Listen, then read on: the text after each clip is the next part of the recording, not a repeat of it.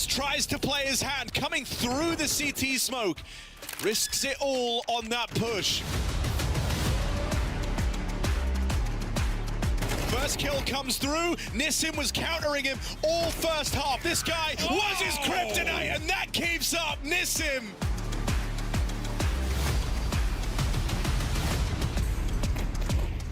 It's the Molotov. Oh, the whole room's spinning. They're freaking out.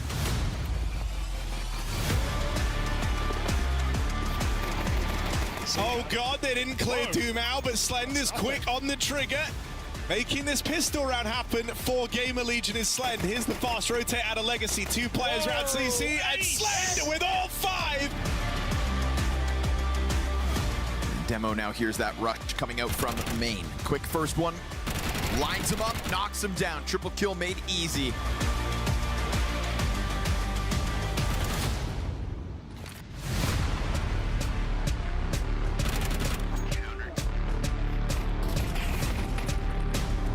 Jacob and Jabby going tit for tat out on lane. Oh, bomb gets dropped forward.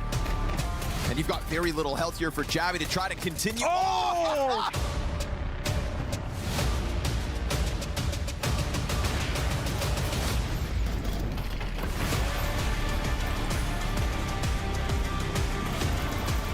Manages to cross over to Goose without going down. I don't know how, but he gets away with it. MongolZ, oh, he's had enough. Stylish finish on that round from MongolZ. And with 15 seconds, there should be more than enough time for the post-plant to come to fruition. But he's not sure as to where the second player is, Nico. He's going to fully commit to killing NQZ, has connected the shot, has the kit as well, and enough time. The bomb's planted, an awkward spot from Davideus. Around the corner, right into a couple of SMGs, and the choices are not really working out. They're going to wrap around short instead, right for the smoke. Like I said, all you need is one more, and Dexter goes down. You can't believe it, but the MP9s are crushing Falcons.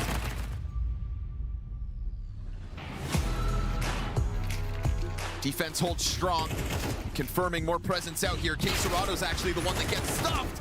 Triple here from FaZe. Oh. Are you serious? Come on, man. Watch this.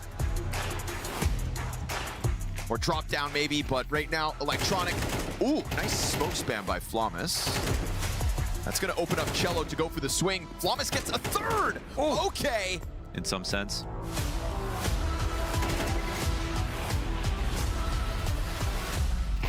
Oh, he just quick runs scope at him. Double from Electronic.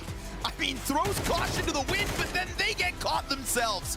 Potentially Skulls' first 2 kills of the second half. On the side of the smoke as well, right? This is a do or die 1v3 from Skulls.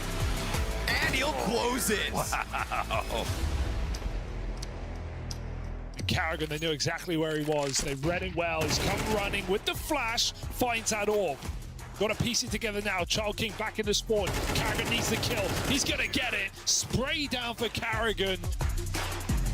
MongolZ trying to stop the defuse. FaZe have time to play around. More grenades. Elige coming in for a 3rd kill. Denied. The spray gets him off. And Rare Atom might just win this off of random spam. Goes back for another. Gets him again. KaZe on for the clutch on his own. Brokey shot through the smoke. 3D Max to accelerate in the final 40 seconds to try and get into the B-bomb side. Asher catches the first look in the wrong way. Tar is on the hold and the cat. It's a triple kill. It might be more than 0. Oh, it's so much more than 0. There we go, Jason. Nice. That's there insane. it is. Got it. Insane. He got away with it. He actually got away with it. You can't stand there. Flashes are good, but so is Blitz. He's going to stand and deliver. Baits them out. Allows Mazzinho to close the guillotine. And he chops them to pieces. Although Blitz may go down for just the one frag, the follow-up was so on point from Mazzinho.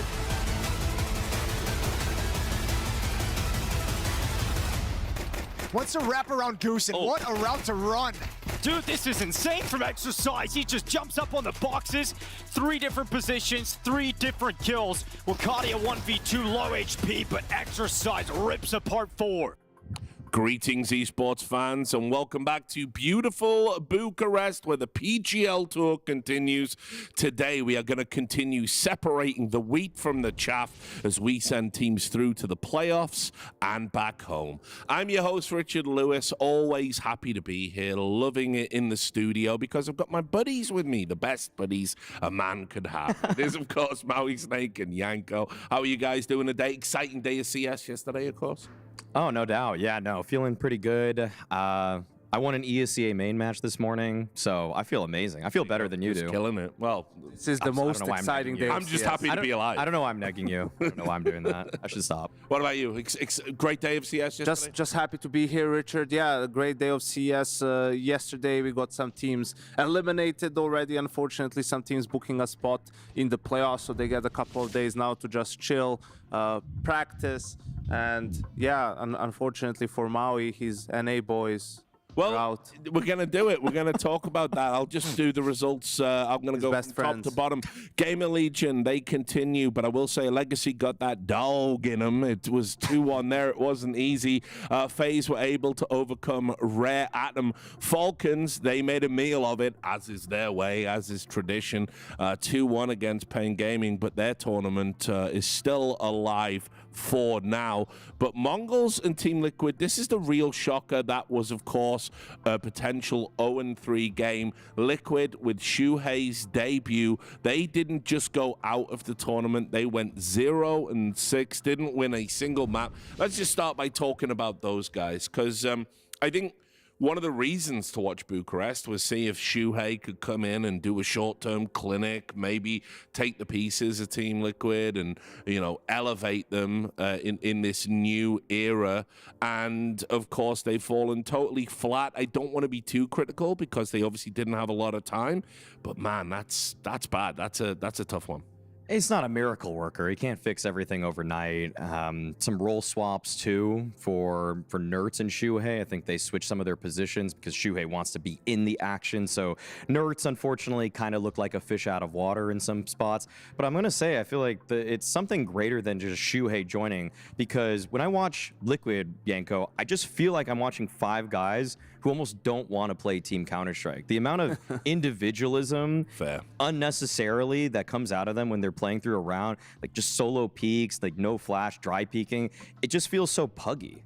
Yeah, I think the problem is some of the problems that they've had in this tournament, it has nothing to do with changing roles, positions, or players. It's just situational Counter-Strike, and you know, any 5 players, you put them together and put them in a situation, right? They should be on the same page on what the best way is to approach, what the reaction is. Sure, it's not that simple and that black and white, but for the most part, they'll know what not to do, right? And for Liquid, it felt similar to the previous iteration of the roster. It's just too much action, the feeling that you always have to be active on the CT side is too strong, and it's just kept biting them in the ass, really.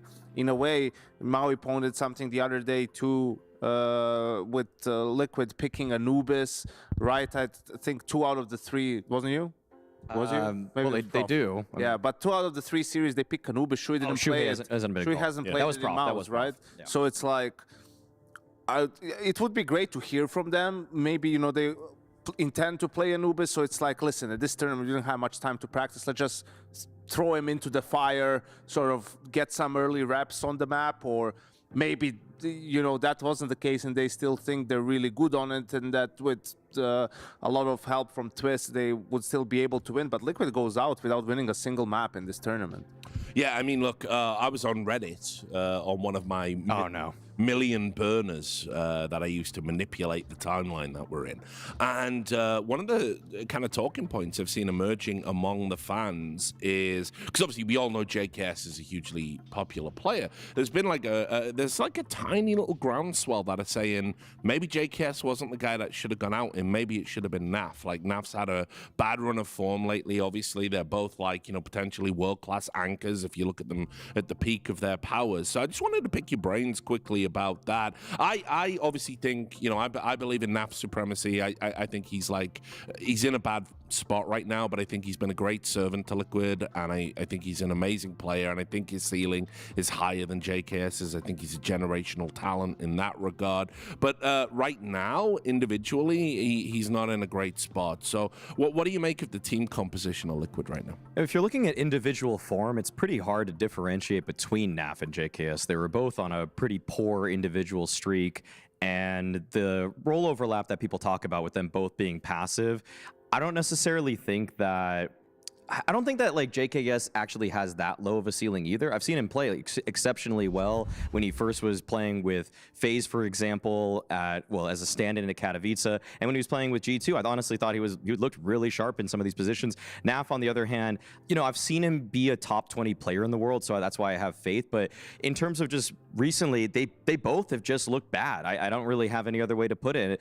And so if I'm Liquid as an organization, the reason I choose NAF over JKS and do it in a heartbeat is cultural continuity with the roster so that your fans still can gravitate towards your team and support you in an easier fashion. And two, and the even more immediate one is just that you're going to join the Americas in terms of VRS. So that's kind of the easy answer, and you're already just birthed into the major right away. Yeah, I think people really also mistake role overlap. I don't think there's necessarily role overlap. There's personality overlap. That there's spot for both of them, but in a sense of positions and whatnot. But it's that they both like to be more passive. That's who they naturally are, and we see JKS trying to be more aggressive and trying to do whatever the team needs him to do, but it didn't really work out. And I think if the organization wasn't called Team Liquid, you could definitely make a stronger argument for JKS staying over NAF. But within Team Liquid, I think there was no way.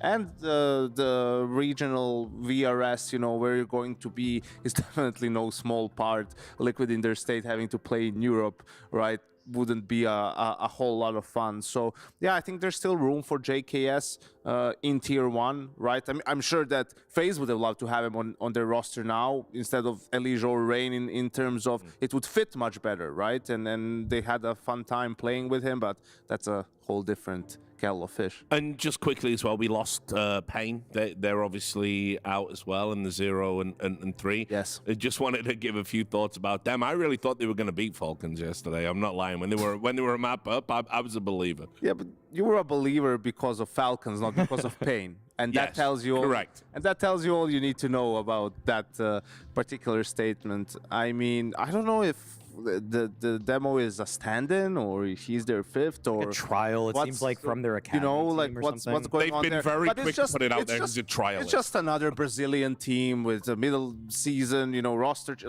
Lux. They replaced Lux and Cowes in Pain. Lux is now in Legacy in-game leading, looking great. Legacy is looking great as a team. He's looking great individually. I think they're a team that's 1 and 2, but I feel has played probably the best Counter-Strike almost out of teams in that group, and was is a positive surprise, almost as much as Apogee.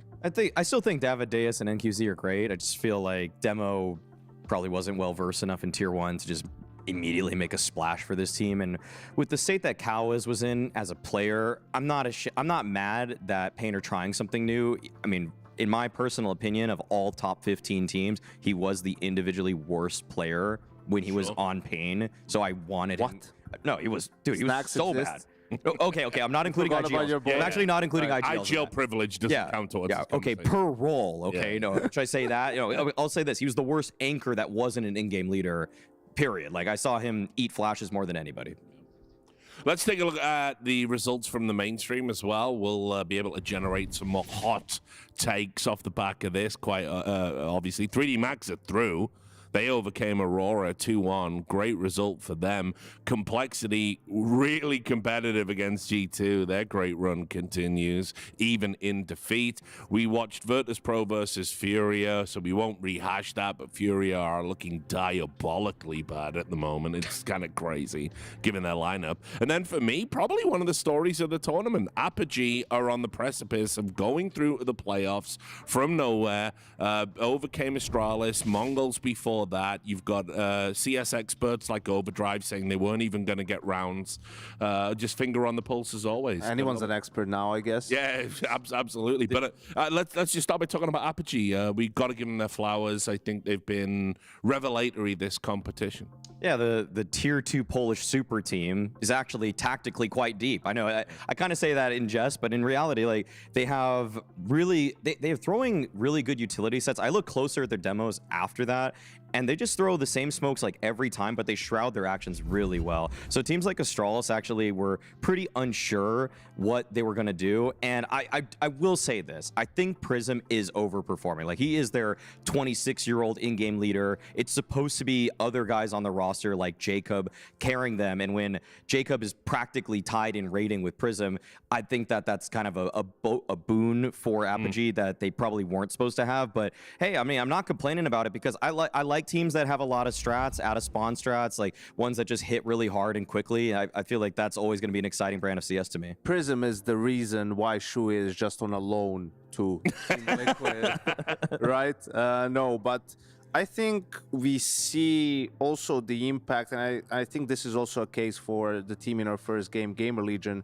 of MR12, right? And how it acts as a buff to some of these underdog teams. Agreed. Right? I actually totally agree. Because with what happens in the Astralis game, for example, they won all 4 pistols, okay, and on the first map, you know, they lose the first gun round, they get the immediate reset, and if you are able to, and that's just how it is for everyone, really, but if you're able to do that, you know, not even win both pistols, but win the key rounds, right? A couple of key gun rounds, the reset rounds, it makes for a much easier game to play and a much easier half, and that's what Apogee was able to do, you know, play the game on easy mode thanks to that. And I think, but even when a little bit on Mirage, a little bit more so on Ancient, when Astralis did start racking up rounds and sort of started mounting some semblance of a comeback, it didn't look like they were going to choke it, Apogee. Like they seemed in control throughout. So I'm not saying that without that they wouldn't be able to win the game, but it definitely helps. Yeah, and then we'll go over to you, Maui, because now it is time to praise 3D Max with the deepest playbook in that kind of tier 1.5, you know, the gatekeeper kind of level of CS. I don't think they've been as clean this event as I've seen them in other events. I think this has been a little bit scrappy, but they're winning, and they're winning against opposition that are nominally, at least, better than them, and they've gone through 3-0. I think this might be the best version of 3D Max we've seen in that regard. Winning scrappy is good for 3D Max because they used to lose when things got scrappy. So to see people like Maka in a round where they were against match point against Aurora, 12-10 down on Dust 2. Maka hits an insane AK spray transfer to just get them even to continue playing in the series, and then for the individuals to pop off like Gravity. This is kind of another dimension that I needed from 3D Max because the strats were always there. Regardless of what Kassad says about their tactics, other teams are stealing 3D Max's entire strat book. Like literally, okay, I talked to Debrief about it when he was on Falcons. They just stole strats from 3D Max, he said. Like that's what they were doing on some of their T sides because they come up with great and intuitive ideas for flashing people. Like they have really good layering on utility. Again, they have good conditioning. Like Maka has built a great playbook. I don't think the mid rounding was ever that good, but that's why Body comes in huge. Body is as an IGL himself, even though Fnatic had their troubles, he has a mind for calling. He has a mind for the macro now. And so his entry ability plus the secondary voice that he brings has actually really raised the level of 3D Max. Which is crazy to think about, because I'm just going to say this. Body was so ass on Fnatic. It's terrible. No, he was really bad. But also, I'll say when he was on Falcons, he was the best player on that French iteration of Falcons. No one remembers that because they never broke into the top 15 or anything, but he was balling out on that roster. Yeah, I think for 3D Max, they beat 2 of the main favorites to lift the trophy here so far in Aurora and the MongolZ, right, in their opening game. So I think for that, already a big deal for them. Played some great Counter-Strike, managing to grind out games. So yeah, individually stepping up. We saw Gravity is actually they're really high rated in this turn. I think Exercise is the highest rated one, and that's what they were missing. You know, the fundamentals were there, the macro was there, but it's just about players stepping up a little bit more as well. So we can see what all those results mean within the bigger context of the Swiss bracket. Obviously, we love the format here at PGL, and you can see we're probably going to zip and zoom in a little bit as we're talking about it. But I mean, just 3D Max being in the playoffs, I think, is just really good for those guys. You can see that up there, you know, being 3-0. G2 as well, you got to just tip your hat to them. I mean, lots of media speculation about whether they're a dead team walking, you know, what's Muncie going to be like. They've just turned up, said nothing, haven't said anything controversial in interviews or anything, and just 3-0'd their way into the playoffs as well. And we didn't even really highlight them, Yanko, at the start of the tournament, when realistically they should probably be the favorites. I don't know if they had a game on A-Stream, or at least not that I've done it. But yeah, right. That might be the reason. We're keeping you away from them these days. That might be the reason why. But no, I think for G2, you know, the amount of talent that they have on the roster, right, with the level of opposition that they're going up against, you do feel like they should have those wins in the bag. And it's a little bit unfortunate that it came to what might be the final tournament with MongolZ for them to sort of look how you were expecting them to look coming into the season. So, of course, it is a PGL event. We have 2 streams. You can pick what you watch. Working our way backwards, we're going to be closing out with FURIA versus the Mongols. Mongols, remember, fighting for their tournament life incredibly. Rare Atom, I got to feel a little bit sorry for them. I think they're suffering from success a little bit with the teams they've had to play at this event. Considering after getting that win against VP, it's kind of put them in this weird spot where they've had to play maybe better teams than ordinarily they would have liked. But listen, that's cope. Whatever, fine. But they're up against Falcons today, so they're okay. And Astralis taking on Legacy. As I said, Legacy got that dog in him. That one ain't gonna be easy. That's not cut and dry by any stretch of the imagination. Then we come over to the mainstream, working our way backwards. Aurora versus Apogee. One of those teams will be going through. That's actually super exciting within the context of the tournament.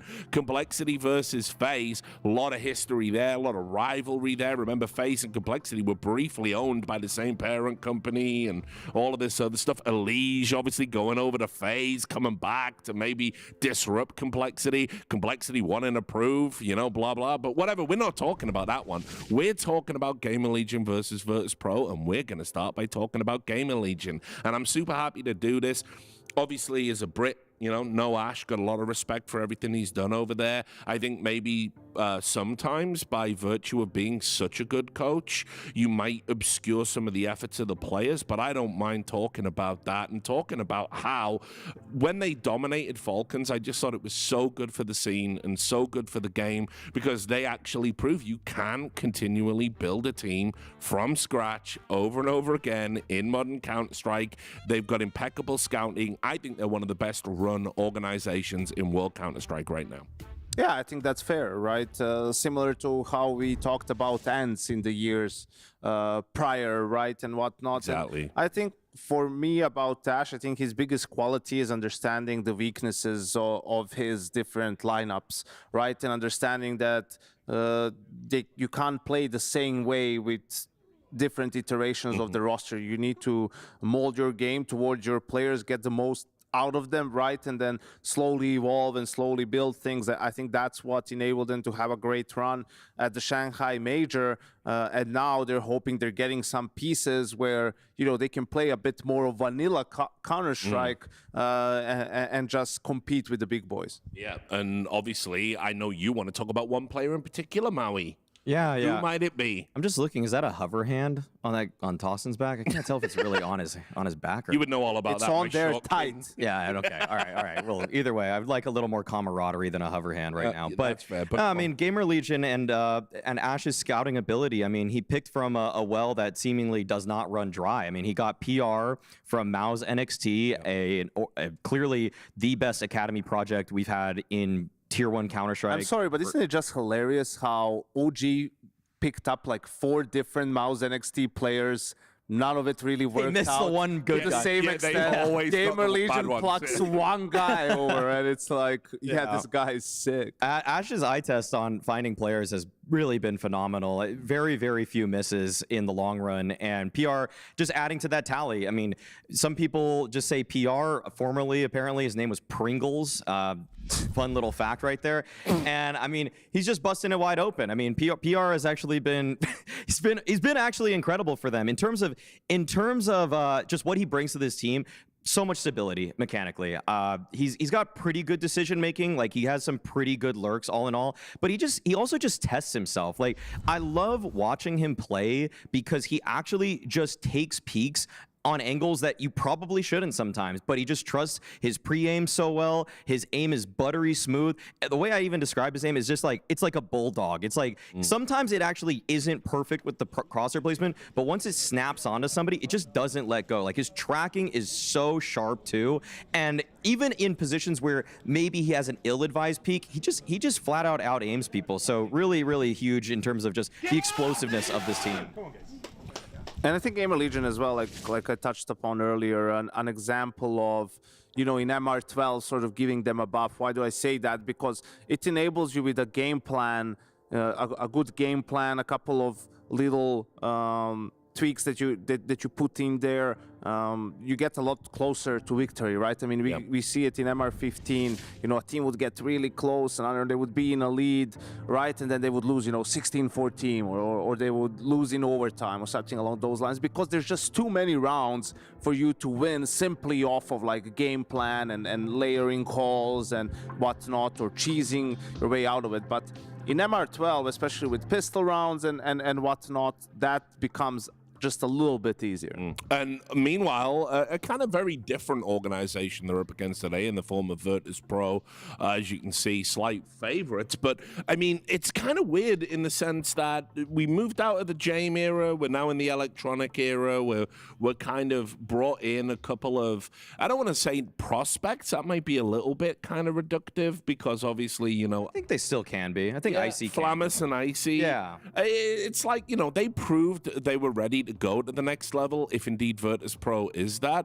But for me, as the Veto comes through, they've been one of the teams that have been one of the most frustrating to watch in World Counter-Strike. Like, this roster should be delivering. You would think so. I feel like Electronic, even though this is his third time going in as an in-game leader, has been having a lot of difficulty with the role. And okay, as the Vetoes roll in right here, GamerLegion able to ban VP's favorite map, so VP's going to have to go to a secondary. I think they like Ancient a lot, usually. And for GamerLegion, they could go for Inferno or Mirage. I think Inferno is more of their comfort, but Mirage is more of a punish. So they actually go for, again, like, this is kind of the Ash style. You just, you go for something that you like it, but it's a little bit more of a punish than normal. And if VP know what's good for them, they would not let this go to Inferno. Yeah, the problem is that's also a map that they like themselves, right?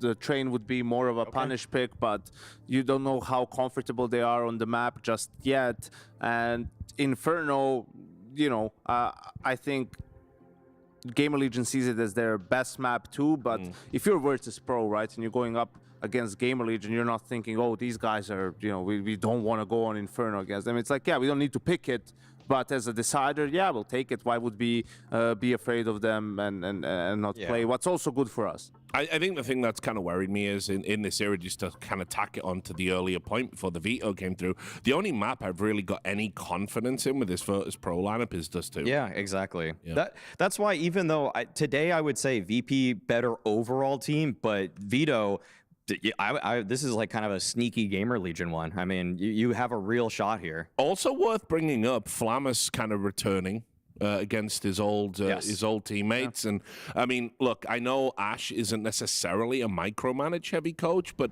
he's going to know his tendencies and know his game style and game plan, right? Well, a little bit, I think so. And he was there for a super long time, but just a couple of months. But yeah, I think for this one in particular, we shouldn't forget that VP played the first game of the day on day one against Rare Atom and lost. GamerLegion played the first game of the day on day 2 against Falcons and beat them 13-1, 13-2.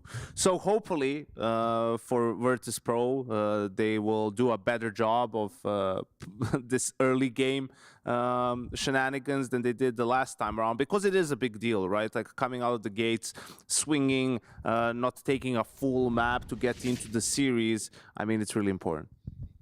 I'll bring in our commentators. We'll always like to get their opinion before we go in. Oh, okay. We're dressed for a funeral, guys. Whose funeral, though? That's the question. How do you see this one going? I think GamerLegion are looking really hot to the trot, and they've got majority players online at this event, so I'm going GamerLegion over VP today. My opinion on Virtus.pro is just so bipolar lately. Like, every event, it feels like, oh, they're doing way better than you expect. This one, not so good. And right here, watching them versus FURIA, it felt like they brought out the worst in each other. So I'm feeling super good about it. As casters, how do you feel about Virtus.pro? Because obviously you just have to cast these really long, boring games. Which, by the way, speaking of which, you're about to cast a really long, boring game. I'll just let you do it. Bye.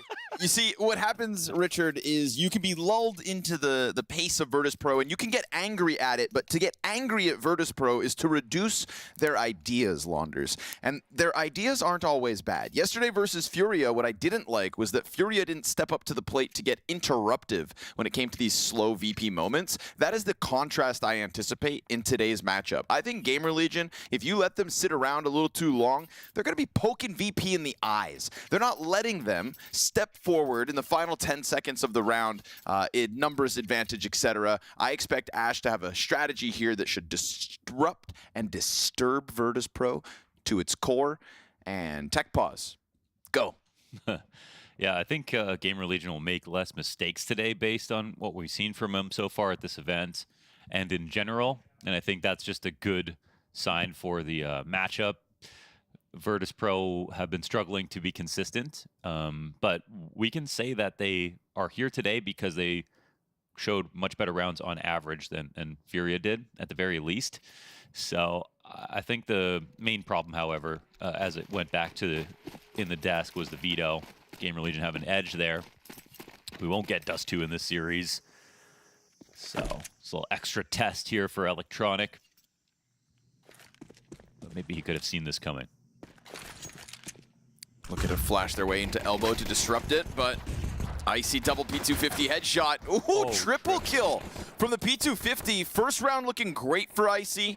Want to talk about somebody who's maybe a little hot and cold at times. You know, you used the word bipolar when it came to your opinion of Virtus.pro. I feel like Virtus.pro themselves are bipolar at times. And I'm not just talking about Electronic. I just mean, you know, in their play, in sometimes their pace, right? There's this conversation around, like, this is no longer James VP, meaning it's supposed to have been faster because it was at first, but now they've just reverted back to more of his old tempos, like identity crisis. Yeah. So maybe, I don't know if it's bipolar or schizophrenic, but it's something. We could call them the bipolar bears. Okay, yeah, we could do that. Bipolar bears with a pistol. Yeah, Icy was, and Icy's a little inconsistent, but he was great yesterday. Was super clean back on Dust 2. Nice to see that he's still playing well here. He was like 15-8 when everyone had 15 or more deaths on the server. It's kind of him and Flit at the moment, the two best players for Virtus.pro at this event. Yeah, Flit was slippery too. I never know who I like more, Flit or Fame. You ever have to balance that act? Nope, I like Flit more. Okay. I do too, but Maui Snake always makes me think Fame is better. And then Fame is better. Yeah, that's what Maui Snake says. That's what Maui Snake says every time I try to bring up Flit. It's because I put Flit and Fame. You always see them together. They're about the same height. They're two big giants. Oh yeah, they definitely look alike. Yeah, and they act alike. Yeah, I can see that. They always walk together all the time. Just 7 feet tall each. Thing 1 and Thing 2. But Flit is pulling ahead at this event specifically. Yeah, I mean, I would go out on a limb and say he's always been ahead of Fame. Thank you. But this is Flit we're talking about. James S tier on the player ranking. Flit. Yeah, I think Fame's Fame's a real soldier. seems like a guy who absolutely listens to instructions. And even though he was plucked out of FPL for having some of the highest elo that you can get, he isn't swinging it like a star player. He didn't come onto the team and become like a Yakinder. He went utility first on his approach in learning how to play in James' system. And Flit is also definitely more of a soldier, but at the same time, he's more creative. I think he's more like a Frozen. He's very... Ooh, I like that comparison. Very good. Individual decision making, but it's not always just like, I'm 3-2-1 swinging this angle. It's like, whoa, what's he doing there? Oh my god, he's pushing the smoke. Oh my gosh, like he's acting on the fly a lot. Whereas Fame's more of a pragmatist.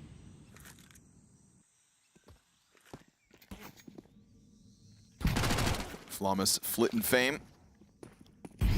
Electronic Icy, everybody ready to hit this A site once the bomb gets in position, and the USPs aren't going to do much, you'd assume. You'd assume, wouldn't you? Rez had other ideas hiding there in the deepest corners of the bomb site. Only one by the looks of it. Everything comes with an asterisk. Maybe, possibly, probably. You know, damned if you do, damned if you don't. Try to come to a conclusion, you might be wrong. Read the kill feed as it happens. You're a second behind. It's a black box, man. It's the beauty of Counter-Strike right there. Gotta tiptoe our way through the minefield that is the reality of Counter-Strike. But that one with not too much resistance. GamerLegion, lose pistol, VP convert, and we've got rifles on the field in round 3. Who's got the better buy right now? I feel like they're just about equal. Yeah, no ops on either side. Nades on VP though. Oh, yep, quick, change POV, you never saw it. That was a res frag that bounces back at him. Could have maybe wounded Flawless. Mac-10 gets out middle on its own. Pack of players for Virtus.pro moves back towards main.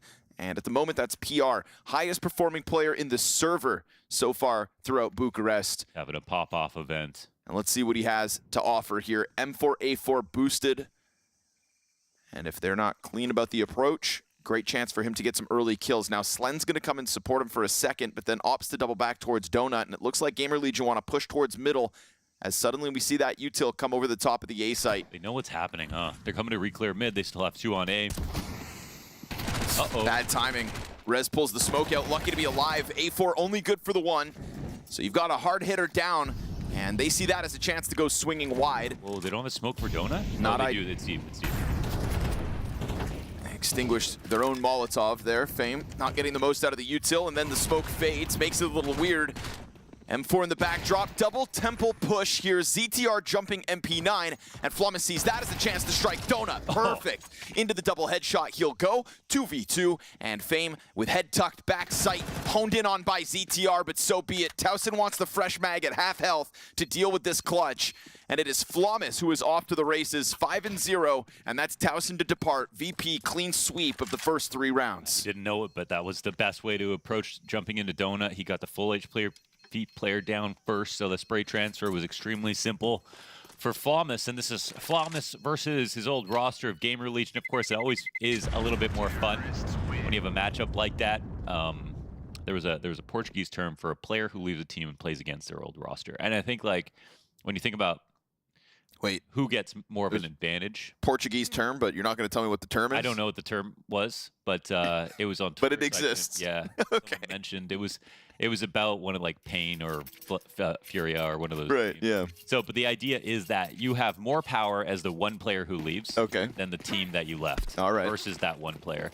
Because Flawless leaves with the whole playbook, right? Of course, yeah. Whereas Flawless himself is playing on a brand new system. So for GamerLegion, that could cause problems if Flawless can translate that into really good reads. You know what they say, there is an old ancient Chinese proverb. There is one. But I'm not going to tell you what it is. Yeah. You keep your secrets, Launders. I'm just not brave enough to try to pronounce words in Portuguese. I'm not brave like you, Connor. Towson single AK out there on the field, obviously saved from the last round. All about tiptoeing around it.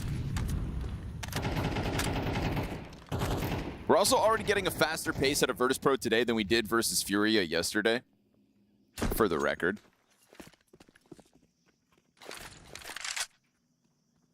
Not every VP game is long and boring, Richard Lewis. They'll take their sweet time through middle, make sure they secure Donut safely. There is still a forward tempo. This one's not going to come down to the final 15 seconds, is it? Just because a smoke grenade lands in front of them, Donut. Flit trying to catch flanks. There's that bottom ramp swing. He tries to go for the cave kill, and Rez capitalizes with a man advantage. Now a second AK picked up. We hit 20 seconds. Still not 10, but another smoke here in front of Electronic. You only need 4 to plant, and they've got 10 seconds left. There's the push out of Electronic through the smoke. Fame gets the entry. Here we go. 5 seconds. Bombs on site. That's all they need. Rez still offers up the deeks, though. Triple Desert Eagle so far this round. And the wide swing, so ZTR's got the 4th kill, and they go ahead to win the 2v2.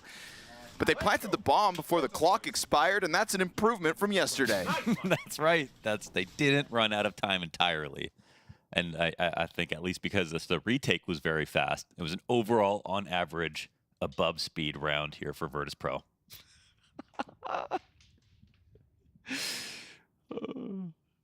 It might be long, but it's not boring. Yep. Action-packed adventure there, brought forth by Rez.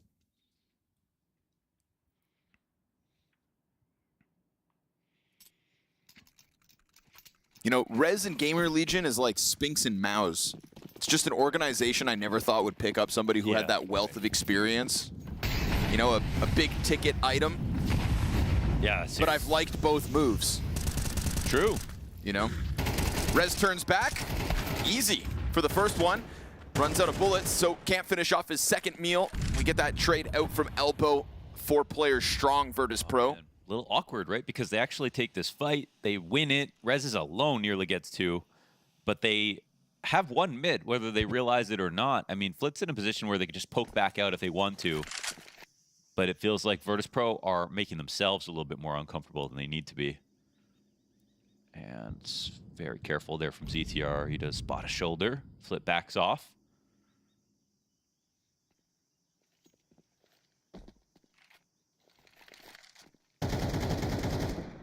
See if Towson preempts the smoke. Hearing that utility come over top of him.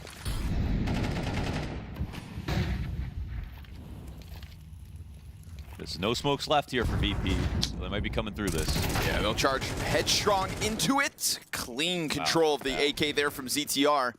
And that's man advantage, not to mention Fame basically dead already. Flit and Fame in a 2vx, but Slen's Nade drops bomb. Awkward. Things get slowed down by Forced. Slend on the angle, not just the grenade, but the op shot to follow suit.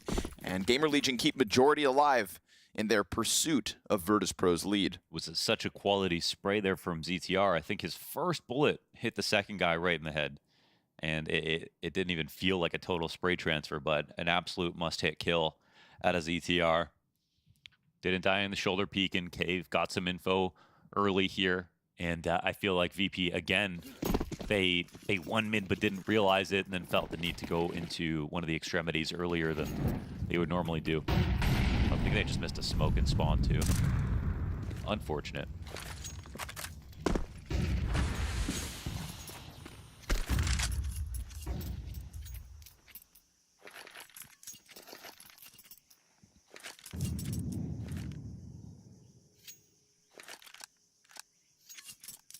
I don't know if that was theirs, but they still got one more. Electronic hangs onto it while Flawless has the Kevlar AK. So wait out the first volley of nades. Electronic gonna try to just offset Rez, and he'll go for the reposition instead. That's what they're looking for. Okay. They create a concern of GamerLegion, who get active, pay the cost. Nade. Oh, that's so good. Great damage, especially on the one guy with Kevlar. Of the 4 players who take the nade damage, you find Flawless with the most of it. Now Towson, lane control at the time being. And obviously they caught that kill outside of cave. This deep smoke should make them cautious as they'll go jumping through this eventually. I mean, if VP play their cards right, you know, this is a very light round utility-wise from the CT side. It's all about entries, and Columbus hit a great shot already. PR rotates over into the B site, drops his incendiary into the collection of Towson. And then reroutes over to the short side of the bomb site. So looks like they're going to let them jump out from cave. Looks like they're going to let them crest up ramp. Utility behind the pillar to try and deny bomb plant here, but still it's a numbers game. And there's that smoke out of electronic. Icy's looking for the plant after the fire has stopped. And so again, Virtus.pro time it to a T. Few extra seconds allowed to plant, and Flummus, it's all about keeping this head down until the perfect time to strike. Fame with that second rifle connects onto Towson, and so then he leans back. Rez's flank up through middle. We'll see if that comes back to get Fame, who's standing here exposed. So it's the first rifle down, and Flummus back at bat. Flit just giving him the old bait and switch, but now no gun in hand, and 2 sets of eyes on ramp will clear this corner. All good for GamerLegion. They'll tie this game at 3. Really trusted their protocols falling back off along for that retake. So I think in the back of their minds, they're like, we'll win this slowly, even if it's 4v5. They would have hoped to, like that previous round, kill the bomb planter with an HE, but even getting the damage helped them move forward. Here's that first shot again. Excellent. 1 bullet kill. Also, this kill from Fame made it seem like maybe they'll win anyways. But again, it's GamerLegion. They had the outs. They were slowly coming in from the back of cave. They had utility. They had players. Nice, guys. My bad. My bad, says ZTR. Was he pushing cave? Unlucky, man. I mean, it was a great shot. That was there for Flummus. Yeah, he was the cave push. Yeah. He was a B player. Don't have to apologize for that one. Good etiquette, though. Yeah, very Swedish of him. None of his teammates can harbor any hard feelings. You know, apologies go a long way. Yeah. Maui would know.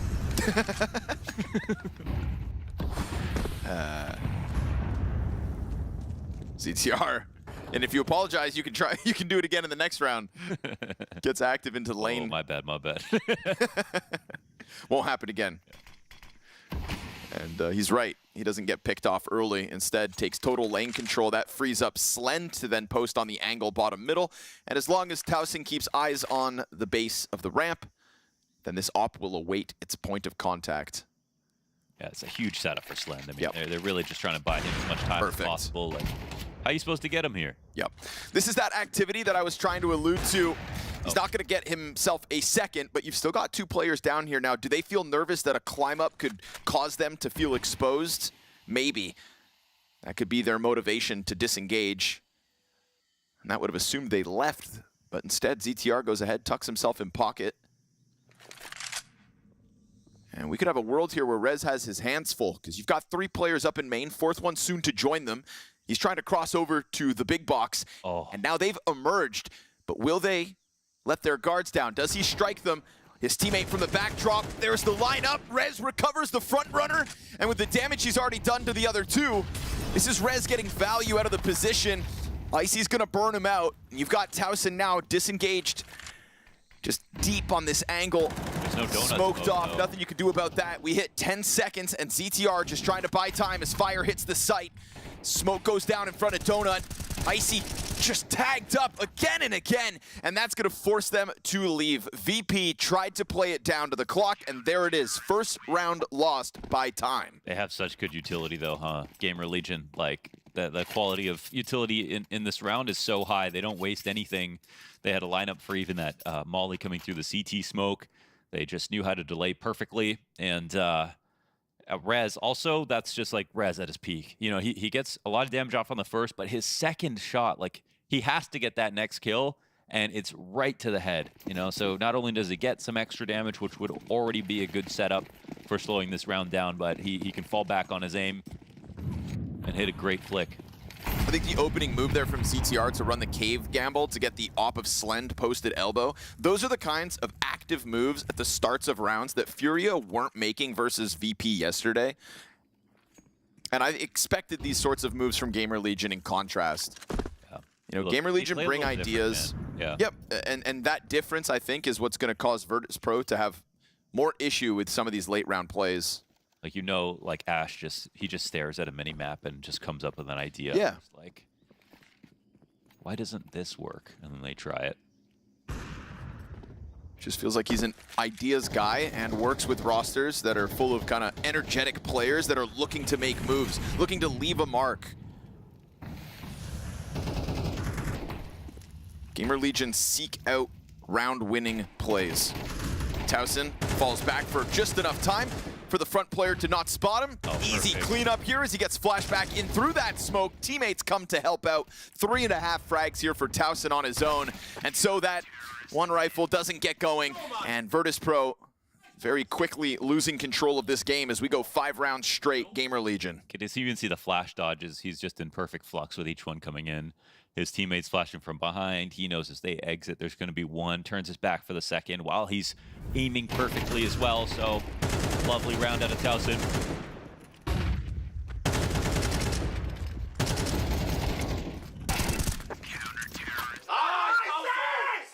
Let's fucking go, man! Now they're getting fired up. Yeah. Yeah, I mean, understandable. We got playoffs on the line with this matchup.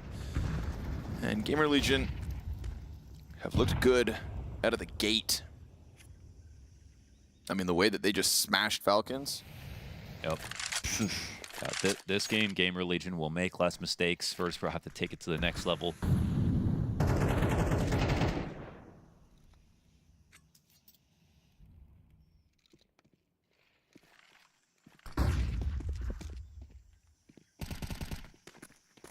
Damn, PR just slices the head off Electronic. Flawless didn't get the trade, and look how far back CT's now lean with Slend on the angle. Elite the flashbang, but PR's coming back at it. Second servings in mid. Had him convinced that maybe they'd left, but the swing back from Donut as the Opera loses his line. No trade from their cave player as well. At all.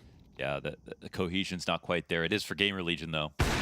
Slend gets an early warning as that tip of Flit's barrel comes around the corner. Deep shot here for ZTR on the ramp, and he doesn't go back at it, but instead keeps himself alive. It's an awkward fight, disengages. Can just see the numbers are high here for GamerLegion, and the time is low for Virtus.pro.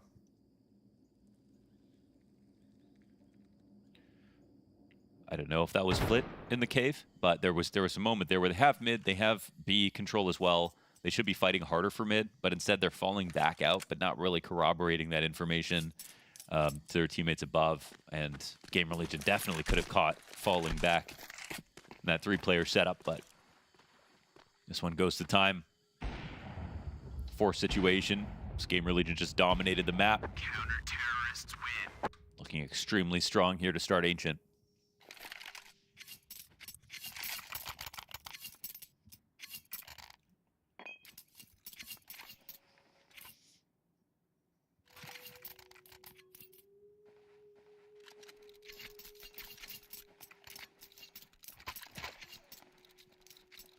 One time we've seen GamerLegion play really slow themselves was that match versus Spirit on Anubis. Oh, yeah. Yeah, that's just like the special, you know, special strategy for this one team they were never supposed to beat. But otherwise, they do just have a normal looking game plan. A little bit different than other teams, but fundamentally sound. Yeah, fundamentally sound and propped up at the moment by very good form from not just one player, but the core of it. Ooh, Icy. A shot. There's that op in the backdrop. Great coverage. And that's just a flood of VP players now up into the red room. We'll see if this round remains with a faster tempo than the prior. Yeah, we've got to see how ZTR and Flit go at it, because they're going to try to split A, it looks like. Nice kill from Rez. That's the bomb. Oh, Icy, you saw that. Bomb dropped top red steps. Towson. Yeesh. Electronic inside of the CT spawn. Towson in between two. Icy's hitting some very critical op shots this round. And he's just baiting out Rez's position just to reconfirm it. Sitting on top of bomb, but soon to be surrounded. Icy locks in for this one. Wow, what a turret. 3 kills critically, giving cover to the top of the red room to allow those T's to push. That's what frazzles GamerLegion for just enough time. And then he hits that critical up-close shot on the red room push. That was a great shot. I mean, if not for that first kill, they could have been 3 players getting sprayed down from just a very small target inside a window room. He really took that fight carefully and still got destroyed by Icy.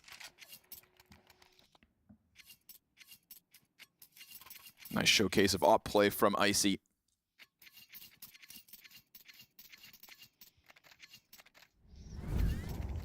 Somebody we certainly want to hype up for the Virtus.pro win conditions in the absence of Jame.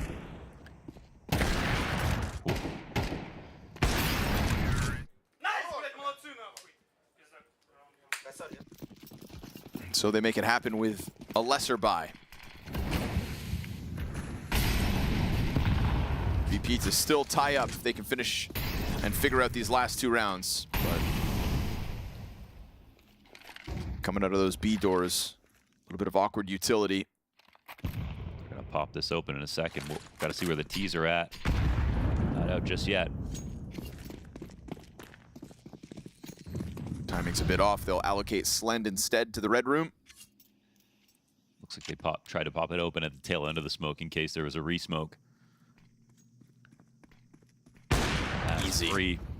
And there is no re-smoke. Icy tries to walk into the angle. Slend just slaps him away here in round 11. Yeah, it's a little awkward because they just hoped that everyone left from the CT perspective. Slend's Incendiary prevents the red room push-up. PR's got control of Donut alongside Rez, so it looks like GamerLegion have repositioned right, but he turns, he looks away, and Electronic gets a double headshot entry. Oh, that's awkward, man. Why turn? I don't know. He's just actually looking at what Rez's angle looked like from his perspective, but wasn't necessary, that's for sure. Ooh, now VP cracking into the tail end of this T side. And this is off the 4 versus 5. That's Electronic's best mechanical moment of this map. Back-to-back headshots in Donut.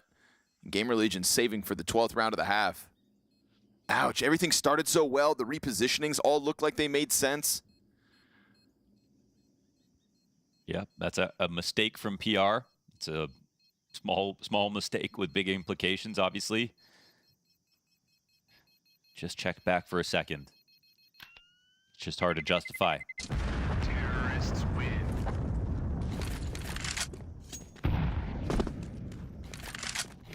For the 2-player donut setup, they're hoping for people walking in from mid.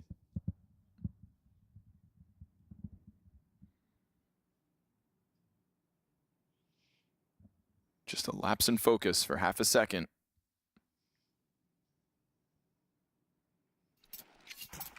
He gets smothered by Electronic, and VP will be gunning for the tie. If I had to guess, he was looking to see if Rez could see completely into mid, because then he could swing out a little bit without, and just not play TD for no reason. Oh, another good opening. Yeah. Headshots starting to connect here for Virtus.pro. Rifles online. Flit finds a vacant B site because the second defender inside of the caves. Virtus.pro put 2 smokes in the same position. Flit finds contact inside cave just to confirm it. He's looking to keep that forward position as advanced as possible in the face of GamerLegion's retake attempt. Mandatory retake attempt in just a second. They go double cave, double back lane. Flit staring at the sky.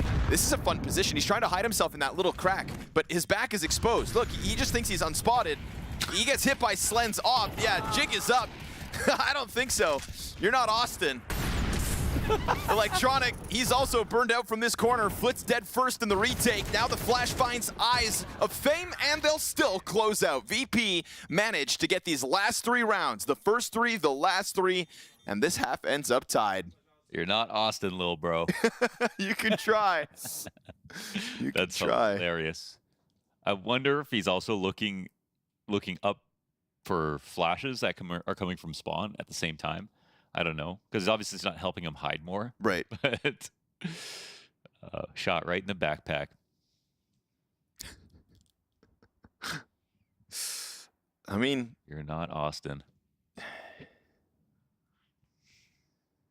I'll give him points for trying. If Austin didn't make a video about it, don't try playing that angle. Yeah, right. It's like if Nart gets your utility lineups on the internet. Exactly. You got to change your playbook.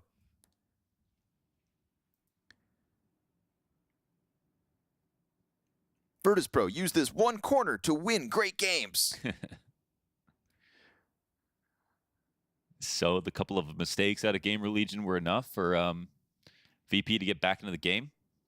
That's actually huge for the sake of their map pick, of course, here on Ancient. Another game that can be decided by a pistol. What's the game plan, ZTR?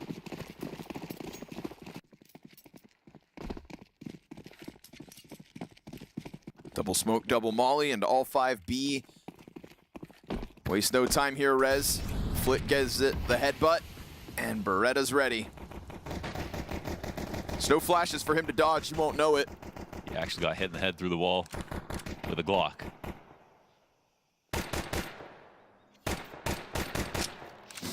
Knock, knock. I mean, you can spam this wall too. This Glock does come with more than 100 bullets. For free. Oof. Flick gets spotted there by the ZTR jump up. Flash misses its mark. Nothing. Yeah, second one will connect at least. Electronic tries to set up Flawless to recover. Instead, it's man advantage here for GamerLegion and an uninterrupted bomb plant. They'll lock 2 into the cave in case there's a flank, not the case. That smoke grenade. Ooh, that blocks off half of the post plant here for GamerLegion. Feels like Rez is at some point going to have to come running out if the kills continue to come forth from Virtus.pro. Icy looking to post up on the ramp. A tap of the bomb to elicit reactions. Here's that double push. And CT's damn near clean it all up, but PR gives it the wrap back around sight. And he's into the cover. Just playing with him here. Icy down to 3 bullets, so he's going to have to keep it clean. So good. Time decides in the end, and PR wins out pistol. Oh my goodness, Icy dipped out to cave in that spot. That's perfect micro out of PR. Playing off the audio, has to be very quick reactions to make sure you don't get clipped in that situation. Such good use of that pillar. Damn, that's actually quite a close call. And VP's cave smoke nearly won the round. But this first flash from Electronic, unfortunately, just did nothing. And it seems like it just totally missed on the lineup because the second one hit. But by that point, you've already lost a teammate.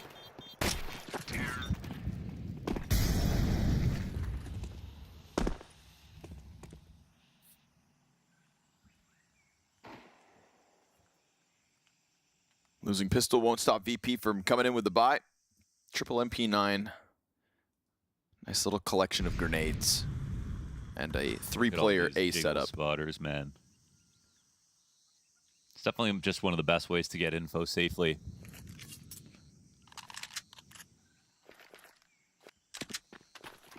But they don't see anything. They're going to just try to go for the stack. But when you hear the HEs, that's when you know.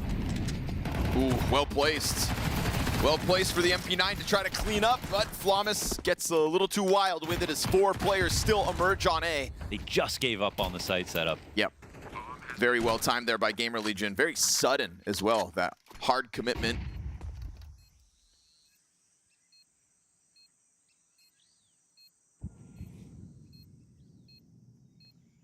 They had a timing in their head. If they show up before this time, then yeah, they'll probably take A. If not, let's go stack B.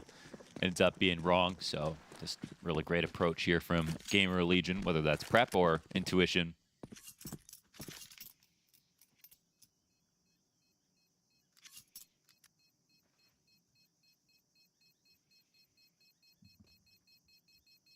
You think this GamerLegion team is like now in a place where they might not need to make any more changes?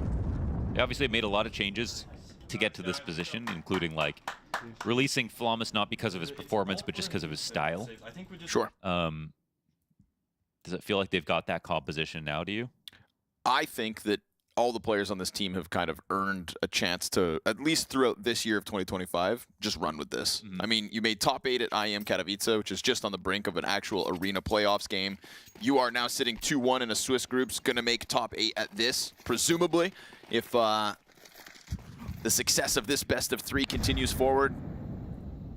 You know, yeah, I'm feeling it too. It's hard to pick a role in GamerLegion. I mean, you could maybe pick up a star or something like that, but I don't think that's what they should do. I think Rez just cemented something with this team, and he brings in that wealth of experience. He's been playing better individually here as well. Yeah, he's been doing awesome. You know, No, it feels like to me like everybody on this GamerLegion roster has earned some runway.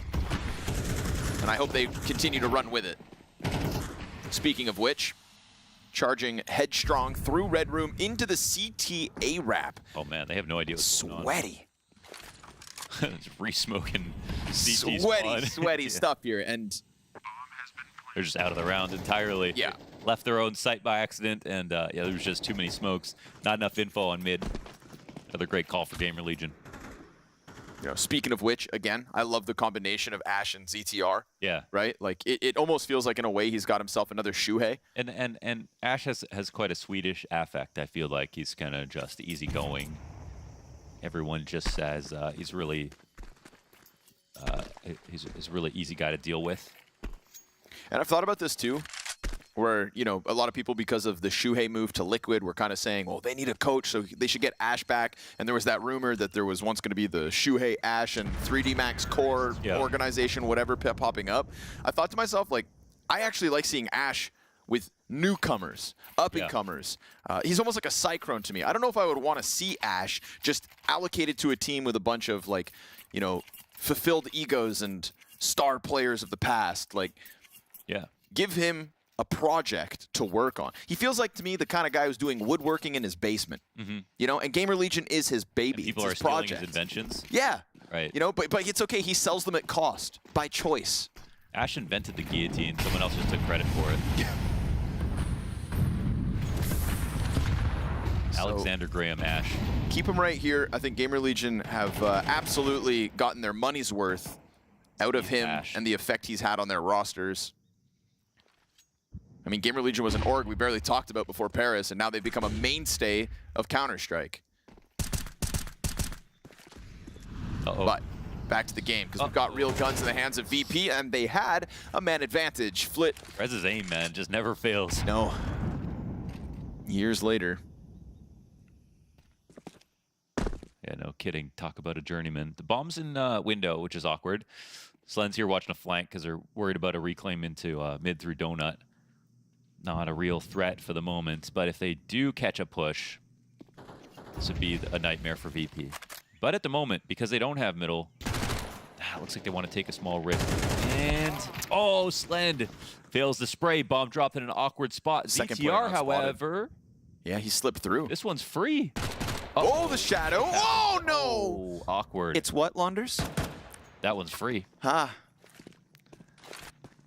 It was free. It was supposed to be, and the round could still come back their way if not for Flit catching Rez off guard. You've got 32 health combined here for Virtus.pro. 20 seconds to the clock for Towson, and he's got bomb possession, plus that B bomb site now. Look with how low they are. Yeah, with Flamas pushing beyond this site. He's going to have to bank on a wallbang to stop plant. I don't think he gets up ramp fast enough unless that fake. That fake gives him just enough time. Towson turns his back. Ramp player now going to emerge just in time to close this. Flamas finds the better of the timing. Virtus.pro, a 7th round win. He shoots at the shadow in Temple. Yeah, that's unfortunate moment there for ZTR. Someone call it bad.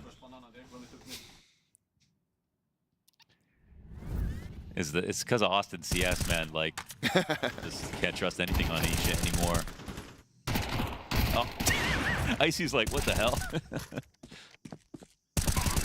Icy actually aimed at the shadow of his shoulder peak because he thought that was a jump too. Lighting, dude. It'll get you. Yeah. Rez is statistically having his best year of Counter-Strike since 2017. Since Oakland. Damn. 84 years ago. Yeah. Since the year that earned him 6 more in that NIP jersey.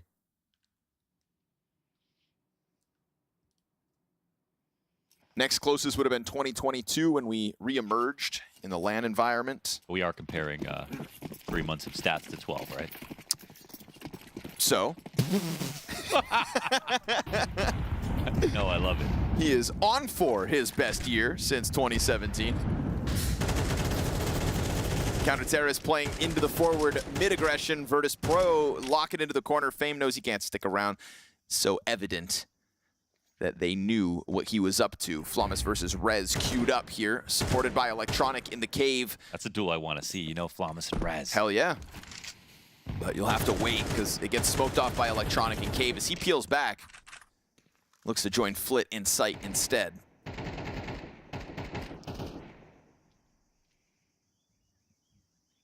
They've co-opted the idea of shoulder peeking almost everything.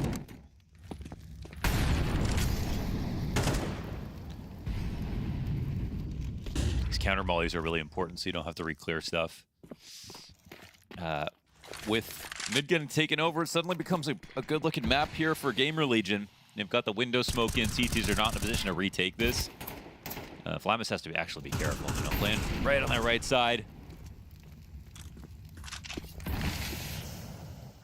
But it looks like GamerLegion wanted A. I think they just turned this PR into a B-lurk. Surely up by window, but at the moment, Towson's going back around to main. They just want to fight their way through Donut. And this is where time becomes a problem for them. You're sitting on 20 seconds. You're playing in the bear cave. Oh. And into Donut goes the wide swing. You've got Electronic down for the count. It's the Rez double. Icy at bat. Can't really get out comfortably. 7 seconds. They try to plant the lineup just off the mark. Flamus looked like he could have had it, but no, sir. The cover of the boxes serves up the post plant.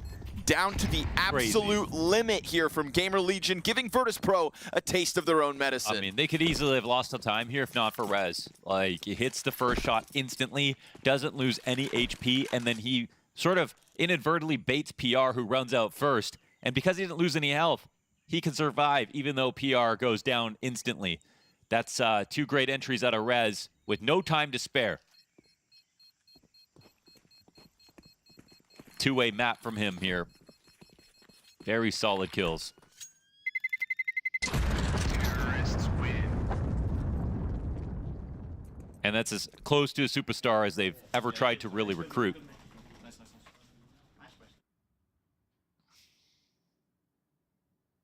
First real chance for Rez to kind of reinvent himself in his career. Oh, it's just perfect.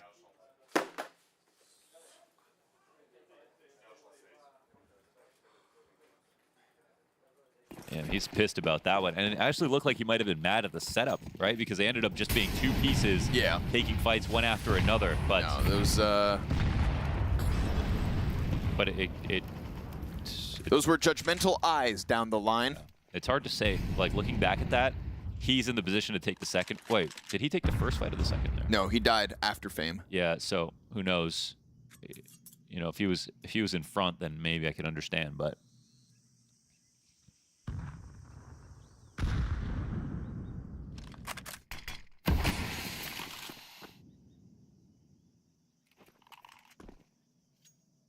this is the round they've got to focus on. It's not the eco that comes out of it. Clean from Rez, looking for the trade now, bottom middle, but he eats a teammate's flash. Cave is covered. Well done by ZTR to keep Rez up. Flamus burned forward. And so they unravel it, but Icy's op's been found out. And Icy will immediately move, which is actually really cool. He understands that he's too much of a threat, but running through Donut is the best way to avoid all hazards. Smoke down in front of Icy's arrival, just misses out on the timing. Trying to set it up. If he draws all the attention, then this A main flank that comes back to sight. Oh, it gets covered, the bomb plant attempt. Icy just barrels out into the site here. Tries to go for the op shot that didn't look too far off, but it's still the open door through CT back to B. Oh, that's tough. Icy, man, he was trying to stay one step ahead that entire time. And look who's dirty. Rez. No. Oh my God. Hold on. Okay, missed the chance. He'll clean it up. That was very scary. Is he gonna go for a knife? Yeah, I don't know. He definitely should have taken that one. Settle down now, Rez. We'll ever remember, though, because he got the kill.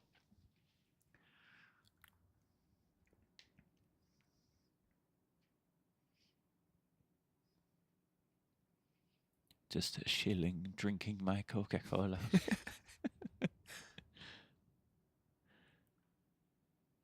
And here's where the pain begins. It's obviously two rounds in a row. The force down last round out of Virtus.pro, and you know, we already saw one MP9. They're gonna invest here. I don't know what kind of buy this is gonna be.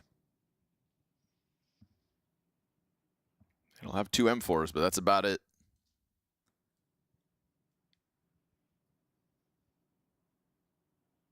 Plenty of smokes. MP9s inbound, no doubt. No, not even. All right, it's pistols. Banking on Flit and Fame. It's only VP who even out money this way. It's somehow. Here we go, the soldiers of Virtus.pro in Flit and Fame. They are both here inside of the B site, but that doesn't mean the game. Oh, come on now. Rez, 20 kills. And as he peels away, Flawless picking up that M4. Fame in front of the smoke will catch him off. Rez a little too high on his own supply. Trying to continue that spray down, just welcomes the front peak, but that's fine. Total map control for GamerLegion, but Towson actually lets both the M4s over. They didn't see him? I guess not. Did the rest of them pause? PR gets caught playing with grenades. Yeah, they should be going B after Towson sees 2 crossing. They'll double back, and Towson has to now lock them in. If he let them cross to begin with, then he has to lock them in. He saw 2 players cross, but he's thinking maybe still a third. Yeah, I don't know. I feel like he's got a weird read on the situation, but... That would have had to have been 5 players inside B site if a third would have been there. Yeah. They killed 2, he counts 2. But all looks good in the end. Flawless arriving to the bomb site. Missed op shot out of Slend. Gives Flawless a chance at another 1v1 up close. ZTR, the second victim, tap on bomb. And he goes back. He's thinking maybe he's got this time. Flawless, I mean, this incredible stick. And Towson still yet to come out to clear it. Has just enough time. And he'll catch him. Oh my goodness. Flawless trying to get away with the 10-second defuse. Towson picks up slack this round. A triple kill to his name for GamerLegion's 12th. Yeah, he did have a moan right there just to go for the swing, but they didn't know exactly where Towson was. So Towson makes up for the weird read on the situation by just getting the kills in place, and that's also been a problem for Virtus.pro. They're staying ahead. Yeah, but it's Rez's first 2 kills that make this really simple. It's full control of the situation, and this is the buy that Virtus.pro set up for themselves, so it's a little bit better than the last. They get the op in place, and unfortunately for them, they didn't win that last round, but it's actually not too bad. They are masters of math sometimes. Maths. Yeah. Maths. 1 CT round. That's all. I mean, first 3 rounds of the game, last 3 rounds of the half, and even those ones weren't the most convincing. You sprinkle a singular CT round win in here for Virtus.pro. And because of the veto that the analyst desk kind of broke down, I mean, GamerLegion comfortable from start to finish in this series. Hell of a day for Rez to go above and beyond. But these are the kinds of moments you hope he steps up in with playoffs on the line. And Flawless only able to capitalize on ZTR's back turned. Lane control remains in the hands of GamerLegion. Ancient remains in control for GamerLegion. They will take a pause here, forced Flit and Icy to try to wiggle their way out of a tough spot with lesser guns. And there's no denying that the op's been online for Icy. At least that element of Virtus.pro's play can be considered. But Flit, rough go of it. 5-11 at the moment. 12th death feels inevitable now. Icy is the one out. He's coming up with an op in this position. They're not coming in from elbow. There's maybe someone who crosses by him. There's 2 players in B with Icy. I love this pause from GamerLegion.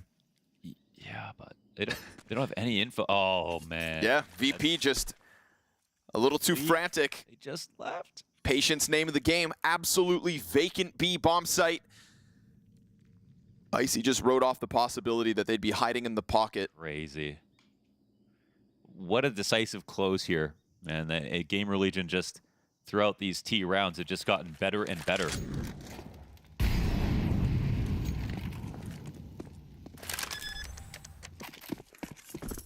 Dire spot here for Flit. Absolute desperation as they come running by Red Room.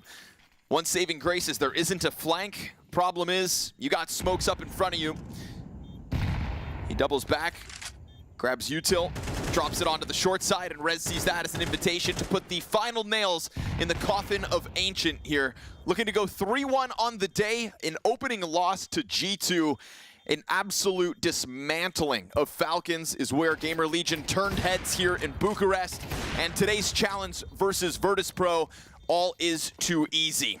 It's just lights out stuff from Rez. PR trying to come for the knife as Icy just forfeits the round. Can't save this time, buddy. 13-7. Nice and easy start to the day for the GamerLegion camp, led by the old dog of Rez.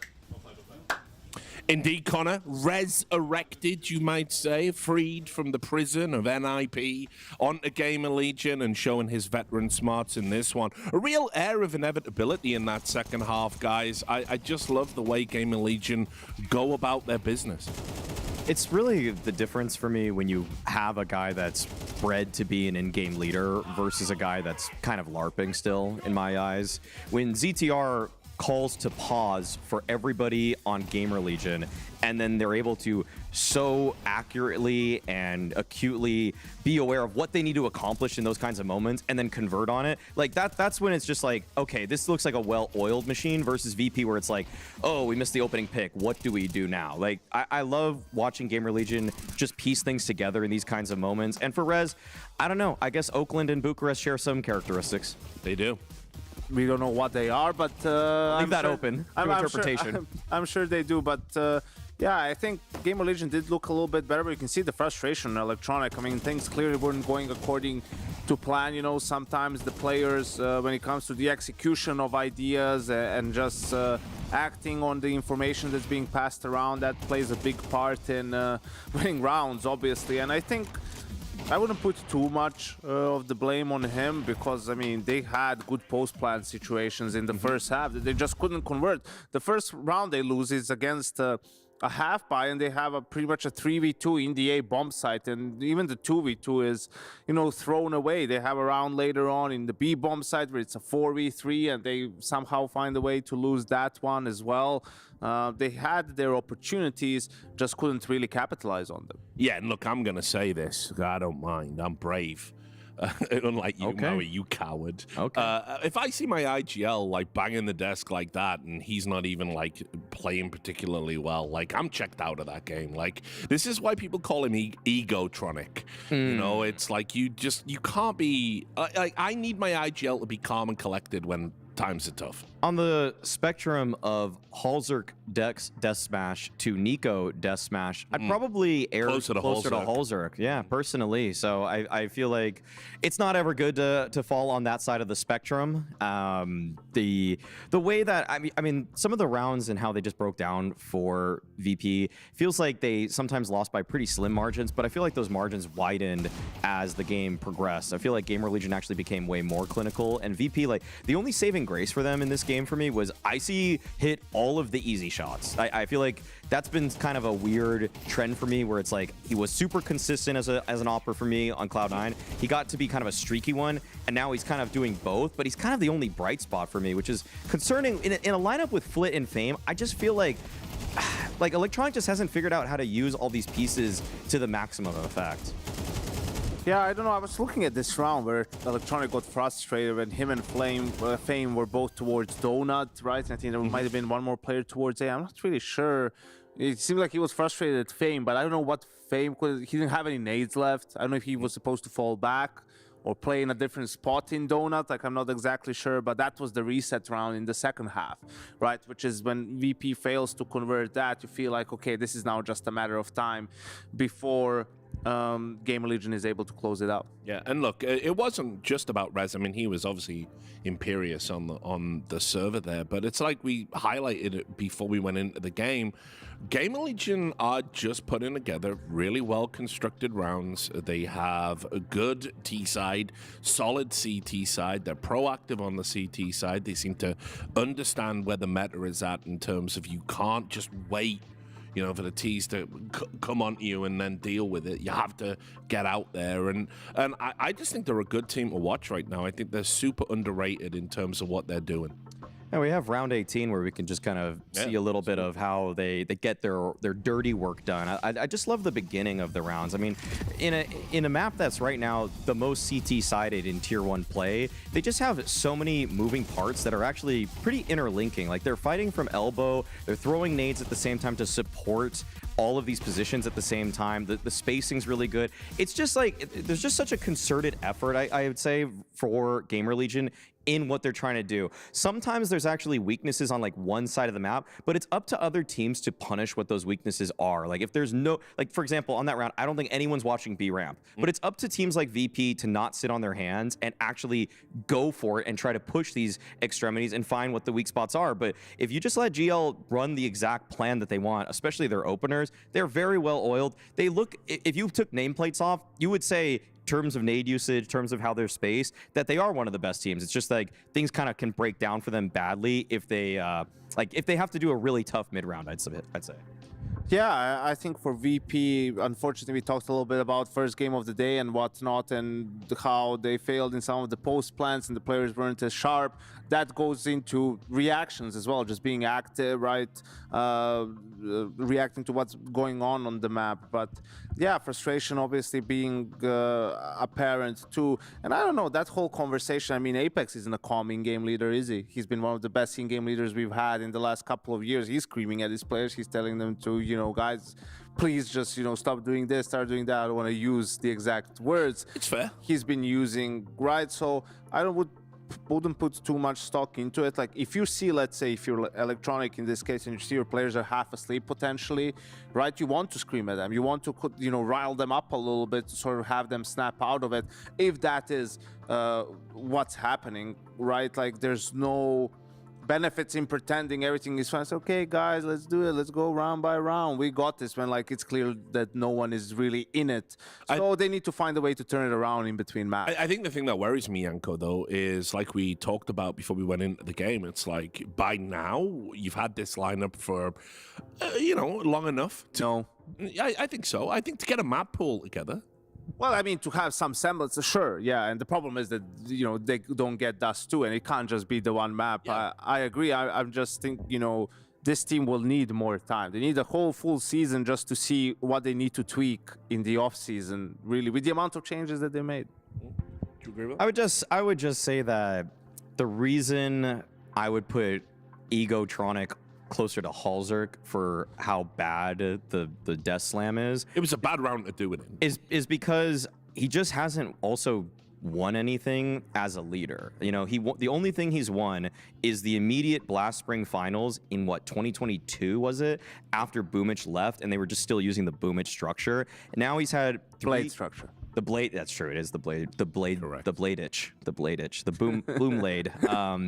I mean, yeah, that's the only time he won anything as a leader. And this is his third team trying to be a leader. So I'd like to just see that he leads a little bit more by example, personally. But, you know, that's completely subjective. Well, he's got a mountain to climb now because we move on to Mirage. I think GamerLegion, I love them on this map, actually. I really enjoy watching them on Mirage. I think, you know, when they've got the components that like have the pop-off aspects, you know, like we just saw Rez have a monster game. I think they're a really solid team on this map, and I think it's going to be very tough for VP. This is one where they have just been bamboozling people too. Like Rez is getting into every nook and cranny possible in those mid takes. You know, I've seen him getting into ladder room, window, up con. Like he's just in so many places. And GamerLegion, again, they just do a really good job of disguising what it is that they're actually attempting to do. So it's hard for people on the opposing teams to ever really capture the play, because the nade utility set for mid on Mirage now is just so hard to play into ever since Blade solved it. Like Blade just solved this map, everybody kind of copied them, and GamerLegion are no exception. Yeah, I think you could also see them prior to the roster change, right, being a little bit more execute heavy on this map, using the mid utilities to sort of just to keep the defenders there and then hitting on bomb sites. But you know, since the arrival of Rez, it gives them a little bit more variety because he's able to make plays from that mid area, right, control things a little bit more, and yeah, just on Mirage, especially GamerLegion, seems super well drilled. I think for VP, the struggles come from innately just, funnily enough, because we criticized some other teams for this, but not being active enough at times on the CT side, just picking their fights, right? You can't be strong everywhere at the same time, so being, okay, let's fight for mid this round, they're not there, then you have the next step, the next reaction, so that's been missing a little bit for them on Mirage. All right, thanks, guys. We're going to take a quick break. When we come back, we're going to see if GamerLegion can book their spot in the playoffs over VP or Mirage. We'll see you soon. She said she loves you. But she can't love me. But I love you.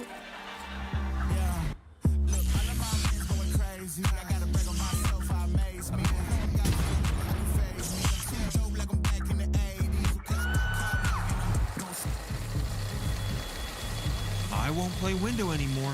What's going on? Play your role. 1xBet. The human body was built to move. Not trapped at a desk in one singular posture for 12 hours a day. It's time your chair evolved. This is Secret Lab Titan Evo. Ergonomically engineered for you, gamers, hybrid workers, artists, backing your every move.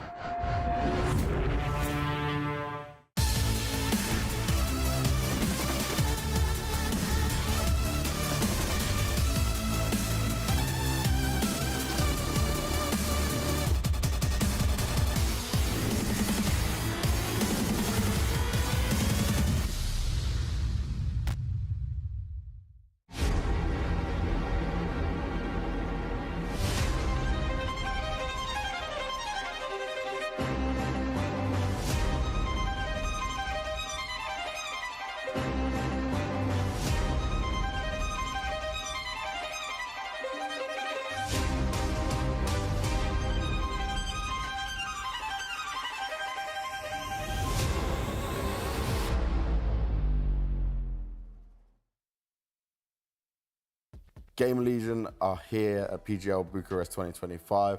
I got Ash, the coach of the team, with me to talk about just how things are going for you so far. We last saw you compete when it came to EPL, but you've had a good amount of time off since then. So what's been going on? We've been practicing, that's all we've been doing. You say time off, we never have time off really, so it's nicer to be at home, play practice at your own pace. But that's all we've been doing, practicing, working on that ball. And I guess working on the strap book and stuff as well? Yeah, of course. It's just updating everything like it. Obviously, when you do prep and everything, you can see what you've been doing too much of, what people are going to exploit, and then we're kind of going to practice and practicing things that people might practice for against us. Okay. It's a lot of mind games and stuff, making sure we've got variation in our games. Now, what's interesting, right, is that it feels like your team is one team that people are getting very hyped about in terms of how you build the team, some of the players that are coming up in there. Obviously, we spoke about Rez before and upcoming player, Rez. we spoke about Rez before coming in, bringing that experience, right? So, like, looking at how you've built these pieces together, is it actually surprised you in how well it seems to have gone? I wouldn't say it surprised me because I knew that we were getting a very good player in Rez, and obviously PR, I've been looking at this guy for ages. He's been such a good player. I'm super impressed by him. So yeah, it hasn't shattered my expectations in that way. I think we've fit in well. I think we have a kind of a game style that's quite easy to understand and easy to slot into, but I'm very surprised the way that those two have slotted in. That's for sure. I thought maybe take some time to get up to speed, and maybe the other guys would step it up until they get there, and then we'd have some performances and we'll be okay. So yeah, from that aspect for sure, but I think that I already knew the quality players, and I think it's nice to play in this team. What's the priority for you and like the main focus into the next bits? Can you break down how you categorize that?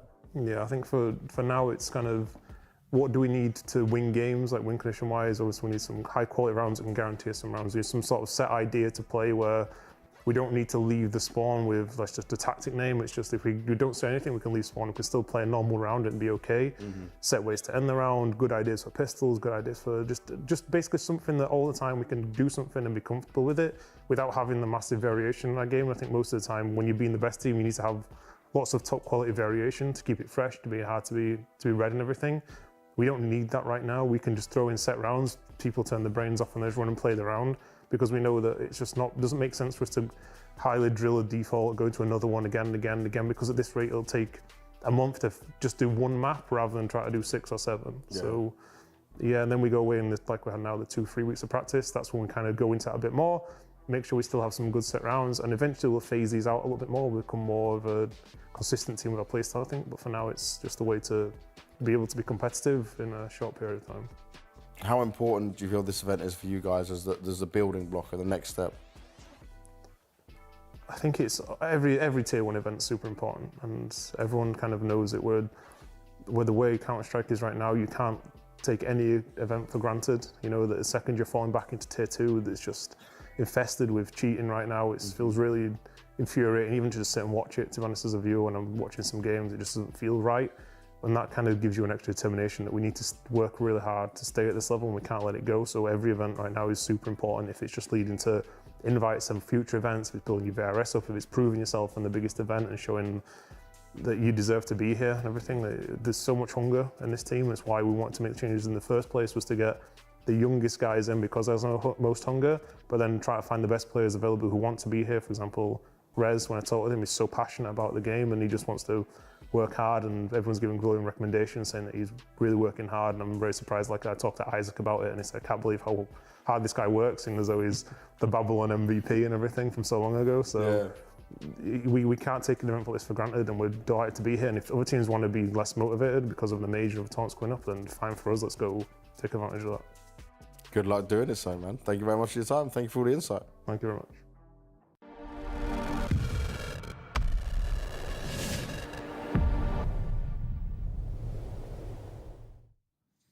Sounds like Ash has sat down with the team and kept their eyes on the prize, and I think the play that we get out of Ancient is reflective of that. I mean, that was really good Counter-Strike, consistently pressuring Virtus.pro, banking off of a lights-out performance from Rez, of course, but it just felt like from start to finish there was a plan, and that action reflected the plan appropriately. No interruptions offered up by VP Mohan. This was looking to me like a GamerLegion day.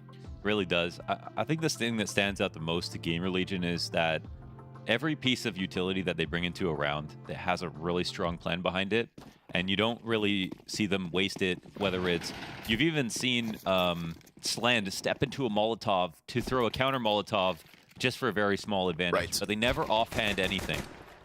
And I think that's they just get so much bang for their buck in each round. Feels like a team that has effectively minimized mistakes, not just in the utility department, but beyond that as well. Some fun rotations and avenues of attack back on Ancient, but here we are on Mirage. We'll see if things remain simple.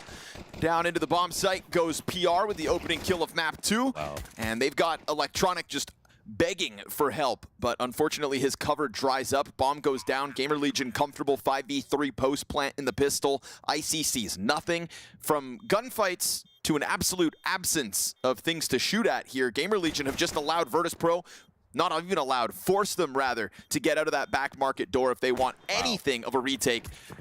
What a beautiful post plant. Seriously, sit pretty behind your cover and watch VP flop around to do nothing. You can really see how much thought goes into every spot, and everyone had a plan of reaction.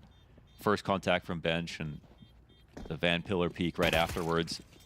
So that was so constricting. There was just no way Virtus.pro, even with some extra time, couldn't even get back into it or think about it. Also, the way that they scaled across the windows was perfect. Like, just, you know, there were moments where you could die on these peaks, but they're like, okay, if we don't die doing this, then we win.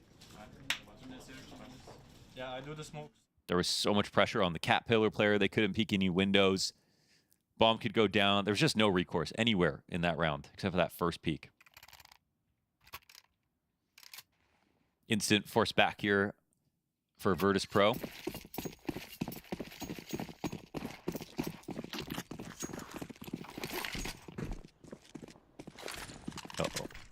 Already ahead of Flamus' smoke.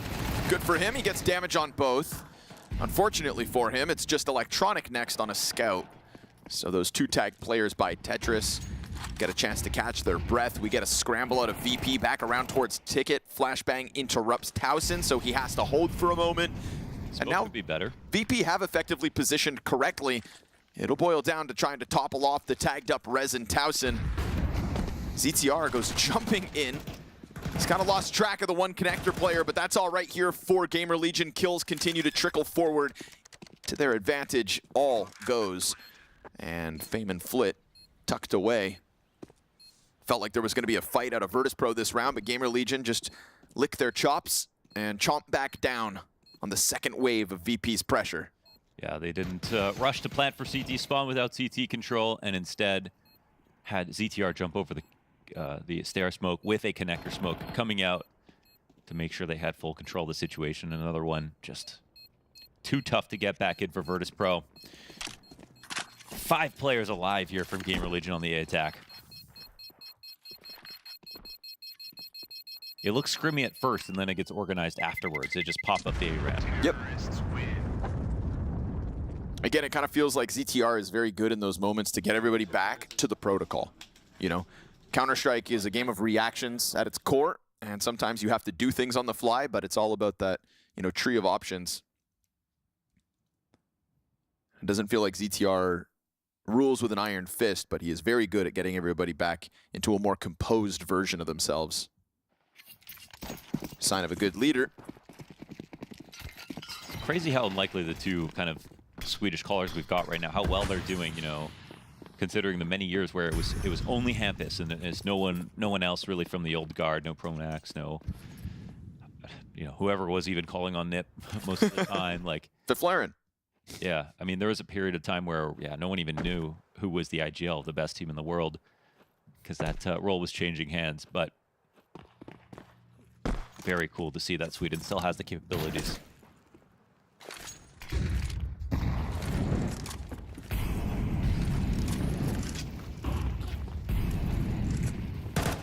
There's one decent gun here to hold this, the Thomas. I don't know if you can spot anything.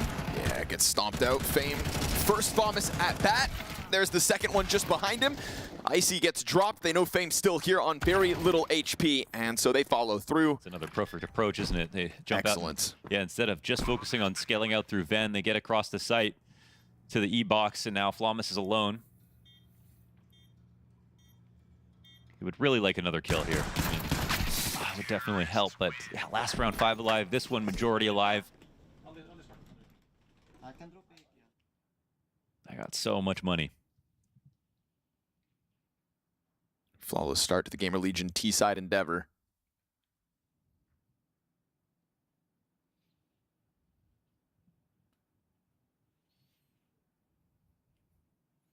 Just feels to me like if GamerLegion are going to be stopped here in Bucharest, it's going to be by the hands of Apogee. I mean, maybe I would love to actually see that head-to-head right now. Double smoke the window. All right. I mean, across the board, you know, I do think Prism is. I mean, he's literally playing the best Counter-Strike of his life at this event. It's crazy. Over the first 3 days. Teams, right? It's GamerLegion, Apogee, and 3D Max. Sure. Turning tide here in Bucharest. And not to say G2 actually done extremely well, but just meeting expectations. Yes. Whereas we've got 3 cores at least exceeding them. Oh, no idea. Caught. And he's out. Oh, and he's so out of there. See ya. And that's man advantage to come with it, because we had a bit of posturing here. It felt like there was possibility for VP, and Flit will continue to try to draw something back. Oh, but ZTR, he hasn't fallen totally back. And Flit, surely, he's going to be looking for this. Okay, that's a nice move. And because you see ZTR going back to A, I mean, surely they know that it's going to end A from the VP perspective. So Icy to set up Flamus if they want to get disruptive. We get the follow through at 40 seconds, giving themselves more time to slow it down if need be. Flamus flashed in slightly.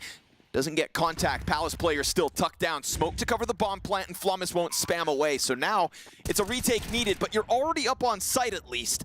Flamus with 2 players still behind him. All-in ticket retake. Good kill from Towson as he's not just planted, but now repositioned onto the other side of default. Tethered here nicely with PR, who goes for the wide swing to get past that Opper's expectations. Man. What a swift reposition here from PR.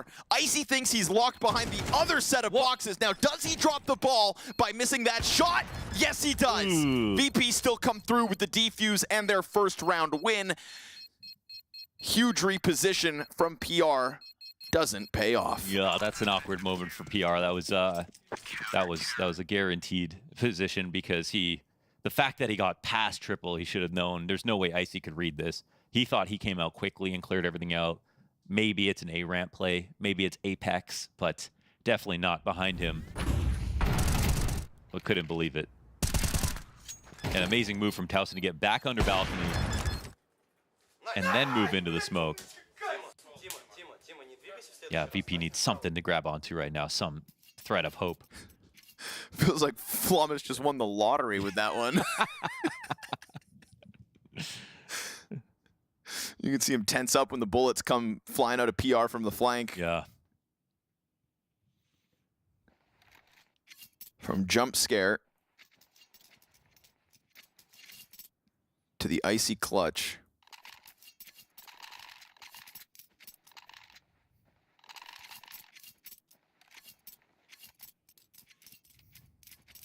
Still. Icy's been there doing his job, but I think he's just not a take over the game opper. He's going to need someone else to create momentum. But at least he's hitting all the shots, all the opportunities that he can get. And he has quite smart moves as well, just moves a little slowly. Oh, full commit there. Could have got 2.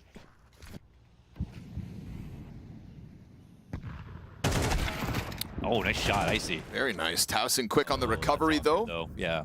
We've got low health bars all across the board. Look what happens to the map instantly after that. Fall back out of CT. Window. Underpass taken. Rez goes deep and just owns Electronic. Now all that VP have is this double up on Ticket. The bomb is in Palace, so it may be positioned correctly. And again, Vent is still unbroken. I mean, they should know that it'll either be CT or it's B players, right? But how do you get the bomb over? Yeah, that's the thing. The bomb could have made a different move here, but Flash comes out. Towson's going to drop another smoke. It looks like the other players, the supporting cast, try to give helping hands, and looks like they've done enough. Fame can't step out far enough, ends up taking damage now. His position should be known. Oh, man. Towson just beams him. Triple kill here from Rez, who is looking to tap back into his performance on map 1. He was the star of the show on Ancient, and he is already tied for most frags here 5 rounds deep. The success of Virtus.pro short-lived after their first round win. It's just another display of how effective they are with every piece of utility they use. They understand, you know, how much value can add if they really hold it for the right opportunity. And I mean, even here, like the swing with the molly at the same time, they have everything covered.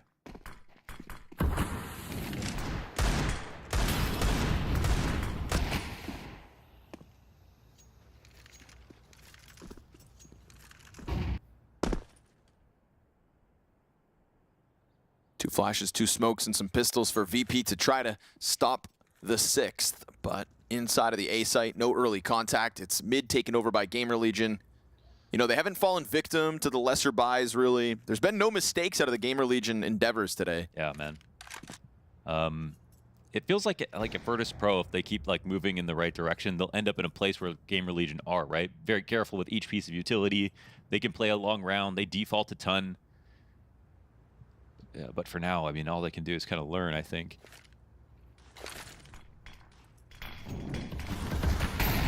Smokes out from Connector as Rez drops his nades. Fame looks like he's looking to get into something tricky in a second. Flash finds Rez perfectly. Pistol's gonna clean him up. And now that could be the AK retrieve. They're trying to reach out for it. Fame decides to drop window through underpass up into the B apartments. Meanwhile, the B site itself gets taken. Flit hits that headshot with the picked up AK. Just said that GamerLegion haven't really fallen victims to these sorts of rounds, but now Slend exposed, able to save himself. Flit just got spotted. Double kill here from Slend, now all in on Catwalk instead. VP, we're looking at a 5v3 retake attempt on the B site. Now they're scrambling to pick up scraps because they're gonna let this one slide. Even with the Cat Bricks boost, they could have caught Slend for a moment, but he was just too slippery. They'll at least be able to go grab this AK. But just that spider sense tingling for Slend turns around at the perfect moment. I mean, actually even took some damage and had to respond that way. It's great timing on catching the 5-7 at first. A little bit unlucky that when Flit picks up the gun, the view model like sticks around the corner on the switch to just show him. And not an easy shot for Slend to hit under pressure. Was a critical piece of that post-plant control. And he is great under pressure. Yes, sir. He does hit some pretty clutch shots, that's for sure. I've seen Slend take over Mirage games in the past. Right now, it's not the one-man army that Rez put forth on Ancient. Clean stuff in the first 6, but VP's guns here in the 7th.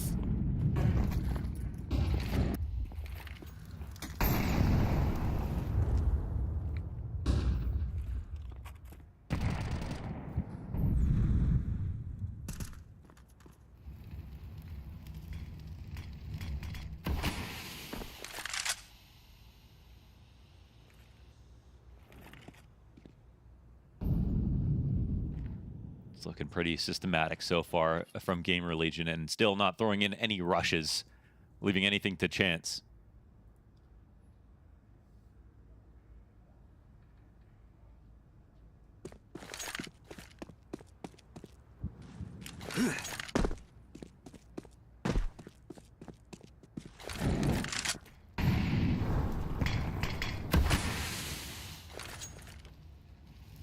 Just a regular 1-minute smoke timing. No punish. They're going to get some audio off of these jumps, but none of the utilities actually done anything so far.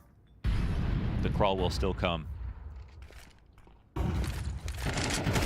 Ooh, nice timing for FaZe. That's a very small window he can get there as they come to the top mid. Him and Flit continue to look to tether. Oh, Slend. Wow, the nade bouncing just actually popped it open. Better, yeah. Now ZTR's managed past. He's past FaZe. They've somehow switched places. What? He sneaks out through smoke. Flawless takes position up in connector. This round's getting crazy. Slend hits the no-scope. There's another player here to catch them off. An unexpected position from Icy cleans up those last two. What a zany round this time for VP. Man, that one shouldn't have even been close, if not for Slend. The nade off the corner of the wall to open that up. I need to know if that was on purpose. If it went through, it maybe does damage, but blowing that smoke open helped out a lot. Just opens up enough of the smoke as well. And that was ZTR, correct? To kind of push the wall on Catwalk, getting past Fame. I mean, makes sense that Fame is preoccupied with bottom middle because there's so many bodies down there, but... All right, VP, nab a second at least here on the defense. Challenge those to do it in consecutive rounds. Electronic gets caught floating in the window. 0 and 7, folks. Oof. And he was full tilt last map. Can't imagine his mindset right now. Yeah, he finished Ancient 9 kills, 15 deaths.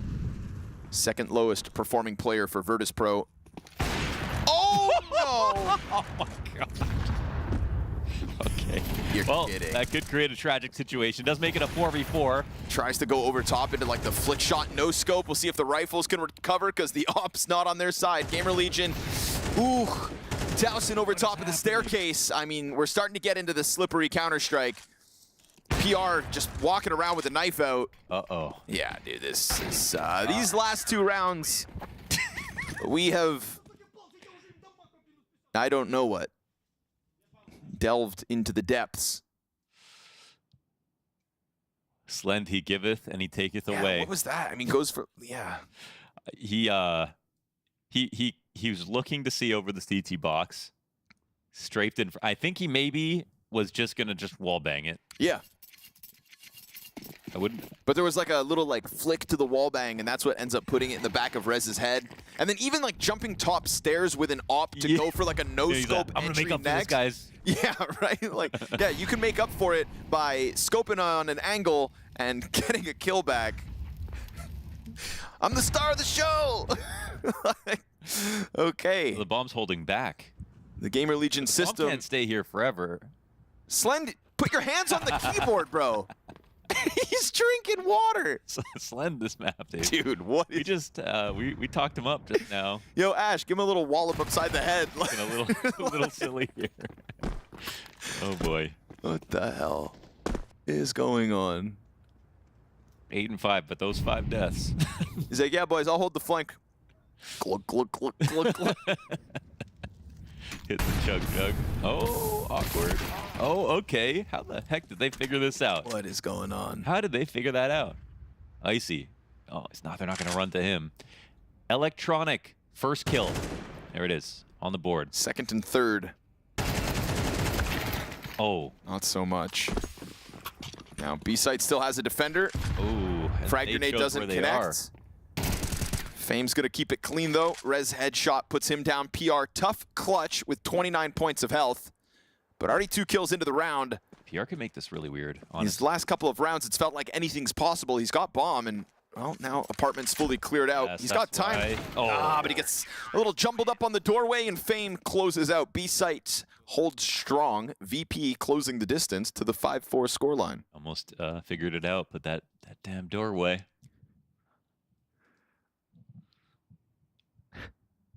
Last map, it was the small mistakes that let Virtus.pro back into the game. Yes. The rounds where there were no mistakes, of course, that's where GamerLegion just crushed them. But at least those small mistakes only happened in the final 3 rounds of the first half. You were already up 6-3 when they happened, and then, you know, second half was closed out quickly. But yeah, we're kind of getting into that weird territory again.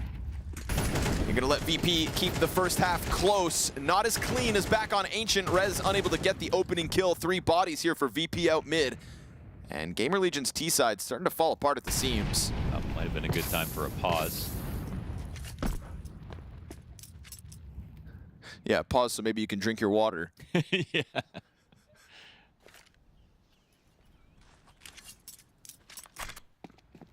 That's crazy.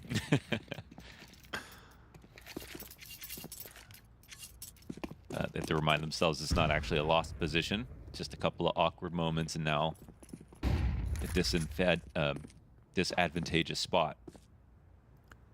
I suppose if there's one opponent that should give you time to have a beverage, it would be Virtus.pro. That's true.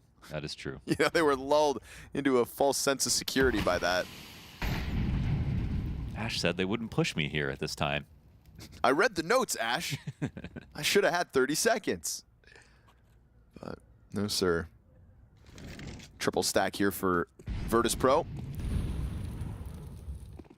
2 here in the corner. CTR instant on the first Fame. Double kill's nice, but there comes the site player. Inflit headshot to Towson. Keeps it clean as need be. Majority alive, and Virtus.pro now gunning for majority round count on this CT half. It's an interesting use of 3 players. I think it didn't look like a super convincing setup just because if one gets cleared. As you saw, both get spotted.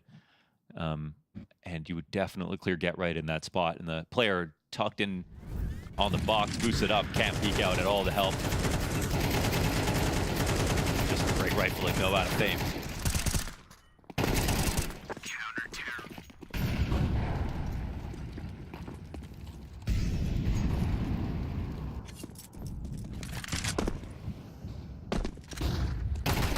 Tech9 through the smoke for the entry. Okay, take what you can get. Now they're up to A. Serves up a slight distraction for middle, because now top con controlled. Fame to the sidearm, keeps it under wraps. Oh, PR's got his hands on an AK now, though. Things get interesting in the 1v2. Yeah, very awkward. Bomb can be retrieved for sure. CT's going to regroup. Let's see if PR can read this. He had a good lay of the map last round in that 1v2. Love the angle. Oh! If only he stayed perched for an extra second. An extra second. You know, the first guy gets caught off guard, and then it's just a matter of a second headshot. And that second headshot would have been on a guy who's 1-9.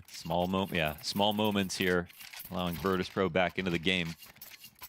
But they have fully recovered this half now.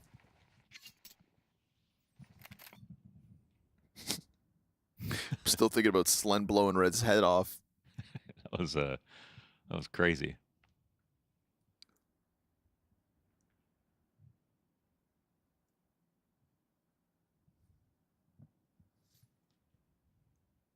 You've given VP a chance to step it up, and Fame has answered the call to action.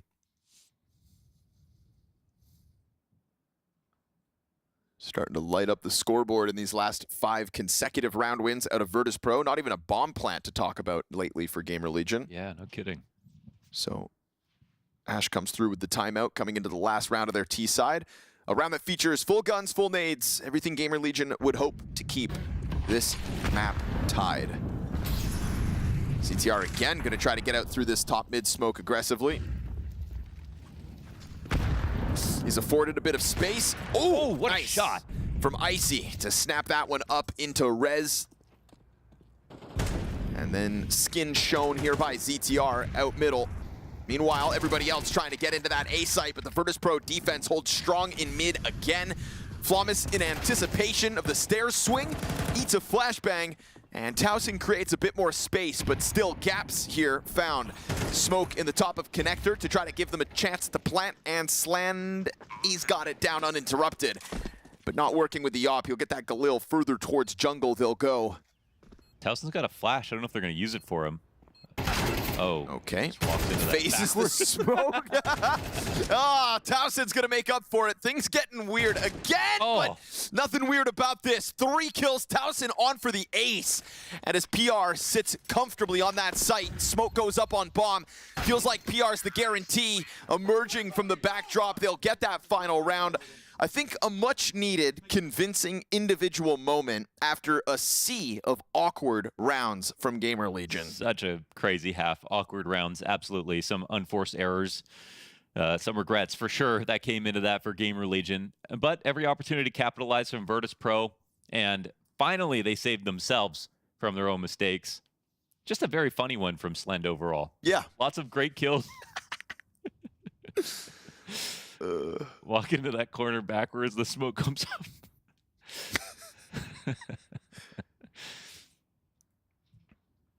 To get that 6th at least. It's like that Zontix meme where he's Googling Google. Yeah. That was Slend in some moments that happen. We've all been there.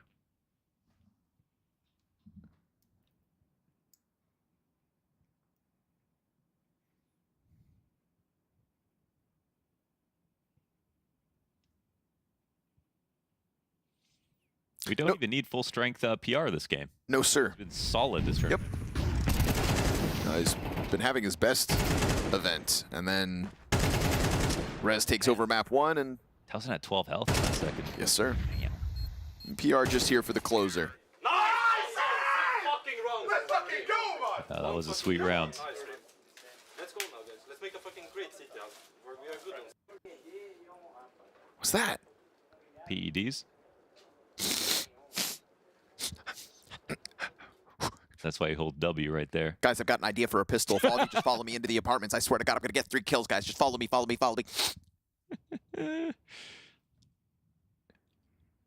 We've talked about it before. We all have sinus problems. You know, why sniffing salts haven't taken over Counter-Strike yet. Just wait, you know, now that the nose strip pandemic has hit the Counter-Strike world. Oh, give me a break with that. You know. It only looks good on Chopper. And, well, now it's nose strip into sniffing salts with the kinetic tape on the mouse arm. Yeah. Like is it the Kinesio tape? Is that what it's called? I'm not sure. Talking about that blue. That's true. No, kinetic sand is the type of sand. It's like magnet sand. Anyways. Before I lose my marbles, we'll watch PR have to give up his original angle. Calls for a bit of support. Jackrabbits into the B bomb site here, but once they hit the ground, they really hit it hard. 2 headshots out of GamerLegion. There's the response back from VP. Slend with minimal cover. That was a 2-man advantage just taken away. Virtus.pro looking to reclaim on the 3v5 in the pistol. Not planting yet, though. No need. It is nothing but frags in abundance, and Rez a long road to this 1v3 clutch attempt. You have let Virtus.pro get back into this game. Yeah, that was a good round, though. I mean, Famous having one hell of a match. Oh, IC2. Very clean score lines between them. They have a lead. Electronics 1-10. Flawless is 3-10. And they're up on rounds. It's a rare sight for Virtus.pro. Normally you'd have, you know, Flawless up at the top of the board. And honestly, Electronic, when they were very good last event, was it Cluj where they... I think it was Cluj where they struggled, and then in between them they really popped off. Electronics for them was a lot better.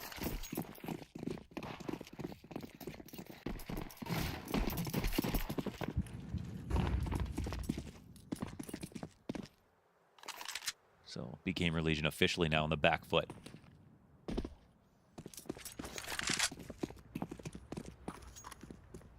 Looks like they're going to decide on B. And there's a pretty good stack here towards B. Yeah, technically event-wise, Katowice is still their biggest success this year. 5th, 6th, before Flawless had to miss playoffs due to visa issues. 9th, 11th in Cluj, and a 7th, 8th finish at Blast Open Spring. Right, it was the Open, yeah. But they just, in terms of quality of team play, just made some really big improvements. Yeah. All right. I mean, this is a pretty dangerous stack. I mean, it could come down to utility. Let's see how light they come in. Flit's got that Molotov primed. 1 kill and the smoke coming out really ruins things. Flit's going to drop that Molotov, right? Well, it could be for Van. 5-7 and an MP9. Both in the corner. Double held back by the first 2. PR keeps his head tucked the whole time. Flit's coming in. Still clears it. Well done. And not to mention, we had Electronic wrapping around the other side, so it looked like that was always going to unravel. Icy a little bit late to drop bomb down. That's fine. No additional pressure out of GamerLegion this run. It's well survived. I mean, that one comes down to awareness. They clear everything that they don't molly. And a small opportunity to punish exits if they walk towards res.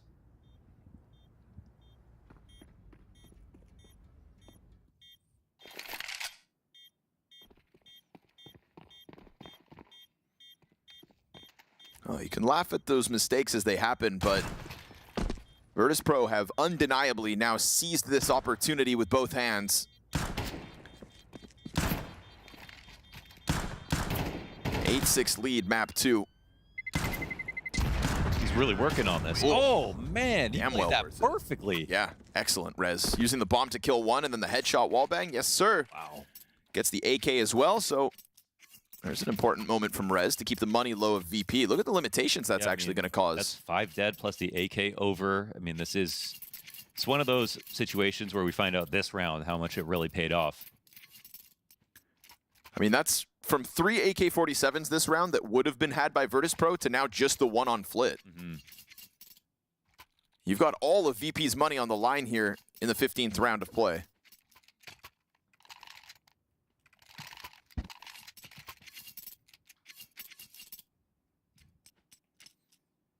Another compliment to GamerLegion is they always have an idea, you know, no matter what kind of round it is.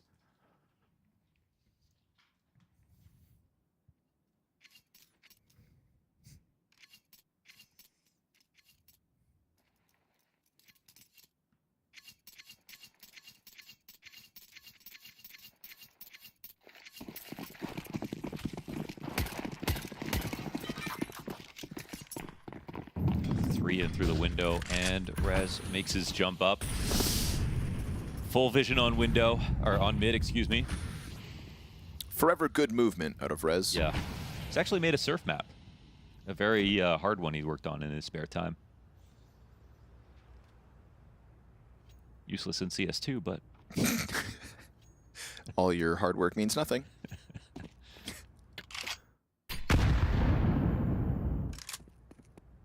Oh, that's sad, actually. Yeah. Listy has other assets. Electronic gives him a little tease with that one Galil bullet. Great place for the good guns in this round. Like you said, they always come out with an idea. And Rez is going to collect the first. Now, there's a little bit more where that came from, and Fame down an underpass. Bomb did get spotted. He sticks around here, maybe trying to find that fallback. Towson on the angle, keeps him locked in, and the top mid player sees nothing here for VP.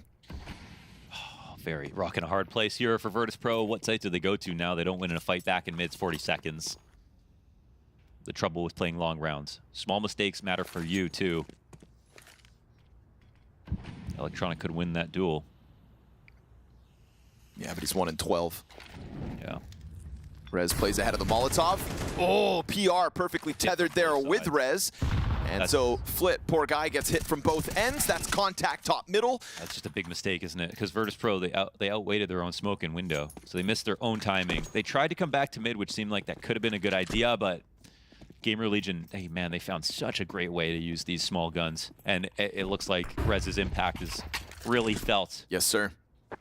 Hands tied here in the final 2 players of Virtus.pro. Don't die after time, Flawless. Flawless, taking a fight with that? What are you doing? That? That's really just like... Oh my God, for a Galil?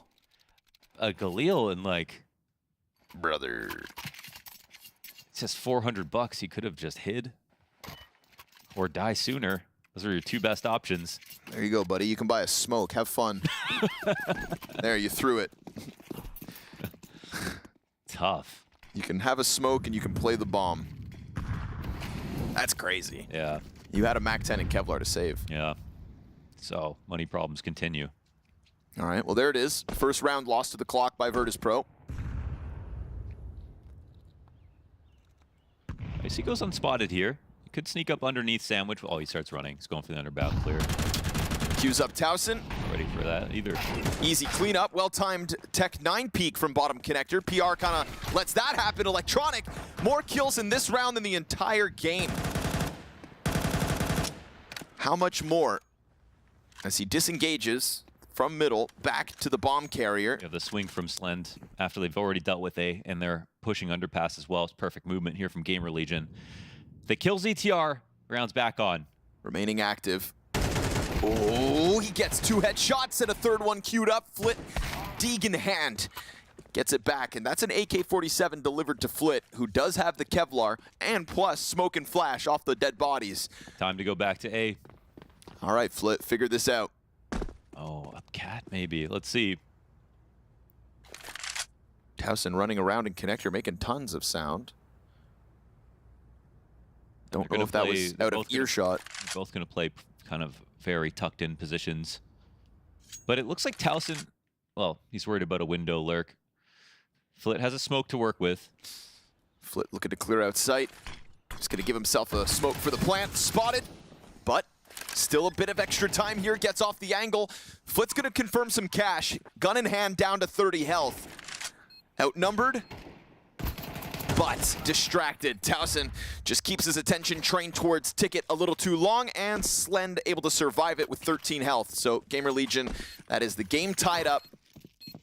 Great effort here from Electronic. That double Tech 9 kill through connector really threw a spanner into the works, but Virtus.pro unable to capitalize because ZTR stays adamant about remaining in control, goes for that underpass push, and cleans up the majority of what was left there of VP. Yeah, I mean, unfortunately, would have really loved to have picked that round up because, again, that flawless death, those 2 exit kills, that last buy, and now this round where Flick gets an AK, and almost no one else can afford one.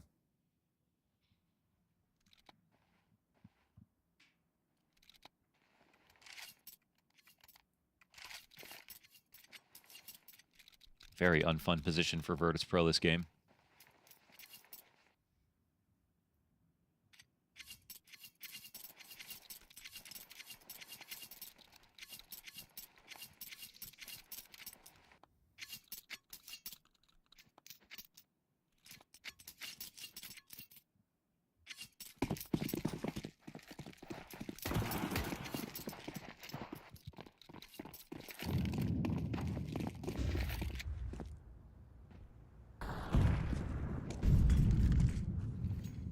Already prepared for the underpass play. Rez still floating around. There's an AK in the backdrop. It's a bunch of bodies confirmed, bottom mid. They'll be met by smoke and so deterred for the time being.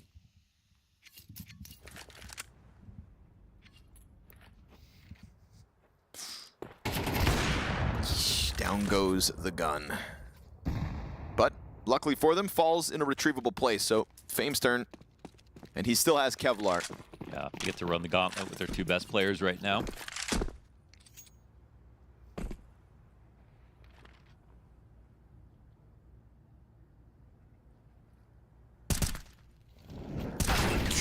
There it is. Yep. 20th. That's what you're looking for.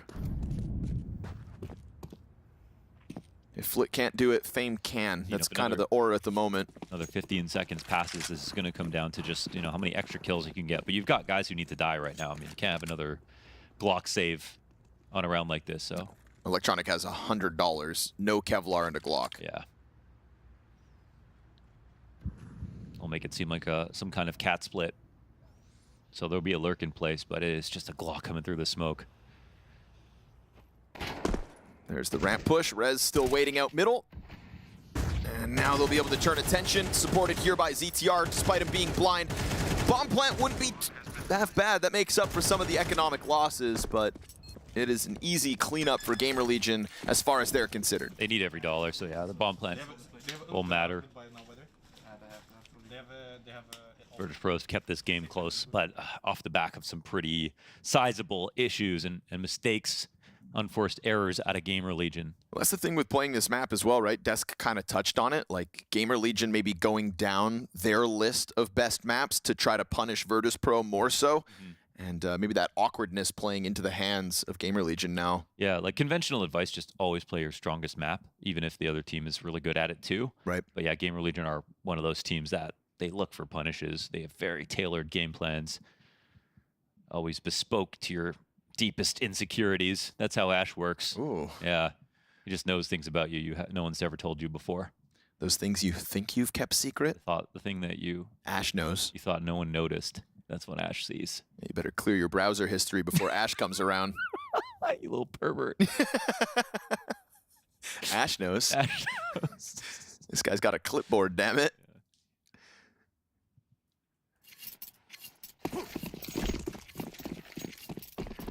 Keeps you on your toes.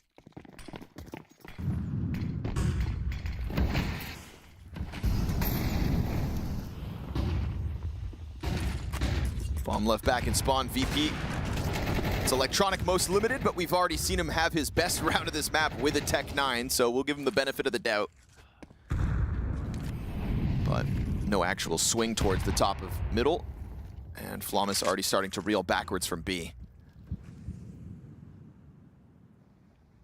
Couple seconds while B was open a little bit, but Virtus.pro no plans to take it.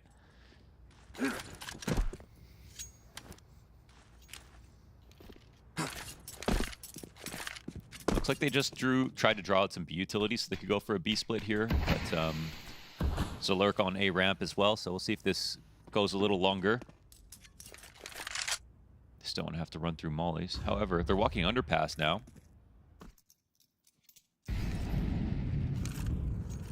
ZTR sees this as a chance to just take a bit of a look out from bottom con. Here comes Fame. Back's turned. Oh, ZTR still able to capitalize. Looked very awkward for a second. And PR missing his chance to strike down the top mid play. This is a lot of contact in mid for VP to offer up at 30 seconds. Icy returns the favor. Rez leans back, catching him off guard. And Flit now takes Slen's eye towards Palace temporarily. They know Icy's trying to push this bomb up jungle, so utility key here to allow that cross. But Rez isn't going to shy away from the fight.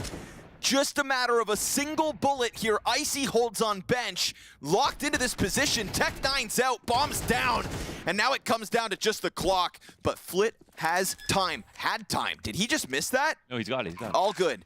Whew. Extra little second res coming out from top con. Oh, now you've got him open, and it's low health for Flit.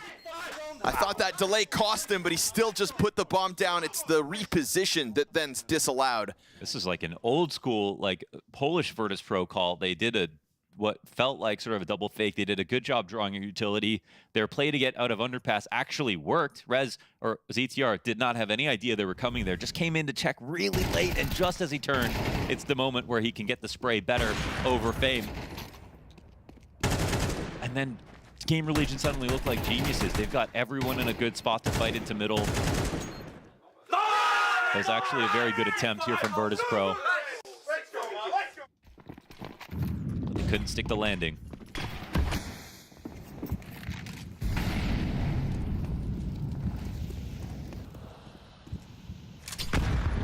Ouch. Flawless has just been neutralized this map. It's a nightmare for him. Nice Electronic. Catching Rez at least. Burns down to half health, but then peeks into Slen, so kill comes back. Frag grenade with Fame's nade on it, and that utility damage for Flawless and Fame to have to stomach this round does not bode well. Oh, another moment of exemplary utility, punishing every fallback too. Towson slips beyond the timing here, despite Flit getting out to Tetris. We're not going to see this sandwich, right, at the very least. So Flit's in an interesting spot. Now it's just a question of how far out are they exactly. PR also gives up his position with the jump, so this is Flit well aware of this close proximity. Now utility being heard, there's the boost, they know there's a second. PR's swing ends up being the perfect timing. Dodge the flash, Icy able to deny that, and we've still got this 2v4 online. Icy looking for the ticket contact. Layered defense, though, is going to sweep him away. This would have to be Flawless's most impactful moment. And as he waits for Slend, Ooh, this smoke, temporary. He backs up into the angle, and Towson over top to get the 11th here for GamerLegion. We heard it at the end of the first half. CTR said, come on, boys, let's have a solid CT side. And despite a slow start, they are now piecing that together. It's just so many good rounds to talk about, so many small moves to talk about that were great. Every piece of utility works out beautifully. The nade on the backup and underpass, the finalize, spray down kill there. They were very safe about their approach on A. I mean, there was the boost on stairs that could have maybe swung this back into Virtus.pro's favor, but for the most part, GamerLegion did a great job of creating a number of unfair fights. And with 2 players at 4 and 16 for Virtus.pro, I just fear, they don't have the firepower at the moment to keep up with GamerLegion. GamerLegion, who in contrast have spread the wealth.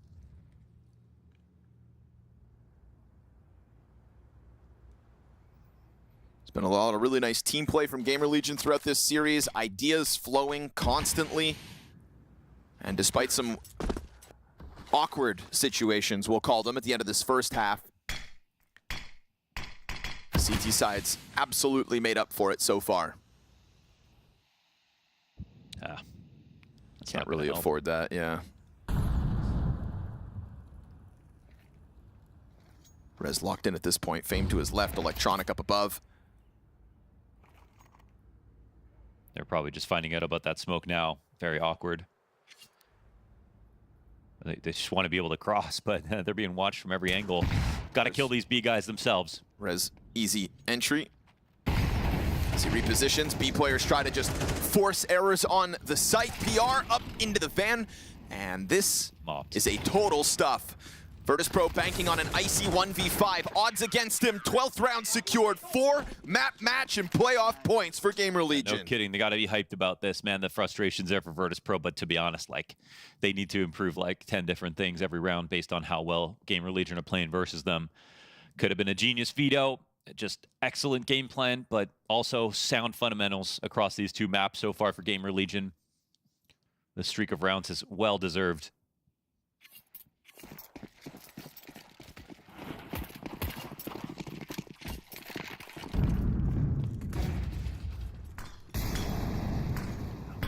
Missing your top con smoke when playoffs is on the line. I mean, yeah, don't have to think much past that. No, those are the mistakes that should cost you your playoff slot. Back to the practice room, and to try again tomorrow at a 2-2 record is what looks like VP's fate. An inability to find consistency at the start of 2025. Meanwhile, GamerLegion looking to reach new heights.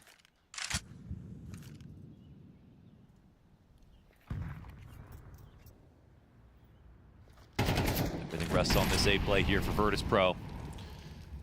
Triple up inside of the Palace, so they'll just be looking to bombard into the bomb site, but you've got not 1, 2 players up in close proximity. Rez offers his back to Palace. That's gonna be him down after the 1. Opera's gonna draw attention, plus a critical shot. Nicely done here from Slend. Bomb's gonna go down unless Wallbang connects, and a nade with his name on it. Icy dropped to 17 health. It is a dire straight for the Virtus.pro Opera to keep GamerLegion off playoffs, and that is not gonna happen. Seizing an opportunity here in Bucharest, 3-1 their record, GamerLegion playoffs bound.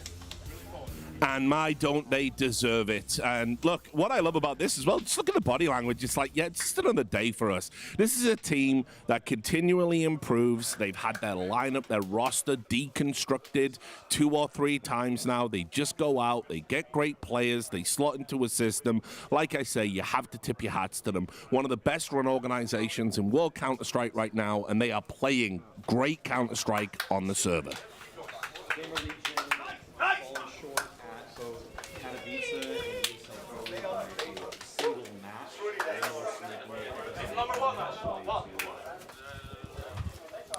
Did you not turn your mic on, Maui? You muted yourself, Maui. You were just All right, set up. to be you were fair, set up the by stream Richard the at entire home, time. the stream at home have been wanting to mute you. That's true. Yeah, you've Am I on actually now? live out the Am I on now? fantasy. Yeah, you're on. You're on. Yeah, okay. Well, GamerLegion, you know, they fell short at ESL Pro League, IEM Katowice by a single series both times, 2-3 at Pro League. So glad to see they get it over the line here. It was always a work in progress for them. For PR, this has got to be his first big land playoffs as well, and he definitely delivered just great option coverage from them on the I'm sure defense. also that there was extra motivation for GamerLegion in this one, because if you go back to Katowice, that was before the VRS update where you were still counting the games in the tournament before the tournament ended. So because GamerLegion lost, they played the first game of the day and lost to the Mongols. They lost points and missed out on Blast Lisbon by like a point.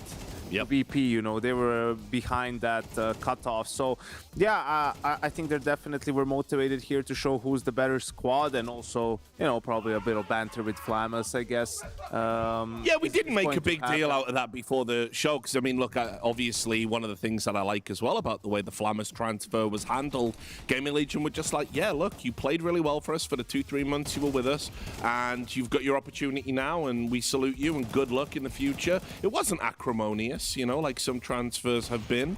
And, you know, you saw there, all handshakes, all still mates. But at the end of the day, GamerLegion is probably the team I would want to be in still. Yeah, I think, you know, obviously outclassed VP in every single facet. I do regret not picking them over FURIA as my, you know, sort of final playoff pick, because you knew that getting an event off with Blast, you know, they're going to get a couple of weeks to just go back to the lab and keep building on what already was a very solid foundation for GamerLegion, and it's always a good sign if you look at the scoreboard and see that everyone is up there, right? There isn't much separating the players, a true team effort, and that's what you love to see. And like, look, I know we're going to talk about the MVP. Can we talk about electronic stats just there? Can we, Maui, what is happening? I mean, his only impactful round was a Tech 9 round. Like, he barely did anything in that entire game. Yeah, it was a failtronic, if you ask me. I mean, it was just, no, they're like, the way they were working through VP there, it just felt like they were always a step, maybe 2 steps behind. And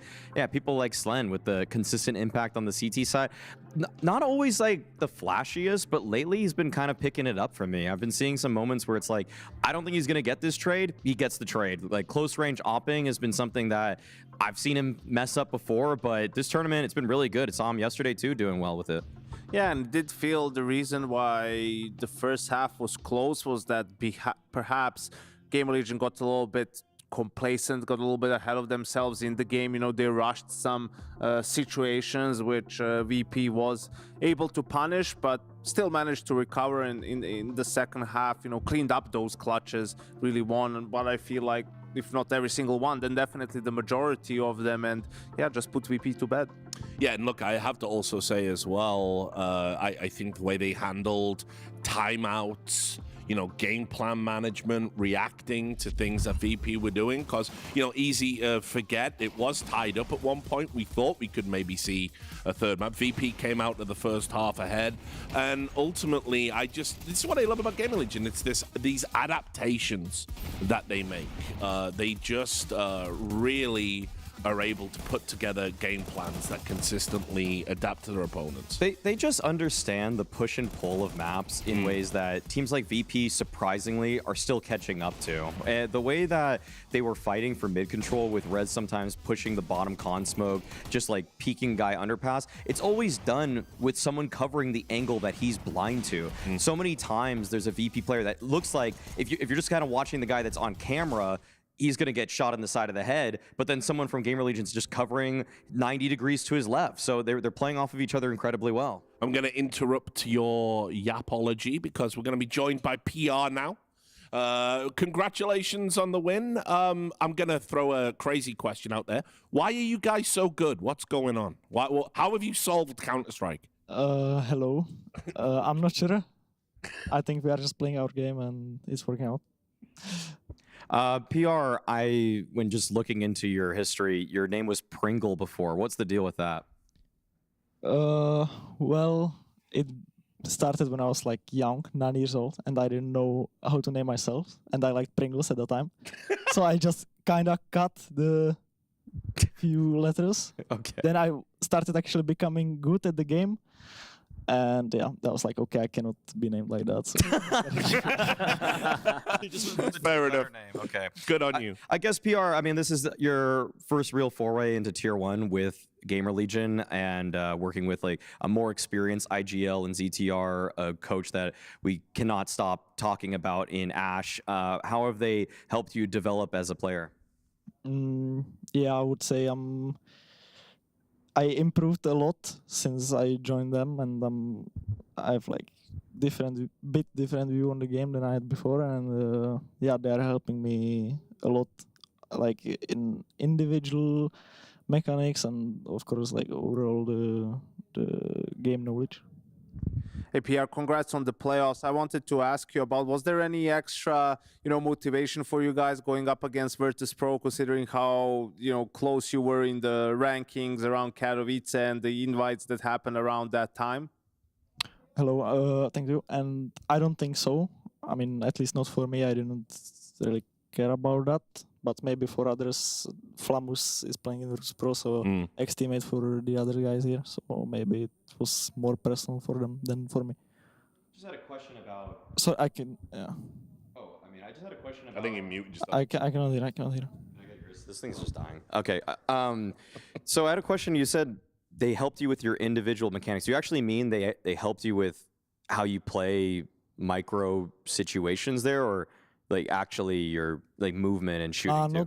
Not that. Okay. But they are like more like looking at it, not like helping. But when I did something good, they are just like pointing at that and maybe showing the other guys or something, and didn't like know like people like. It's even a thing, to just like slow-mo watch movement and stuff like that. So yeah, that's pretty interesting for me. I'll ask you one more question and then I'll let you go. In terms of targets, obviously I think for an organization like GamerLegion, it's kind of always difficult. I think you're a very good team. I think you love an upset. But now that you're in the playoffs, have you looked at this tournament and thought, maybe this is something we could do like a semi-finals or finals, because of some of the teams that are missing and underperforming? Do you think you could go that far? I mean, why not? I mean, for me personally, it's same as for other tournaments. I'm obviously happy that we made it to playoffs now. We like first playoffs, but I'm a bit sad it's not on stage. Okay. It's in studio. I didn't even know that it's not on stage, so I'm a bit sad, but of course I'm happy we made it. Well, listen, if you keep playing like you will, I'm sure the stadium appearances will come. Thanks so much for joining us. Enjoy your rest. Look forward to seeing you in the playoffs. Yeah, thank you so much. Thanks. See, I wasn't going to bring up the fact, I know, by the way, this is going to be kind of weird because it looks like your mic has died. Everyone got their wish. They brought it into existence. But I was going to bring up as well, there was a good player in Source called PR, just no one remembers him. But he was also Czech. Yeah, he was really. I thought maybe it could have been that. We also haven't really had many Czech players in Tier 1 playoffs for quite some time. I think Oscar and the Sinners guys are probably the last that I really remember. But I mean, PR is really the hottest prospect right now coming out of that region for sure. I think they're like Neofrag had his chance, if I'm not mistaken. Was he Czech? Right? He was Czech, right? From Sinners. I mean, if you're getting the nations wrong right now, you're upsetting everybody. So yeah, yeah, but either way, I mean, PR representing that region. I mean, it's kind of surprising that they had a lot of good teams at the RMR, if you remember, like Eklot, Dynamo, or that's the same team, but you know what I mean? Like they had a lot of teams that were pretty good, like almost ready to make the jump, but they have a player that definitely did. And just a final thought, Maui, we have to stick with you. Yanko's out. You've given him the dead mic. Bye. So final thought about Virtus.pro. Obviously, they got one more opportunity, but I mean, things are looking bleak over there. I can't put my finger on it, but something's going to have to change if this continues. See, this is where I do want to just give it to Yanko, because Yanko had more faith in them than I did for this entire year. Go on, then. You can have the final thought with the one mic. Well, I think, yeah, it was disappointing today. I don't know if for VP they just have problems with this first game of the day. They just can't get, themselves in a good state of mind. But second map, also Electronic and Flamus nowhere to be found. Flit and Fame actually had a good game. So I think for them, unfortunately, playoffs will depend not just on the schedule, but also on who they end up going up against. If it ends up being, I don't know, the MongolZ, I don't think they're going to have a fun time in that game. But if it's someone like the Falcons, then anything is possible. Absolutely, anything is possible with Falcons. All right, thanks a lot, guys. We're going to go to a break, get the mics all fixed, and then that's it from us. We're going to have Dust, Prof, and Tech Girl joining on the couch, so make sure you join them too. We'll see you later. She said she loves you. But she can't love me. But I love you.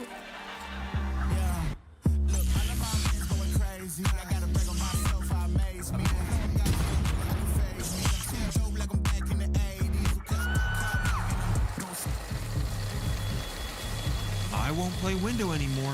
What's going on? Play your role. 1xBet. The human body was built to move. Not trapped at a desk in one singular posture for 12 hours a day. It's time your chair evolved. This is Secret Lab Titan Evo. Ergonomically engineered for you. Gamers, hybrid workers, artists. Backing your every move.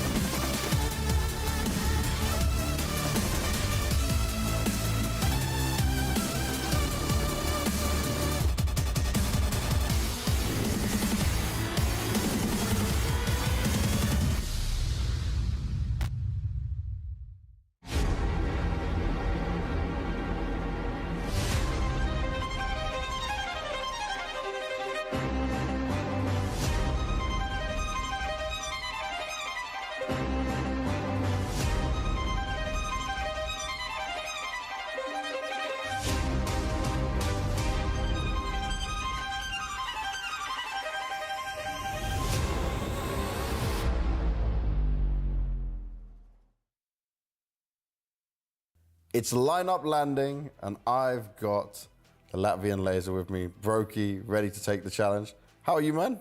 I'm good. I'm ready to do some fun content today. I think this is something you would nerd out on, so you know what you got to do. We'll show you the lineups. You get 15 seconds to decide. So let's get to it. And the first one, starting here on Ancient. I already know. Oh. It's going inside the cave maze. I don't know what you call it in the other. I think it's cave. It's going in the right entrance on the right. I like to throw the smoke sometimes, so. Okay. Easy for me. That's 1 point? That is 1 point. Nice. Easy, straight away. You got it so quickly as well. Yeah. All right, next we're going to Anubis. Oh, fuck. It could be two, but I'm gonna guess it's when you, on the left, when you go out of the main, I don't know what you call it, like, not temple, but the other side, I don't know what you call it, on the left. Huh? Jail? You said if you go out of the main, right, so B main? And you go out main to the left. And there's like... Where the CT spot, you smoke out the towards CT spawn? Yeah, I think that one, but I might be wrong. I think it's maybe temple, I'm not sure. Make a decision between those two. The CT spawn one. So okay, he's going with his first guess, the CT spawn one. Fuck.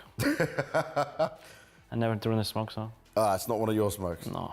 All right, next we're going to Dust 2. And this is a CT smoke, like not B-spot smoke, but the CT smoke, so you can drop down from short. Oh, again quick. Yeah. This is the one you're made to throw? Sometimes, yeah. Okay. So easy. Perfect. Is it 2 points or 1 point now? That's 2 points, yeah. Nice. Okay, next we're going to Inferno. Oh, his face looks confused. It has to be ram smoke, no? It's either about, I think I'm saying ram smoke, whatever. But I think I'm wrong somehow. Might be banana smoke. I don't know. Just ram smoke. I don't care. Okay, he said ram smoke. He's sticking to that. I'm glad he did stick with that because yes, it is ram smoke. Nice. Don't doubt yourself. Always believe, Brokey. It could go anywhere in this map. All right, from Inferno to Mirage. This is Palace smoke. Oh, instant. Yep. No problems at all. I throw it, so easy for me again. And look at that land. Is the same one you throw? A little higher, but same, yeah. Okay. Next one, we're moving to Nuke. Okay, what's happening here? Okay. I don't know. It's gonna stay there somehow, probably. It's gonna stay where... It's a molly, just for you to know. It's a molly? Yeah. It's a bit hard to see on the screen, but that's a molly. Then it's gonna land down next to the blue box, I guess. Oh. Final answer? Yeah. Okay, he says next to the blue box, but... It's gonna stay there, for sure. What? Boom, it hits the lights. Well, no one does this. You can just throw it normally. Yeah, you can just throw it normally and simple. Yeah. But this is some style points, no? I thought it was a smoke at the start as well, so... Luckily, I told you I was nice. I told you it was a molly. Okay, the last one. And you are playing a 7-map pool, so I'm confident for you with this one. Fuck. Connector smoke? I like it. Let's see. Let's have a look. Boom. Oh, 2 wrong, right? Yeah, 5 out of 7. Could be better. Could be better, but also could be worse, because you second guessing yourself. Yeah, sometimes, yeah. That's not bad. No. Knowing you, I'll ask you if you're happy and you'll say it's okay. It's okay.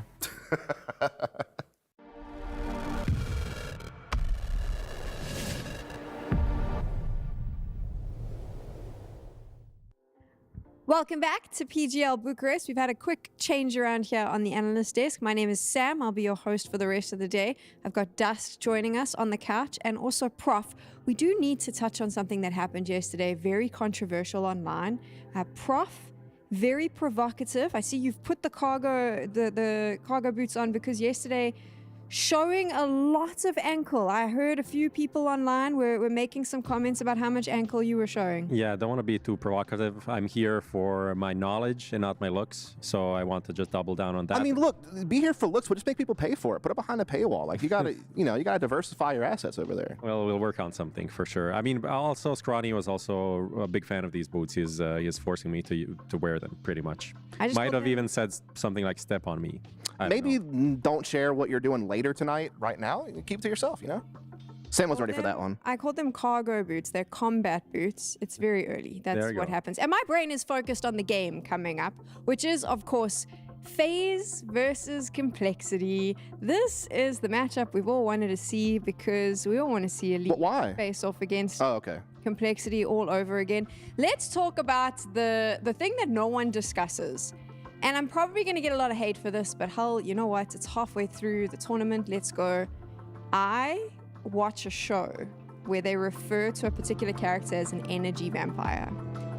And I'm starting to think that Elige may be that vampire because I feel like every team he goes on, we see a drop in performance and they almost seem to just lose.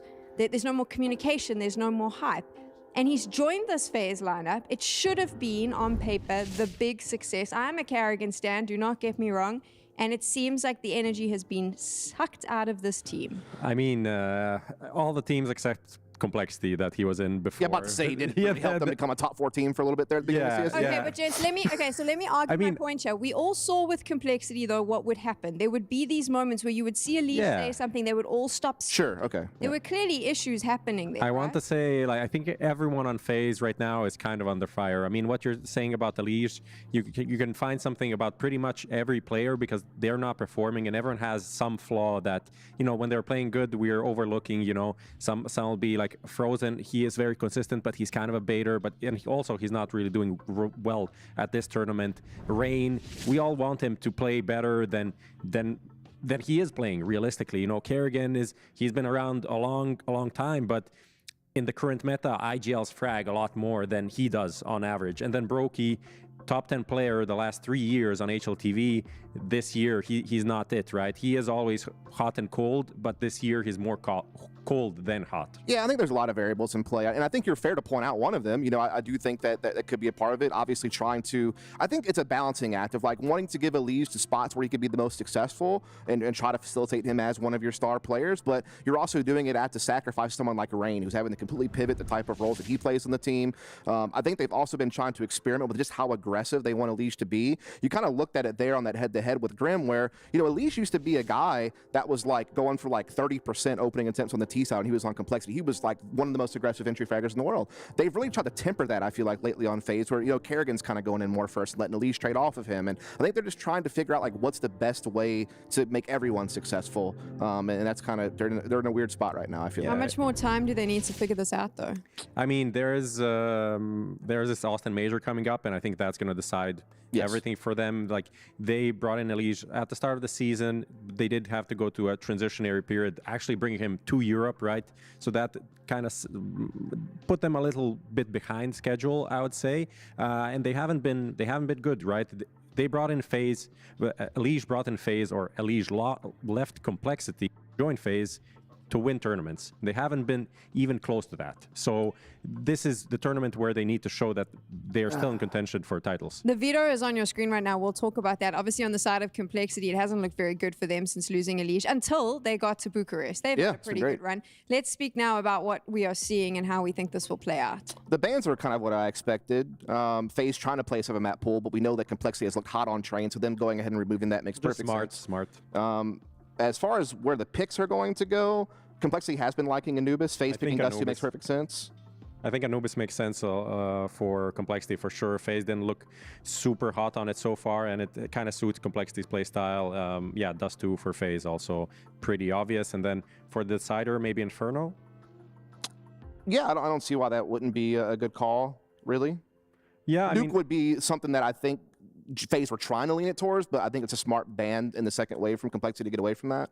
Okay, so no surprises with the Veto. Let's talk about this particular matchup. I am a Kerrigan stan, will always be a Kerrigan stan. So is it fair for me to say that he can call circles around JT?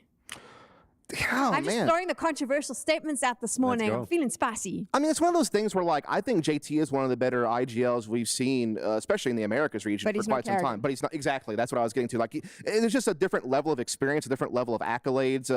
You know, I think someone like Kerrigan is just going to be a little bit deeper. You know, he's going to have a little bit more to work with as far as, you know, for me with Kerrigan, he's incredibly mobile, even himself on a T side or a CT side, where he will put himself in so many different positions throughout the course of a game. Whereas I feel like someone like JT, he kind of has like his set places that he's probably going to play more often than not. So I think there's just like a little bit of a difference in diversity, but I don't want to short JT at all. Like what he's been able to do with Nick X and Sexy, like being these new players on the team, you know, picking up this new faster paced playstyle that they're trying to go for. He's actually kind of working some miracles with what pieces he has to work with after the departure of Elige. Yeah, for sure. I think one thing about calling is like, yeah, when you get into the mid rounds, yes, Kerrigan has a lot of experience. Yes, if this was a stage match, there would be like another level of depth that Kerrigan could go to. But I think watching FaZe at this tournament and this year, I think they lack a lot of chemistry. I don't think they're polished. They're very sloppy in how they play some of these rounds of 3v3s and stuff like this.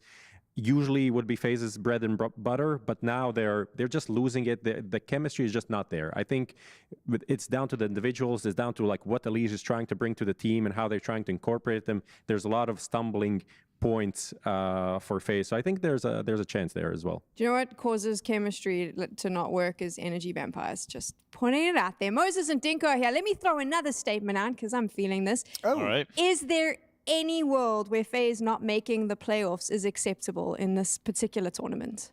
I'll leave that one to you. Absolutely not. No, I mean they should be in playoffs. Yeah, this would be a travesty. Now, I'm more curious, Sam. What kind of vampires are we talking about here? Are we doing like Twilight style vampires? No, this is like, what we do in the shadows, Jace. Yeah, but that kind of vampire. Yeah. Brad Pitt, like Interview with a Vampire. What are we working with? Moses Grimm. Colin, hold on. Has anyone ever? Colin Robinson. Thank you. I have a question for Moses. Grimm or Elige? Ooh, I appreciate you bringing that up because that's a big deal in this matchup right now. Those two guys on opposite teams. Elige facing his old team. I pulled up some stats. Let's see how this pistol round goes because it might be a quick one. I'll get some stats into the Elige versus Grimm debate on the complexity. Well, this is just exciting, isn't it? Complexity versus FaZe. The first time the matchup's going to happen here with Elige on the other side of things. And Complexity have had one hell of a tournament so far, so let's see if this is a real possibility. Brokey gonna play a car. And we got Complexity applying pressure towards his position, and then Brokey just couldn't handle the peak from Grimm. He's off to the races, but Elige gets the better of him in the first head-to-head, and now the attack in towards the A-bomb site as Kerrigan tries to put a stop to it. Great headshot on towards Nyx, and then tries to get around the corner, but Holzerk keeps assisting Complexity, and now they're looking for the plant. Ooh, good Molotov to delay, but Sixy, who's been so good for Complexity this event, saves his own life, clears out Frozen. Now he can sink back into the bomb site, get that planted. Nade misses the mark, Alige and Rain with a tough 2v3. Creeping ever closer. You got JT playing out long, and the initial attention will be drawn towards 60 and Holzerk.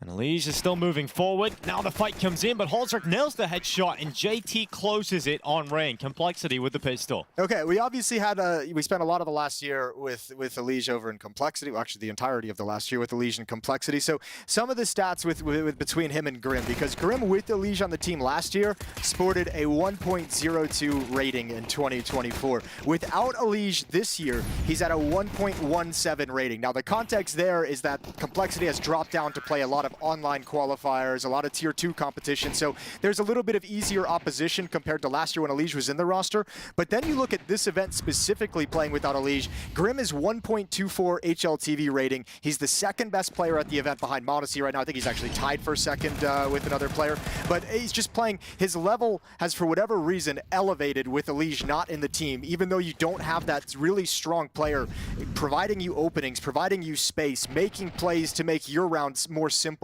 Grim is still delivering despite not having that massive piece next to him.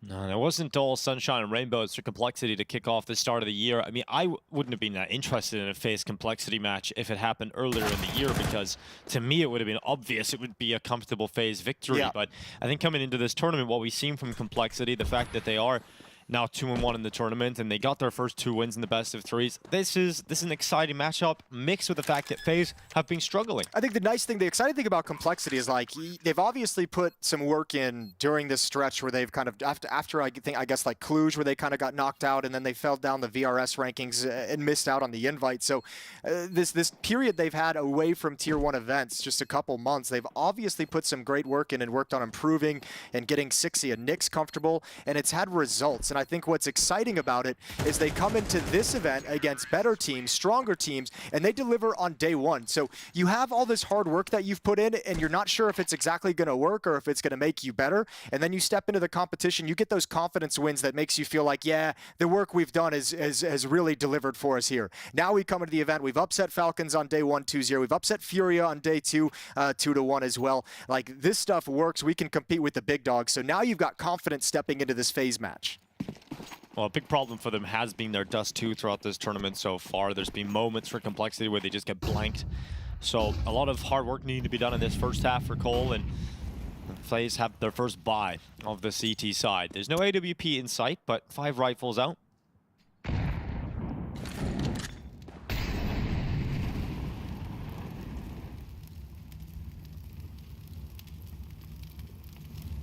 Lower control for Complexity as the Molotov clears. Going to start making their move now. Smoke it, double doors.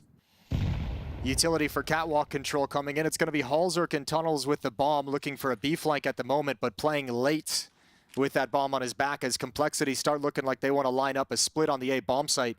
You've got JT and Grim to move out long. Kerrigan would challenge them there. Sixy, Holzerk, and Nyx moving up catwalk, who will be challenged by Alige and Brokey playing at rail and car. 55 on the clock. Smoke comes in as short, and Alige, he's going to have to try and deal with him pushing through it. He's got a double. He'll take the sting out of the attack here for Complexity, who will have to slow down with 3 players only left, and Frozen even making it 2. So right now, not looking like Complexity going to be able to compete in this round. FaZe with Alige's double, but then suddenly Holzer gets the fight down mid, and it reopens the conversation. But Rain closes it straight away. No, but I mean, that's a heads-up 1v1 fight that very easily could have gone in the favor of Holzerk, and then the round is on. So Grim's left with 20 seconds. Picks up the bomb. Rain is pushed in towards upper, and this has save written all over it. Grim just going to find some safety on catwalk.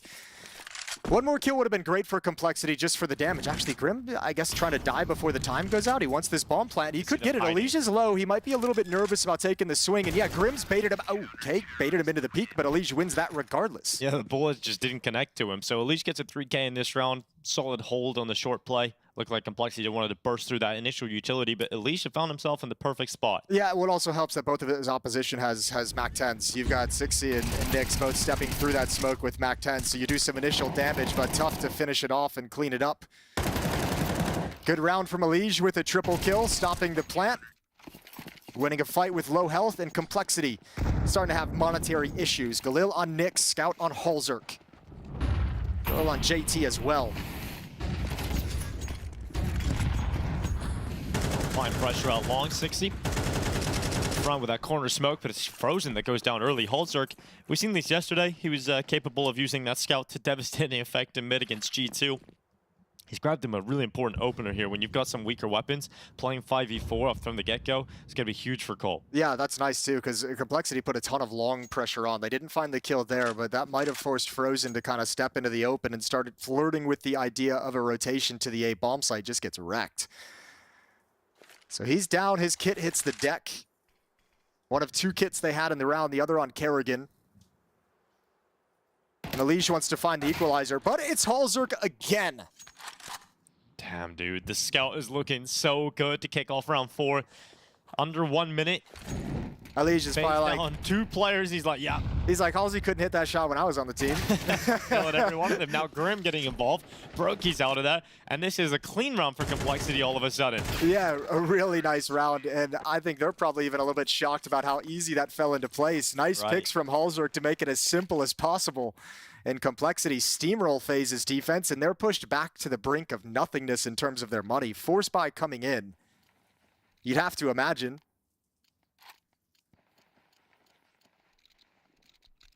Or not. Scout has picked up. Little flashbang on Frozen, but again, they want to sit back. And they did this on the second round as well. Didn't invest a whole lot. So these eco rounds, especially early in the half, want to make sure they get as many gun rounds as possible in the early going.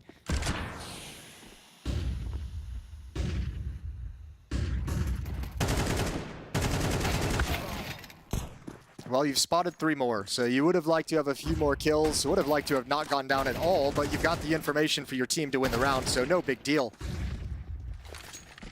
It'll be 4-1, and Rain will just keep that AK-47 alive if he can for the next. Well, Complexity have played Dust 2 in their last 2 series. They've lost it both times, and one of them against FURIA, one of them against G2. Both times, though, Jason, they only won 2 rounds on the CT side. And so all the hard work had to be done on the T side. They got an overtime against G2 yesterday. They lost 13-8. They had a couple of rounds to come back against FURIA, but their CT side was just so weak that it didn't allow them into the game, and they had to start CT side. So at least now they're getting on the T side. They're getting their better half, but we'd have to know that their second half, their CT side is not good enough. Well, you'd hope that would be the conversation, right? It's like not so much focusing on the bad CT side, but saying, you know, we have to make sure this T side, no matter what the score is, we're still putting rounds on the board. You know, if we get up 8-2, let's not take our foot off the gas and let them climb back into it. Let's just keep piling them on. So far, so good for Complexity, 4-1. Another buy coming in for FaZe. They're still going to be missing out on that AWP in Brokey's hands. I think the desk did a good job of kind of displaying some of the issues in FaZe. Not necessarily with anything... not necessarily with anything they said, but I guess how they said it, because it is like a struggle to sometimes figure out what's wrong with FaZe. I think Prof's like words were just like, they just kind of don't have chemistry. Like it feels like they're not just playing together very well. And you see the tweets from Kerrigan, basics are gone to hell. So it's like, you almost feel like you can't even really talk about the more complex details and tactics because you know the basics are trash. Yeah, a lot of work to be done. Currently 4-1 down, but Brokey, he's going to come through and get an opening kill here for FaZe. Frozen under the window. Nick setting up Rain to follow in. And now Complexity down to just 2 remaining members, and there's still so much time on the clock, but it won't matter because they just get picked apart as they try and slowly walk towards the B bomb site. They don't even get close. Yeah, I mean, you're coming through a smoke and B tunnels as well to do that, trying to hit the timing on it and just fails. Not getting that same strength of entry through the smokes that we saw from Complexity yesterday. We'll see if that changes as this half goes on. Grim at 5 kills, so is JT, who had an excellent game yesterday. It's Halzerk topping the scoreboard on the server, 8-2. Some of those sharp scout shots previously were huge impact, and now he's got the op, so it could just get worse. And He's got a real good spawn for long. Oh, he fumbled the movement a little bit, but he's all good. Such a baller, he still goes for it. Yeah, he still goes for it. Smoke's up in his face, and Karrigan making sure he doesn't cross into the open until that smoke is fully plumed. So get to the pit. Oh, Grim. I love that play from him, and Karrigan hates it. Grim just runs out long. Karrigan's not even expecting it, fumbling through his weapons, and Grim just comes out with the opening. It's an odd timing, especially after the op shot, right? Because if you're Karrigan, you hear that op shot, and you're like, all right, he went for a pick. He didn't get it. It was way off on his timing, and now into the Molotov. Didn't expect that either. Complexity using some trickery. Timings on the smoke at long, timings on the molly at short, and they found a way in, and I don't think FaZe can contest. No, they cannot. I love the confidence here for Complexity, some attitude with the fights they take in this round. Grim goes out long, gets that pick onto Karrigan. 60 charging through the fire, taking damage on board, catching the leash at short, and as soon as you've taken that much control of A, FaZe have no other option. That is huge. I mean, you can understand how it's so tough to deal with. I mean, as I was explaining with Karrigan, he just thinks the op is just taking a blind shot in the smoke and is going to fall back, and all of a sudden he's got a flash and an AK-47 coming through. Yeah, right. Same with the catwalk defense. You have the Molotov down, you're like, all right, no, I mean, you know it can be disrespected, but not frequently do you see it on catwalk like that, or a crouch peek in the flames either from 60. So just messing with FaZe's idea of what's going to happen. Frozen gets mollied out, naded out. There's 60 coming in, finds the op. You've still got Rain over at car. Rain misses some shots, uncharacteristic. And this hunt is so successful. Frozen desperate and can't survive. 5-2 and all the guns wiped out. Everything gone. And FaZe don't have enough money to just bounce back with a solid buy here. You can get maybe a half investment, upgraded pistols, some Kevlar, but this is a rough scenario for FaZe, and they're going for a timeout straight away. Yeah, they need to. They're getting rolled right now. And you have to appreciate the attitude from Complexity and how ruthless they are at the end of that round. Just making sure FaZe have nothing, taking it all away. And if you're a Liege man coming into this series, the first time these two teams have played after you've kind of dropped this, you make this move over to Europe, which is a move you've kind of held out on because you haven't wanted to. Now you get into the point where you're like, okay, I want to win trophies. And that's what he said in the offseason is I want to make a move that's going to give me the best chance to win trophies. You come to FaZe, who's been one of the strongest teams in the past 3 years. If you then come into this event and lose to your old team who you felt like wasn't good enough to get to trophies, that sucks. And you've uprooted your whole life and moved to Europe. You've uprooted your whole life. Yeah, it's gonna be a rough night. I'd say it's gonna be one of those self-reflecting nights in the dark for a Liege. I think it's easier moving to Europe and changing your whole life when you're winning. You know, winning fixes everything. But yeah, it's a rough scenario at the moment. Great start here for Complexity, but you know, I'm gonna say it again. You know, their T side was good, sure, but yeah, they still got the second half. And if FaZe get enough done here on their CT side, I don't know, but at the same time, it's like this isn't the same FaZe of old that has that backbone that they're gonna like, you know, stand tall and come back and have that fight in them. So I mean, there's a chance Complexity, if they keep blowing them out of the water in this opening half, you get to the second half, FaZe might just fold and crumble. Out long with 4 players for Complexity, and with the advantage of the AK-47s over pistols, they can just use this range and march up pretty confident. Although all 5 members of FaZe have swapped over to the A side of the map. That's not going to dissuade Complexity. No flashes, no tools of disruption for FaZe. The tool of disruption for Complexity is Grim at the moment. Up into the bomb site and away with Karrigan. Site taken. Nade's following up, preventing the jump up from a Liege. He'll have to stand the fire if he wants to do so. Retreat back into spawn. So another kill here for Brokey. Shouldn't be much more than that though. 60 continues to hold down mouse 1 towards short side, and we're looking at 6-2 here for Complexity. Yeah, really clinical take. All right, FaZe. Let's see what you got in this next round. You're going to finally have the op on Brokey. That could change things. That could change the nature of this game. We'll see how he positions it if he's able to find impact. Another full buy coming in. This half is on the verge of spiraling out of control, so you really need something in this upcoming 9th round. Terrorists win. I mean, we talked a lot about the Grim becoming the star of the team, you know, the head-to-head because he's having such a great tournament against a Liege. But right now, it's a solid team effort for Complexity. So many players just effective in their role here. 7-4 for Grim, 7-3 for JT. 60 up there. Halzerk's head into, you know, this is a team effort at the moment for Complexity. Yeah, I've been really impressed with 60 at this event and how he's been able to step up in this team impressive. and how quickly he's the aggression is fun. Now, I mentioned it yesterday. He'll have to figure that out because that aggression is going to get read and understood as you play. And at an event like this where Complexity's caused this many waves, people are going to start looking into that. So 60's going to have some challenges early on, but at this event, that aggression, that style that he's been bringing out has been so effective. Brokey really wants that fight, and he's fortunate to stay alive. Steps into a flashbang, but him and 60 call it neutral.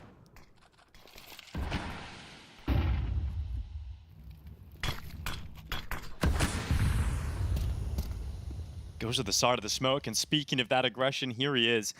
Brokey's waiting for the continued push, but 60 doesn't give it to him.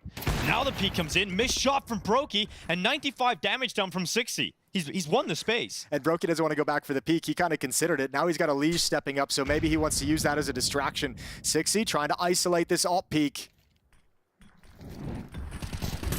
Liege trying to fight short. 60 applying pressure to him, trying to catch him, but he's still worried about that re-peek from Brokey, and eventually gets the fight. Brokey finishes it off. But a 5v4 is Complexity moving through in some of the space that 60's won for them. 40 seconds as Grim is still patient at long. Yeah, and Kerrigan knows he's here. He's going to hold this the whole time. The AWP has even backed off to long, so keep an eye on Grim on the minimap because he needs to play this really patiently. He needs to play this late in the post plant. He just waits and long, and he's being super patient right now, so the fights are going to come down at short first. 2 players back at Cat as well. He's looking for his chance to strike. Back turn in front of him, but Rain still comes out on top of 2. Now Grim decides to strike out, catching Brokey. He needs to help Halzerk inside of the site. Elise just jumps up, and so Grim is stuck at long. He has a molly, but he has not got the position to deal with where the bomb is planted. And when FaZe win those short fights, they remove the post-plant setup and get back into this retake. Yeah, I think that short fight as well is just the inexperience. Nyx taking the peek. He had JT coming to join up with him. I think he could have waited a little bit longer to make that a stronger double peek with a swing. Give JT a better chance. But really, Brokey and 60, this engagement was everything. 60 gets that. This round is completely different. But Rain going 2 for 1 on Catwalk seals things, and FaZe have a 3rd round they get to continue buying. Both teams have a little bit money built up behind them. FaZe have won 3 isolated individual rounds. They've not been able to piece 2 together. That could all change here in round 10. Halzerk wants this shot blind in the smoke. He's going to do it again and backs off.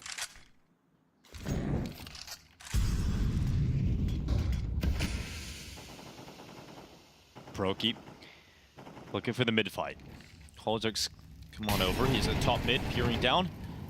But Brokey not going to give him that jewel. He's just waiting for the cross, knowing that the player is likely to try and get out towards Xbox.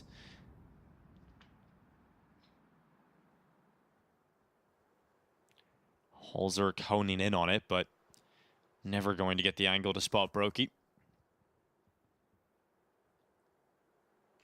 Both teams just looking for that mistake. Complexity looking for a peek or a push. FaZe looking for a lurk or someone being a little bit lazy. Nice flashbang to take Brokey off the angle and open up this space for JT and 60, but how do you want to use it? Grim's going to start shifting over from his perch outside the long cave. Nyx is lined up in upper B. Complexity, they've got another smoke. They can wait for the nades to be used on this initial CT spawn smoke, and now's the time. You've got no nades left if you're FaZe, and here's the hit. Frozen at the window. Trying to peek out as this hit comes up. 25 seconds left, FaZe. The output is huge. They've got 2 kills locked in, but Halzerk and Grim coming right back, but 18 seconds. Time is the problem, and they've got to try and get into that site. Bomb down outside of the doors. Good turn back from Halzerk, but 10 seconds. Get the bomb right now, Nyx, and get that into the site. Oh, it took him a while to find it. Good shot from Brokey. Oh, He's gone they down. went on kills instead. Yeah, I think he would have got the plant either way. It took him a second, but I think he got there just in time. But Brokey can't survive long enough for it to even be a factor. And FaZe, yet again, denied 2 rounds straight. 7-3 in the favor of Complexity. Just with the nature of... Addition by subtraction. You lose a Liege, and everyone's wondering how you're still going to be able to be competitive, and you found a way to do it.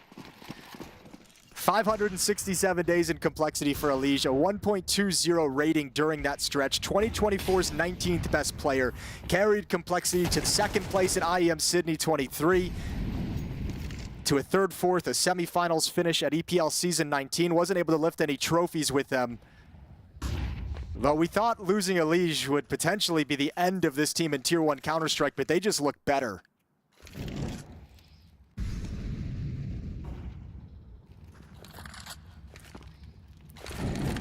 Yeah, I think it's just so crazy how complexity have gotten better, and it's not like it's a honeymoon period. They had the opposite, right? It was such a weak start to the squad. We were like, okay, this is kind of what we expect when you bring in rookies like this. You know, you aren't expecting them to be able to compete at Tier 1, and we were like, okay, this is what we expected. When Elige leaves, complexity are going to take a huge step down, but they've gone and worked super hard to get back into a position where they're able to compete, and we're seeing steady improvements, and this is the best we've seen them yet. And the beauty is, you know, FaZe as well is putting a lot of work in also. Like the thing is, we haven't seen it inside the server. It really hasn't had impact yet, but you just know that this team is grinding, trying to fix these issues, trying to find ways to acclimate Elige quicker, make the roles work. And they just haven't been able to find any success. Second time out by FaZe. Down by 5. And really, like, it's weird, this phase, and this is where the conversation about the, like, it's so hard to pinpoint, losing confidence, not having chemistry. The names on this team that have won majors, that have won massive amounts of events, that have gone so deep in so many events for such long careers, and it feels like everyone is playing worse than they actually are.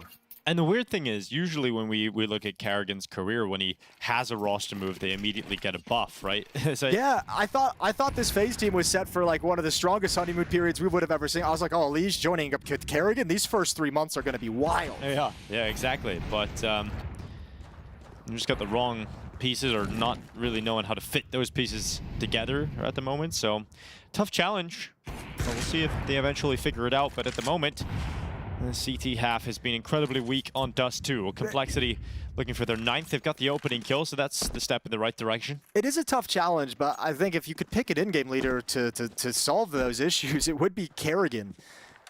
You know, widely considered the greatest in-game leader of all time. You could probably make arguments, you know, considering the hardware on other guys like Glaive, but one thing Kerrigan has that no other IGL has is the amount of success he's found with the amount of different teams and lineups.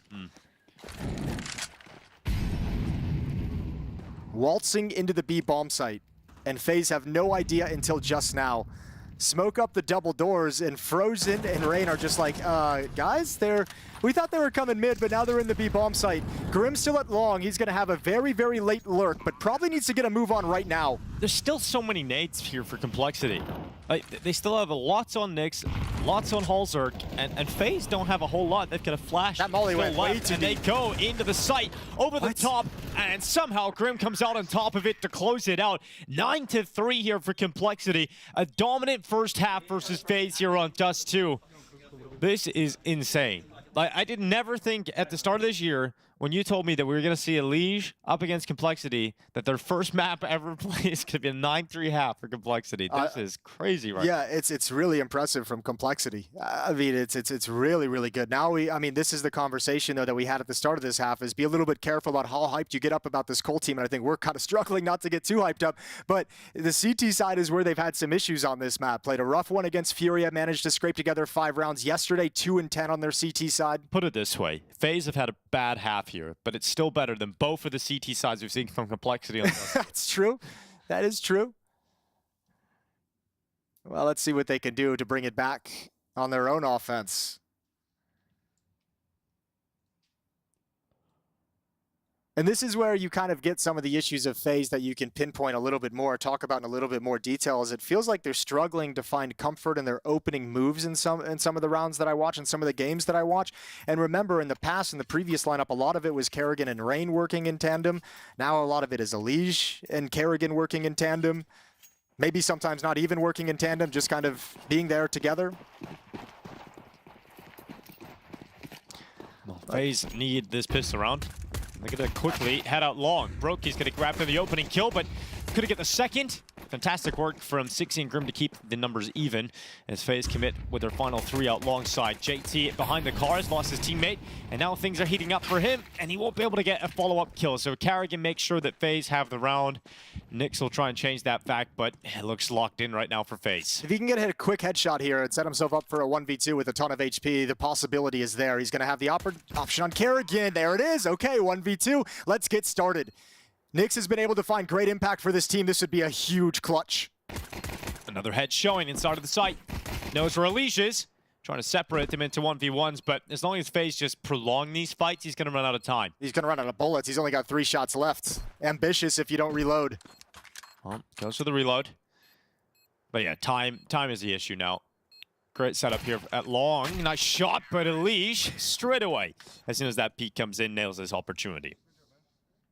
Good attempt from Nyx. Good attempt from Complexity. They almost pulled that back.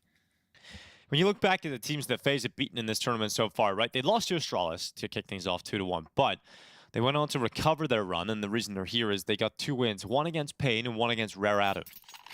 Yeah, but I mean, it's the opposite of Complexity's run, because you look at that, you see, like, Astralis probably shouldn't be losing to them, but then Pain and Rare Atom, like, where's the impressiveness of those wins? Pain, you know, a little bit, that's a team that could challenge you. Rare Atom, we don't expect anything out of, but nothing, like, super impressive that we feel like FaZe had kind of punched above their weight. You look at the Complexity side, Falcons 2-0 victory, FURIA 2-1 victory, a very close series against G2, 1-2 loss.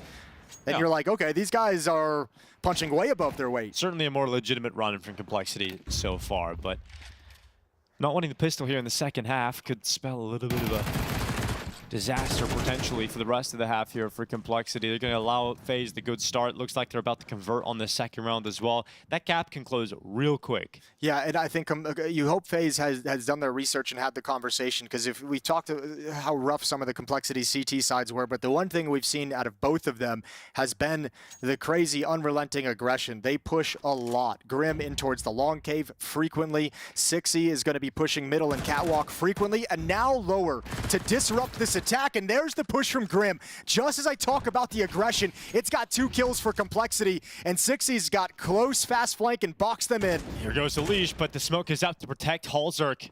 Sixy just running into the tunnels. Elish is going to turn for that headshot without issue. So that kill equalizes it in a 2v2, and then Elish moves off towards Car. They're actually going to double up together. And we got Grim coming through the tunnels now. Brokey's dead if he doesn't turn. They've got to move quite quickly. Grim giving them information with that weapon switch out to the Galil. But Halzer's going to try and peek in time with him, but Brokey hits that headshot despite the low HP, and Halzer unable to connect his shot with no kid on his back. Time is running thin. He's still got a very difficult clutch ahead of him, but he's got both kills. Straight to the defuse. They give him an opportunity, and there's no world in which we thought Halzerk was going to pull that off, but he gets his chance, and he nails it. Oh, man, he's playing really well. Had a pair of important scout kills, remember, in the first half as well to help Complexity win a low buy. He's just done it again now with the clutch. Oh, no. Dude, how do you lose that round? Well, because I'm sat there, and I was like, I'm a little bit upset. I don't know why Grim decided to switch weapons and give up the sound cue and the positioning. They had no clue he was on the flank.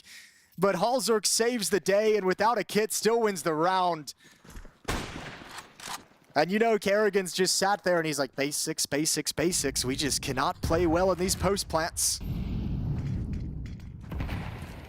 Players of this caliber, of this experience in that situation, giving Halzerk the only way to win the round. And fair play, Halzerk does hit the shots. He's a scout god, it seems. Yeah, the second shot wasn't easy either. Brokey, with a low HP, is just trying to get out of the door, which would have been the checkmate. It would have just been no time, regardless of if Halzerk gets the kill or not. What a clutch, and that's got to be a stunning round to lose if you're FaZe. Okay, careful. Sixy, there it is. Good transition as you fall back. Elish can't win the fight, and up catwalk, he spotted a couple. So Complexity know the finishing play, and Halzerk is going to challenge you. Transfer over onto Frozen's face. And now Sixy waiting to follow up behind the smoke. Triple kill for Sixy, an 11-4 lead for Complexity.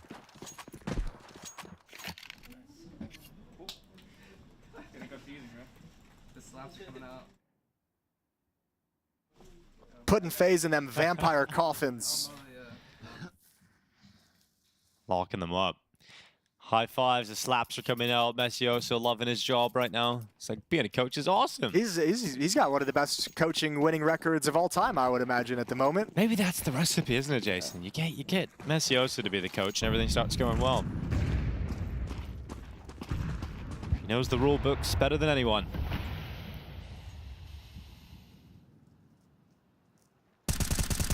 Down to Glocks.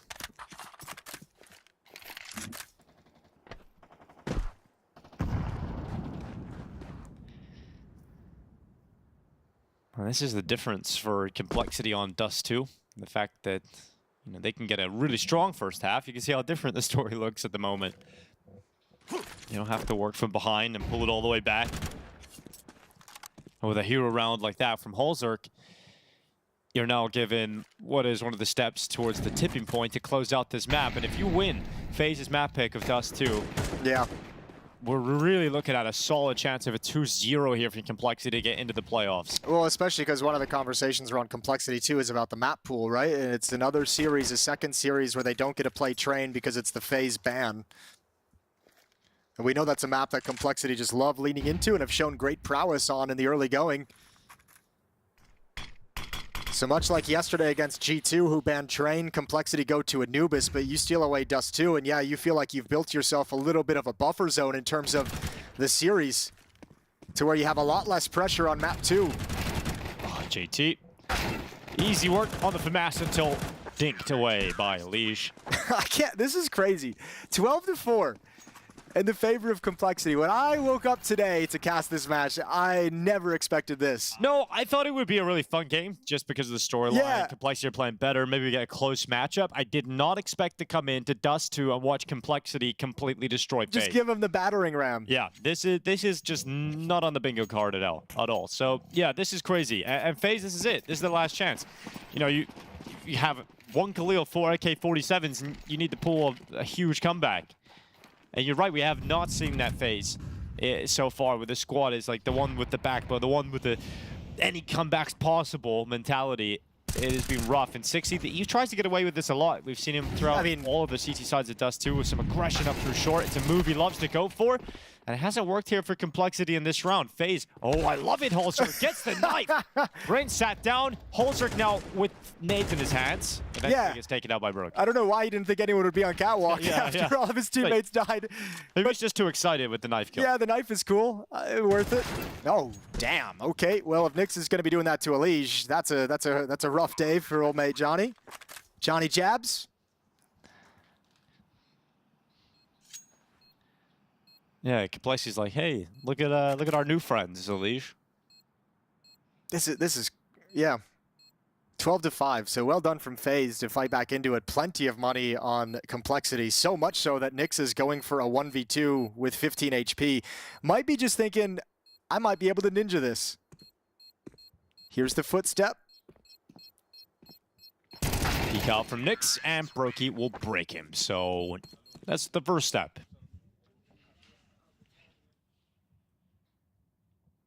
Plenty of money in the bank to still drop a gun over to JT. Although I still think Nyx probably should have just chosen to save there. Oh, the admin's got the same haircut as Graham as well. Yeah? Yeah. Okay. You think they talk about it? Yeah, they're like, I want the admin with the same hairstyle as me. Yeah, who's your barber, man? I gotta get a cut while I'm here in Romania. How do you like to style the man bun? Hey, it might be a bit awkward when Graham and Leige are at the barbershop.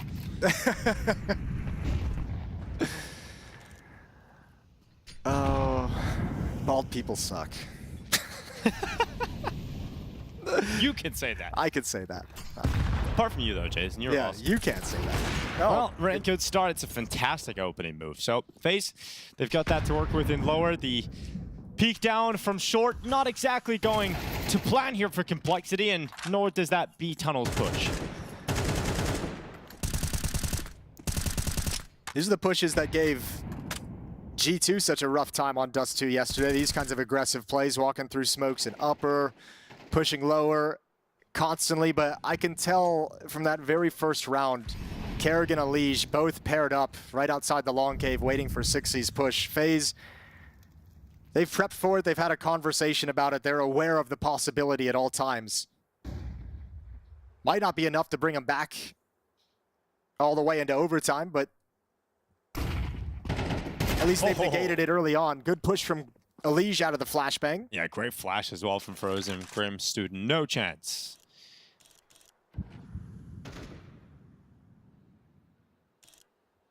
Halzer could make this interesting with how he's playing. Missed shot, though. Gotta land that one. At least he keeps his life. He gets back into the site. He's gonna peek out. Leash is gonna go down here, no problem for Halzer. He's got the read on the tunnel play, but it's JT that's taking him. And so, yeah, you're right. He can make it exciting, but 10 seconds. Bomb's going down over on A, but that kill to clear out Brokey opens up a 2v2. All right, you got a long route. Frozen is perhaps the first thorn in your side. Next would be Kerrigan, who's got a deep angle, peering straight down. Gonna be hard to win this 2v2. But not impossible, as we've seen so far. And you can't lose the map like this if you're FaZe. Yeah, Hugh had such an advantage in closing this one. They switch out to rifles instead. Time is starting to tick. Halzer's already up on the bomb site. JT surely goes down to Kerrigan here. Kerrigan sends the bullets forward, connects the headshot. Can't stop Halzer, but the time will. There's not enough of it to get to that defuse, and so Halzer's gonna run away. They make it real close. They make it dirty towards the end, but it's still around for FaZe. Yeah, that was all on JT finding Kerrigan. If he gets that kill, then he can kind of defend the defuse somewhat. You still have an iffy situation, but you've got a chance at it. 12-6 and Complexity are out of money, so FaZe have opened up the door of opportunity. They still need to win 6 in a row with no mistakes. But again, Complexity's CT side is nothing to write home about. So the possibility, the potential is there. 14 kills on Elige to lead the way for FaZe, still the only member of the team in double digits. Fragging just has not been there in this map. And in contrast, 20 kills for Halzer, 13 for Sixy, 16 apiece for Grim and JT.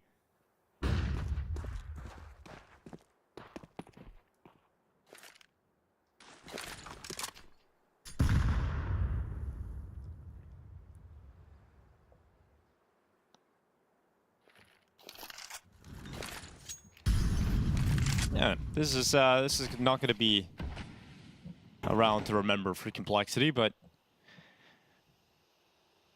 FaZe just want to try and keep it clean. They've taken a lot of damage over the last few rounds here. I mean, it's a nice chance when this bomb gets planted, and Nyx is calling it out as well, that they're taking the A bomb site. I mean, now you just have a conversation about what you're going to buy, what the next round's going to look like. If you're JT, just get everyone on board now, because this round just doesn't matter. You're not even really going to get exit kills. So start making sure you're coordinated for the next gun rounds. If you're Complexity, don't let this last long. Don't give FaZe the chance to build up some momentum. Don't let them be able to turn this around and figure it out and start coming alive with fragging. Good job from Frozen. Yeah, this is a nice little death match for him to start getting started in the match. 7 and 16, been very quiet for Frozen. We know Frozen only plays one half a map on Dust 2, you know? That's kind of his thing. Yeah, he has had some rough Dust 2s, hasn't he? He's had like 0 kills after... No, he had one. He had one at the end of the first half in that game. And then he dropped 22 in the second half. Yeah. Or so we're near that number. So yeah, he's kind of a one-half kind of player here on Dust 2. And I think, you know, I can respect it as long as you bring it back to overtime, which we did see FaZe do previously. But also, don't let them get close. Like, you've done such good work this whole time. Don't let it slip out of your control now. Just put them out of their misery. Grim blinded. Oh, and Rain does survive. Very low on HP. Who knows how useful he'll be for the rest of the round, but around this smoke, if Sixy's not aware of the possibility, there's the transfer, and he's got it. Halzerk and Sixy with the openings. FaZe try and force the issue. All right, surely this is where Complexity close out the map. A 5v3 to round it out. Can't drop the ball here. Kerrigan makes his way through middle. Realizes how much pressure's on his shoulders to make a play work here, but look at Grim. Round the back, on the flank. Halzerk's got the pick. Grim's got the flank. It's all Elige, and Grim will close out for Complexity. 13-7 on the opening map. The first map of play between Complexity and FaZe is a blowout in favor of Cole. And Grim takes down Elige for that final kill. Chef's kiss. Magnifique. There's no French players, but whatever, we'll throw that in there. Here's the thing, gents. Let's get straight into looking at this. Complexity's CT side has never really been much to write home about on Dust 2, specifically this year, even at this tournament. And yet, FaZe didn't really know what to do with it. How is this happening? What timeline are we living on?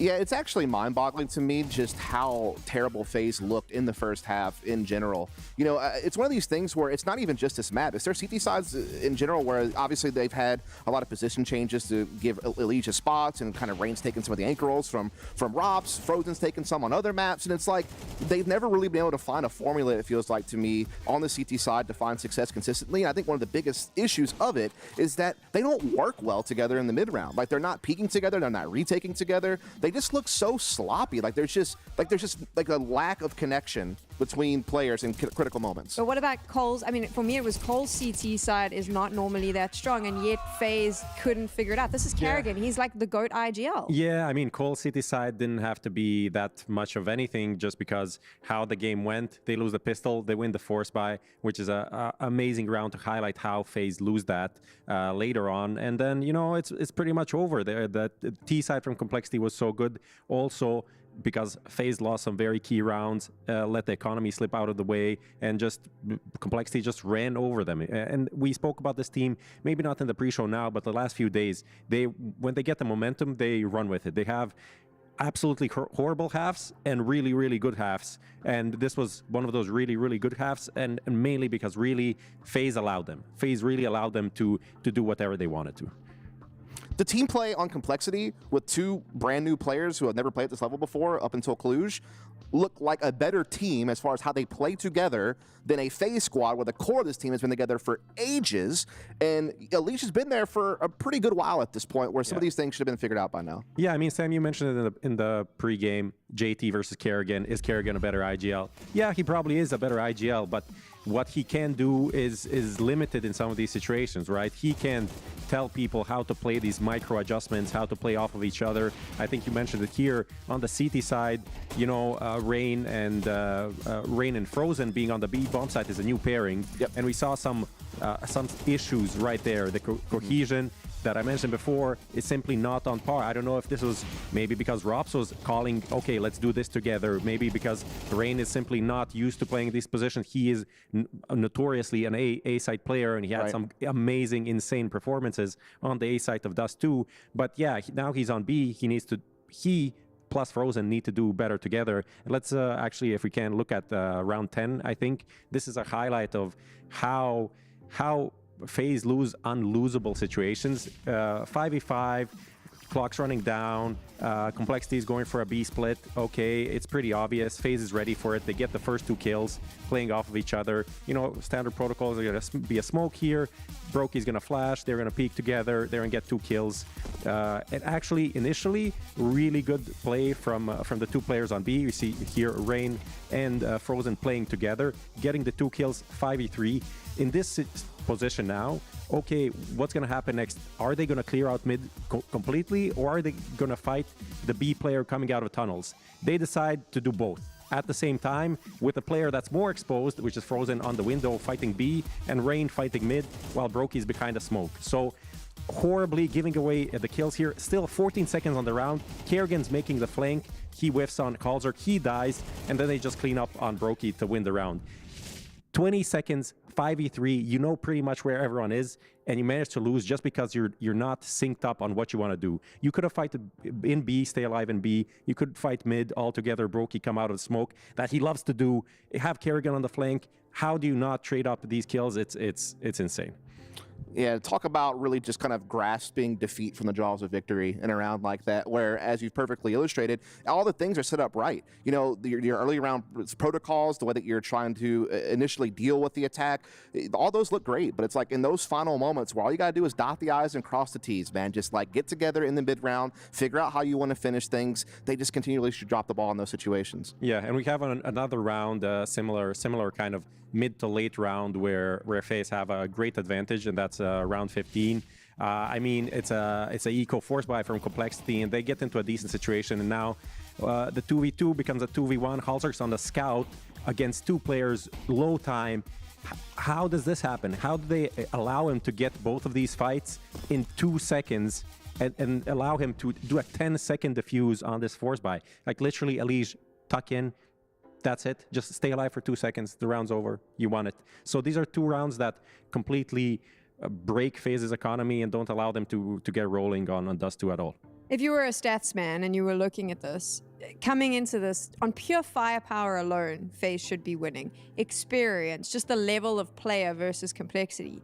But would you say it comes down to just which team had better cohesion and chemistry? Because that, for me, is what it looks like with FaZe, is that there is no cohesion, there is no chemistry. They seem a little bit lost together, Dust. I mean, there's certain areas of the game where they look like they're in a pretty good spot, and then there's certain areas like we've described in these situations where when things are critical, when things are tense, for whatever reason, things break down, and you don't have that same flow between players that you're used to seeing. Whereas when you look at complexity, because we've been banging on FaZe a lot, I think I want to give complexity some flowers here. This entire tournament has been a fantastic run of seeing them play with confidence, play with pace, find ways to get the most out of the pieces that they have, some of which are very inexperienced, have never really played at this level, yet we're seeing Sixy have some of the best entry performances of his life so far in this tournament against good opposition like FaZe and Falcons, and you've seen Grim be out of this world. Like, he is playing some of the best Counter-Strike I've ever seen him play, and I mean, this guy's been around the NA scene for a long time, right? He had a stint on Liquid, he obviously was playing alongside Legion on this complexity squad, you know, he came up from the Tier 2 team from Triumph.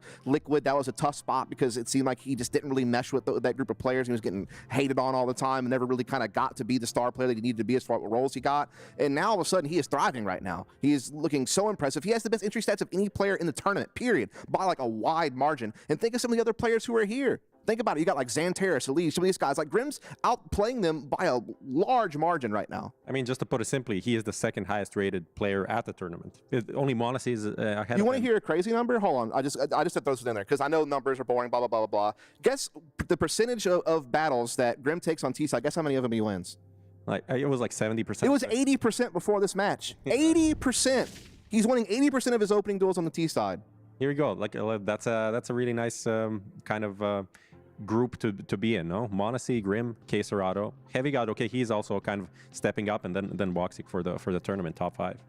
In that show I like to watch sometimes, when the energy vampire leaves the room, the really quiet character is allowed to kind of find themselves and find their voice. It takes a little bit of time because they obviously have to replenish their energy, but then is all of that a sudden, character bald and has glasses? it's almost like, well, the irony of this actually is. Anyway, moving on, we're going to Anubis now.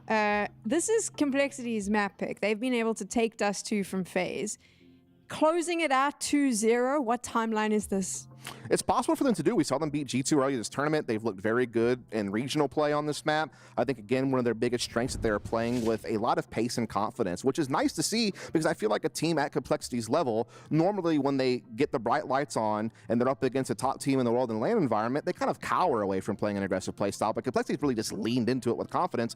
And we've seen Grim really get utilized more in the early round than what he was previously doing. You know, Elige was kind of the focus as an entry. Maybe JT sacrificing himself for Elige. But now you're seeing Grim take way more opening duels than he ever has before, and he's been so damn successful as that kind of B mid-flex type of player. And then Sixy's been controlling the middle portion of the map very effectively so far throughout this tournament on both sides, defensively and attacking-wise. So if they could just kind of keep those strengths in motion, there's definitely a world where they do win this thing. Yeah, I think usually on Anubis, it's the CT side that can be quite a struggle, and I think for FaZe, that has been the case. They started the year with a different setup than they have now. They pushed Rain towards that A anchor position, and you know, he's doing an okay job, but again, he has to move all of these positions. He's already towards the end of his career, that's without a doubt. Like, he's still pretty good. He won the MVP, a major MVP, not that long ago, right? He's not someone we can write off, but like someone that he isn't the best,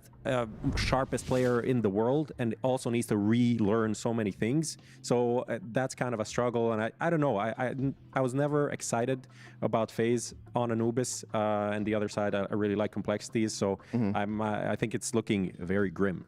I think the worst thing about what you mentioned, I just wanted to briefly touch on this whole Rain A anchor thing. Like, they tried that initially, didn't work. They tried to put Kerrigan there, that didn't work. So now they reverted back to Rain, which already wasn't working. And like, I think this just raises so many question marks around their CT side. And it makes you really wonder if they're going to be able to find the proper solution. Sure, with reps, with time, but what we saw on Dust 2 just now, like if you play like that, there's no chance that your CT side is going to work out. So that's really a big question mark for me.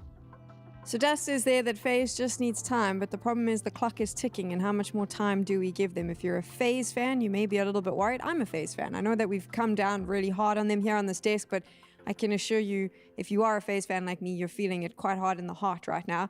However, if you're a fan of Complexity, you're celebrating because they're looking damn impressive. And now we find out if they can secure a spot in the playoffs. They are supposed to pay me to speak, but I can't do it. So you know what? Let's just cut this whole thing and go to a break. She said she loves you. But she can't love me. But I love you.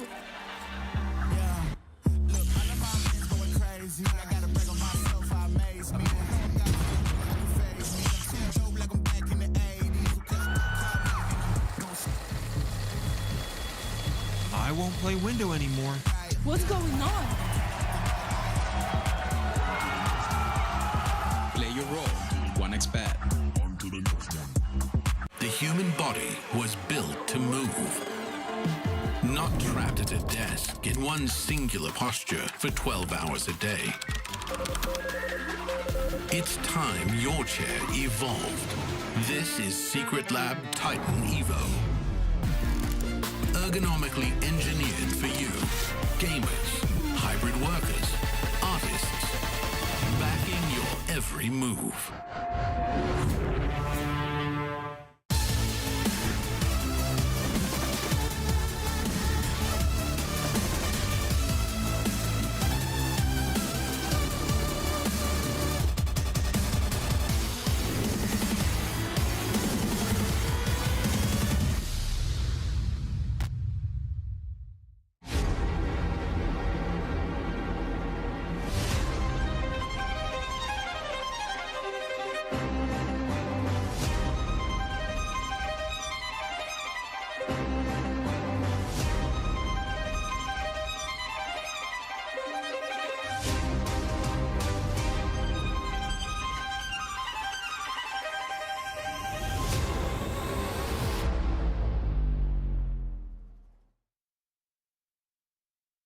We are playing lineup landing, and this time I've got Complexity's Hulzerk with me here. As you just told me, you have a title.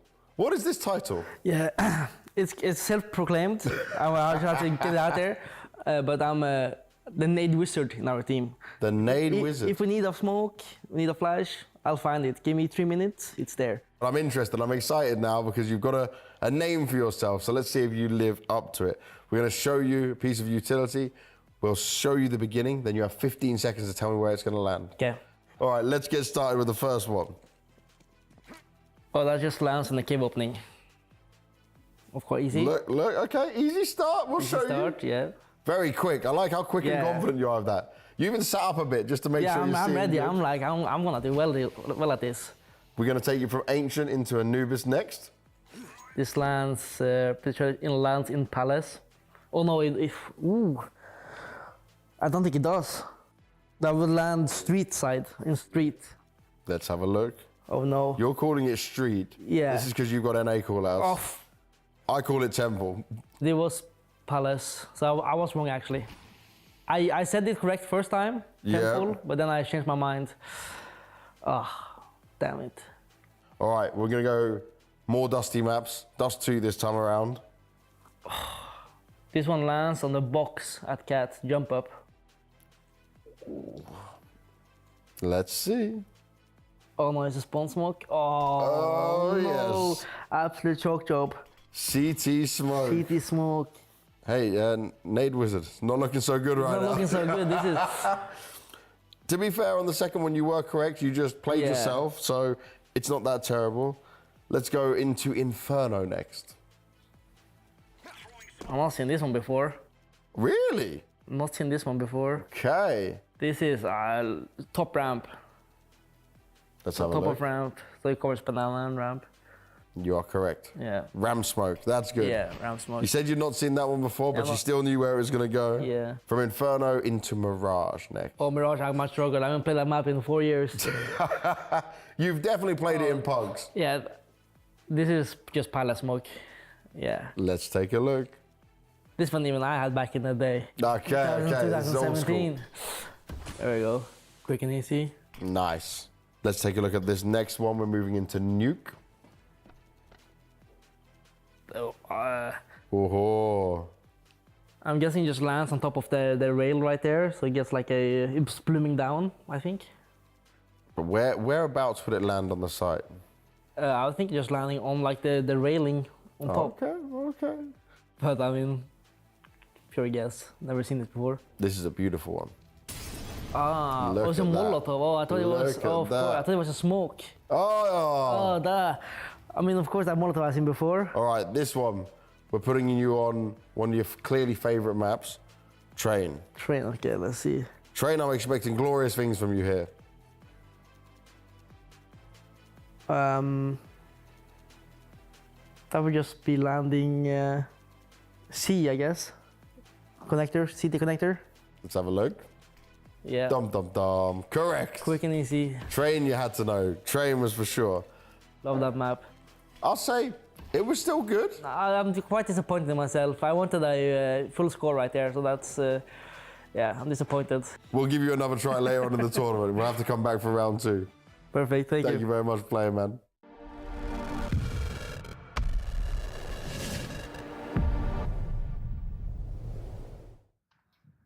Complexity unfazed by the fact that their former star player is going up against them for the first time today. They destroy them on the opening map, their opponent's map pick of Dust 2. Now we go into Anubis. There's a real shot at qualifying into the playoffs 2-0 over FaZe Clan. Yeah, especially because their Anubis has looked pretty decent as well. And I mean, really, I think the big selling point for Complexity making it in one sense, and it's a shame it's not a positive about them, but just FaZe look like shadows of themselves, both individually and as a team, is perhaps the best thing Complexity have going for them at the moment. But yeah, a chance to complete this Cinderella run that you can't really mess with considering the teams they've beat. We've touched on a number of times, but in case you're just tuning in, beat Falcons on the first day, beat FURIA on the second day, lost to G2, but now a chance to beat FaZe, and considering where Complexity was at coming into this event, you can't deny the results that they've gotten so far. 6 gonna open things up with the dualies through the smoke, and that's Rain hitting the deck and a 5-on-4 for the CTs.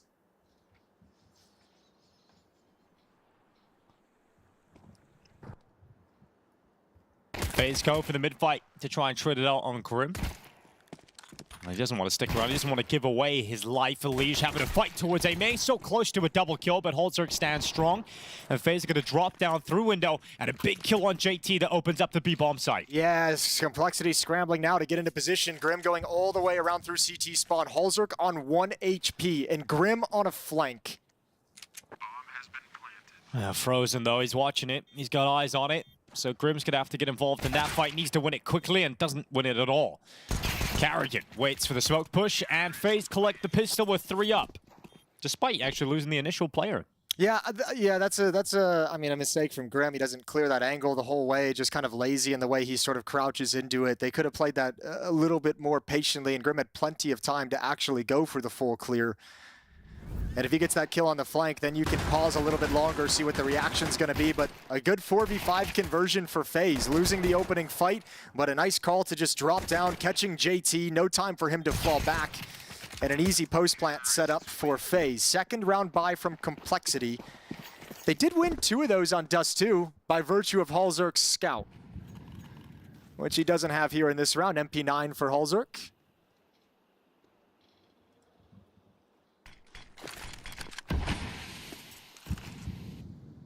Another map where you're going to have to be constantly aware of the pushes from Complexity. We saw so many rounds like this. Window peaks at the 1-minute mark for no reason. Now pushing out A main. They haven't cleared Rain. Trigger discipline. He's got the first. Nick's going to swing, and Rain's got that as well.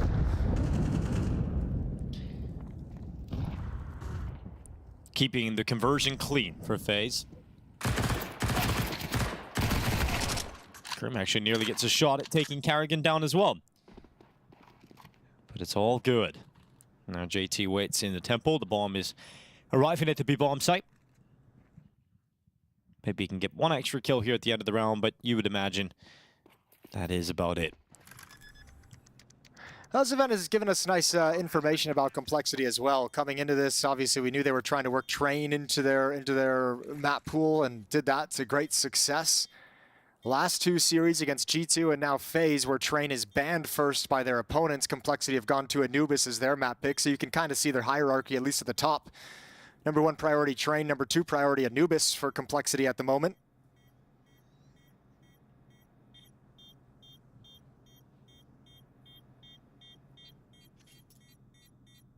JT looking for a rifle, wandering around just to exit this round. See if he can snatch one out of the hands of FaZe.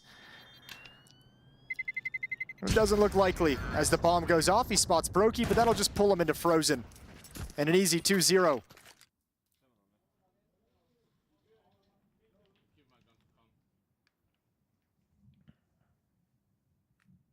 I'm sure there was a stern conversation outside after that game from FaZe, just to focus up and get the job done here and get back into the series. I mean, getting blanked on your map pick 13-7 in that kind of fashion, especially with some of the weaknesses we've seen on Dust 2 for Complexity over the last few days. Yeah, conversation for FaZe between the maps had to have been certainly like, guys, have some damn pride. You know, like, what are we doing getting blown out by Complexity? Especially in an event where you also got, you know, beat by Astralis earlier, who should be beneath your level. So yeah, it is very much like none of us showed up on that first map. None of us were really individually there. Elish had good numbers. But it's time to have a little bit of... The only number he cares about today is the round score. Yeah, true. Yeah, might be the case. He doesn't care how it happens, just get the win. But certainly, yeah, have some pride in the jersey you're wearing. Have some pride in the effort you put out into the server for the rest of this series. Because that first Dust 2 map was just gross. They'll get a 3-0 start here, and they haven't taken a whole lot of damage in round 2 or now round 3, so money should be good. You couldn't ask for a better start if you're FaZe. So you have to capitalize on this 3-0 beginning with all the money you'll have built up in the bank. Yeah, and Carrigan getting to call a T side, which he didn't really get to do on Dust 2. Wasn't enough rounds to get that going in the second half.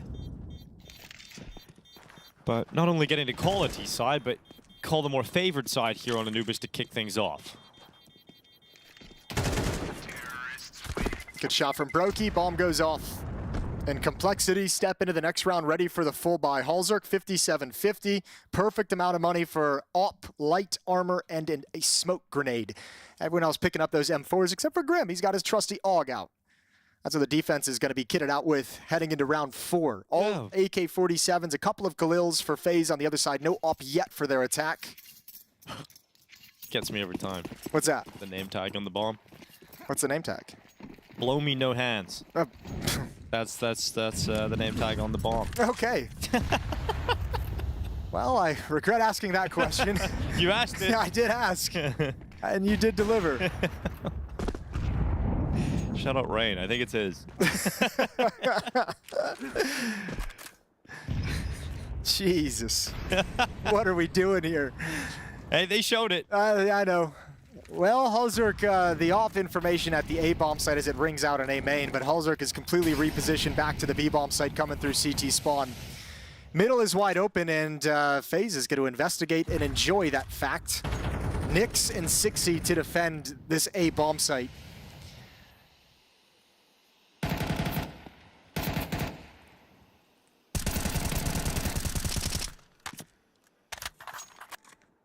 Little damage done to Rain.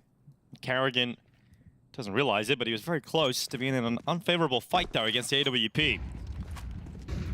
A split being set up through the camera. They will run, and right into Nyx they will go.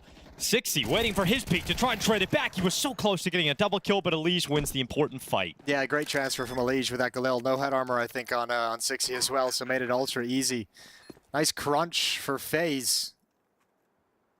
No resistance in middle, and they take complete advantage of the fact. Creeping and crawling in. Nyx and Sixy, attention on A main, replenishing the smoke, and just got beat by timing. So the other 3 players save the weapons and allow FaZe to go up 4-0. But again, just touch on the fact, another clean round win where FaZe only lose 1 player. So money is going to continue building on this T side. They've got a huge amount of cash behind them. And the task just keeps getting more difficult as that money grows for Complexity. Now in a situation where you have to win 3 rounds straight to break FaZe on the T side, they've got a great opportunity, FaZe, to just run up the scoreboard. Terrorists win. It is good. I love how it gets left behind as well. Like, it's indestructible. It's just unreal. We're professionals, damn it. Professionals can't have fun, Jason. Blow me no hands.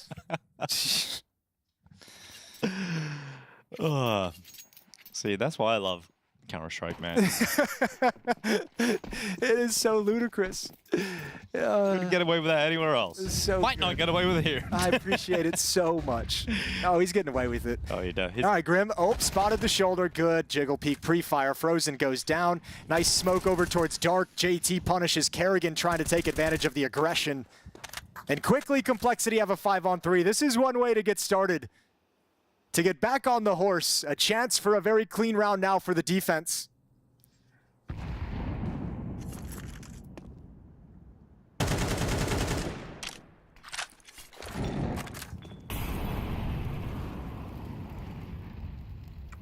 Leash trying to see if there was anybody still peeking in towards connector, but he manages to get some utility back. That's going to be important for this final A finish. 2 players in position. Nick's up first, just holding in the fountain. And that smoke, he can peek on the left side of. Just making sure no one's got into it. Clear it with a grenade, and now with 45 seconds left. FaZe still waiting for that final thrust. They still have nades in their back pockets. Here goes Nyx again. Reposition on top of the fountain, gets the fight he's looking for. Does damage on the rain, but doesn't take him away. It's 60's job to do that, and then Brokey trades him. So 30 seconds. FaZe have done a decent job at fighting their way into a winnable situation. Or at least make it costly, right? They've got the openings to move into the bomb site. Alish can certainly win this round. Him and Brokey together can win it, but at the very least, 1 or 2 more kills, and you've done a great job. Liege getting up towards heaven. JT coming out of the storage, and Liege not the cleanest fight, but still wins it, so 2v2 because of it. 10 bullets left in the M4. Goes to the fight against Grim, but now running out of ammo. Last bullet to the head. Holzer going for the quick shot, but time's ticking. Grenade could be good enough to drop Liege, but the box protects him. And so now Holzer's doing it all on the USP. He's got the pick on Liege, and the second as well. The USP gets the job done for Holzer. Oh, yeah. And he's gonna find the bomb in time. Beautiful. Norwegian teabag. They're known for their teas. Nice and soft. I love it. A nutty flavor on the front. No hands. Yeah, it's great. But a spectacular clutch from Halzerk. The USP. Thought that nade might clean up Alish, went a little bit light, but man, they were trying to play for time, try not to overexpose themselves, and Halzerk's USP gets the job done. Had the kit from the previous round when he saved. Alish and Brokey can't connect the shots, and it's just one teabag. It's classy as well. It's just one. That's all he needed. Yeah. One dip. Sent the message and then got on with his business. Weak T.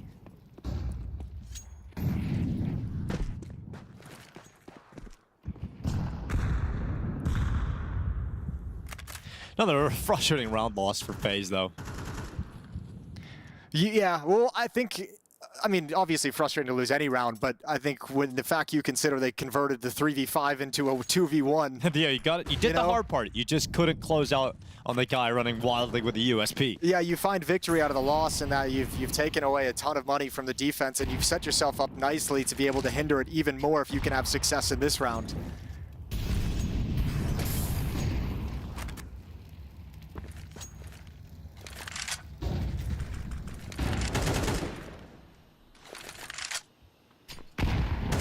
Oh, that is a perfect little play from Frozen. Actually, disrupt the smoke, get the headshot. JT trades it. Nick's going aggressive out of A main, and suddenly Complexity flip it back to look much better for them.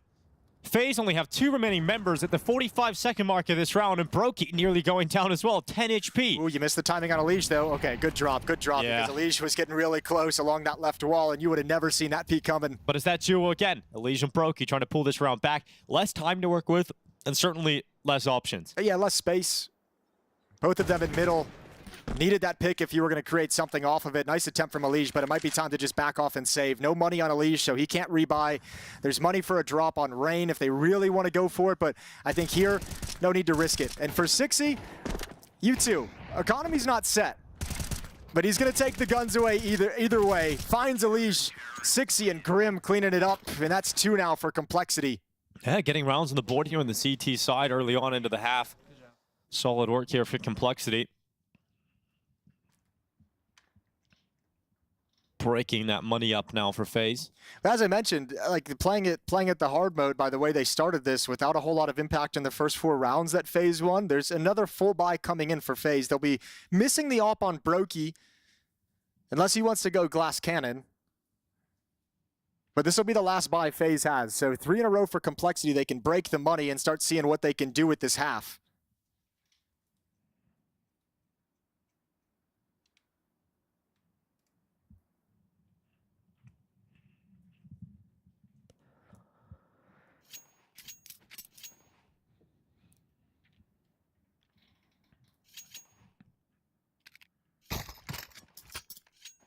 Yeah, win this round, and you've got a real good chance of just tying that scoreline up.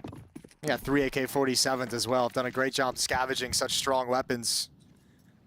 Hulzark posted up in middle, the lone defender here. JT looking for any fast plays in canals, and he's found it around the edge of the smoke. Kerrigan not ready for the fight. Kerrigan running around an edge of the smoke, and JT playing around the edge of a smoke. 2 in-game leaders battling in the smokes. It's good to see, but for Complexity, they'll be much happier about this. Another round where they get to start with an advantage. And Elige and Brokey starting to make their way through middle. And Sixy's putting up some of his aggression here. There's the flash to clear out B. Sixy's going to find absolutely nothing home. Yeah. That's going to pull Grim back towards middle to keep an eye on the walk towards camera. Complexity are always moving, man. It's fun to watch at the moment, just how active they are on the CT side. Stylistically, they brought it into every single map, but it makes sense why Anubis would kind of be their second priority after Train, because it sort of lends itself to this aggression. This aggression is kind of required to make sure the CTs are keeping information and keeping track of the movements of the T side. The peek in the middle for Grim. Oh, instant headshot on Brokey. Elige trades it out, but 40 seconds. And they're going to drop down and try and relocate over towards the A bomb site. Yeah, and actually the death cam information that he got, even though it's so quick because of the headshot, is selling them a dream, a false bill of goods. He saw them drop down, so he's calling out potentially canals. Hits coming in towards the A bomb site. Nick's playing an off angle. Oh, damn. Had to hit that shot in the open. Gets away with it, and Hulzark had the quick rotation back from camera. But Nyx, yeah, instead of just sitting back on Cake, getting that utility coming in towards him, putting him in an awkward one-and-done spot, he plays the off angle, he takes a slight risk, and it works out perfectly. Yeah, exactly. One-and-done spot is the best way to describe it. You get 2 in that situation, and it's like, well played, young man. That's not bad at all. All right, Complexity, they've gotten their sea legs beneath them here on Anubis. Rattled off 3 in a row, taking the money and funds away from FaZe, and a great opportunity to tie up the score at 4. As they go up against mostly Deagles. Oh, such a great start for FaZe, and they needed to continue that after such a flat performance on the opening map of the game. FaZe lose this today. They go down 2-2. Team that finished 4th, inclusion Apoga. Might not be making it into the playoffs with performances like this at the moment.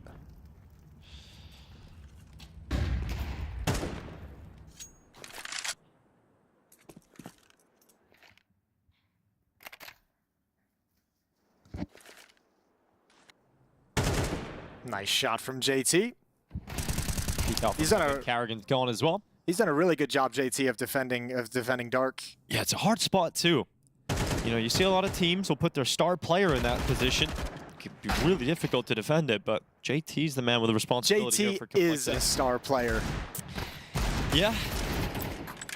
Kind of. Not really at all. South African star player. Like. Elige is doing a pretty good job of keeping at his bay as long as possible, but eventually they'll push forward and finish him off. They've had enough of the shenanigans. 4-4, we're tied up. Another buy coming in now for FaZe. AK-47s, no op for the attack.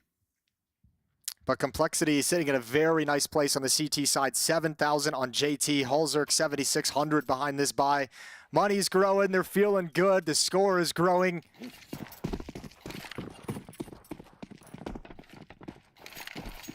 And despair for FaZe Clan is growing.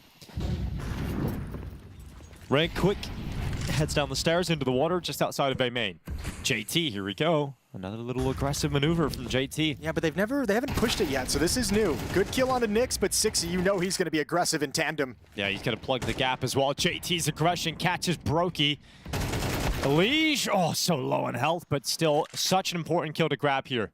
If 60 gets a follow-up and we're looking at a 4v2 for Complexity with 60 in a position to stay alive, then we're looking at a really rough turnaround here for FaZe. It's still tough, but at least doable at the moment. Well, this round is going to slow down. It's going to be, you could see Elige and Kerrigan walking all the way back. So looks like they might want to attempt to the B bomb site, but with that piece of aggression, again, Complexity just never sitting still. Back to the A bomb site, early flashbang in towards A main. Actually, it's all a fake. Elige with low HP is going to try and move up canals through dark. But if Halzerk and Grim don't see anything, JT's going to kind of know it's coming, and another smoke is just brutal. Well-timed piece of utility.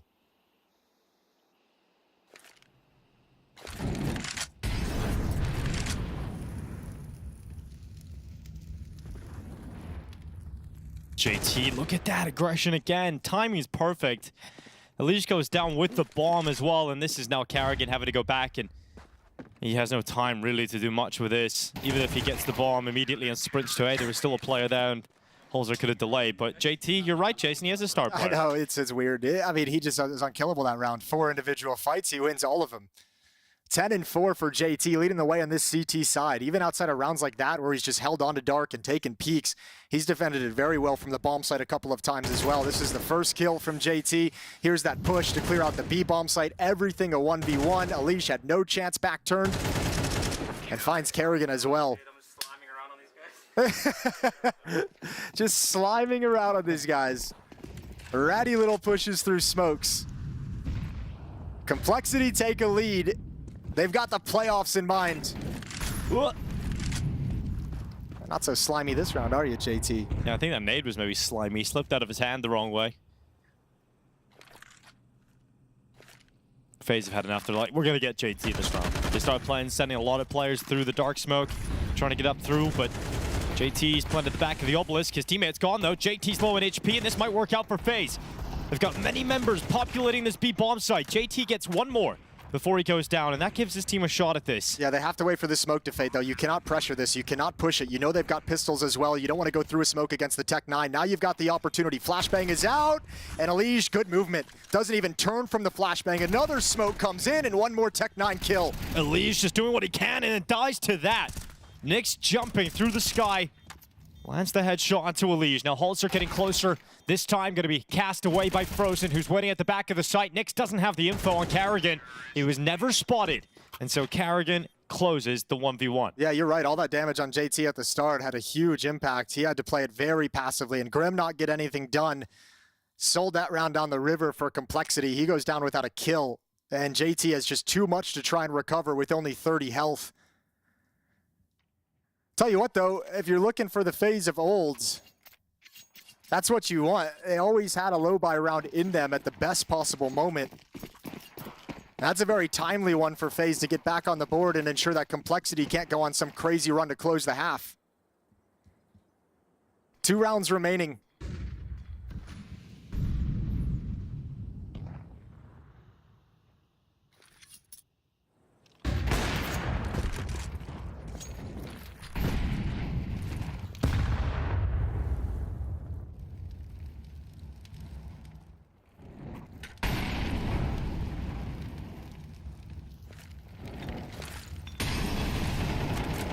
Exchange of utility between Kerrigan and JT.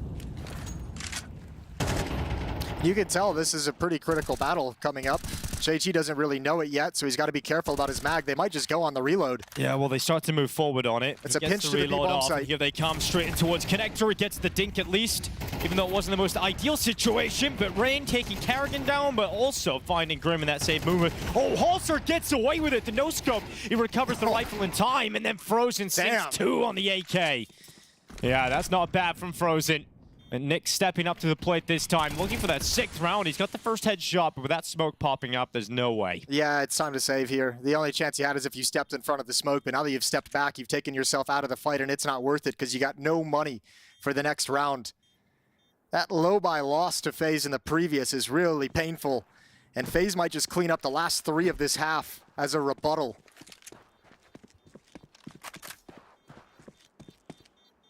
Six to 5. And Complexity going to have a hard time scraping together an intimidating buy here. Nyx can drop a FAMAS over to a teammate for an extra rifle.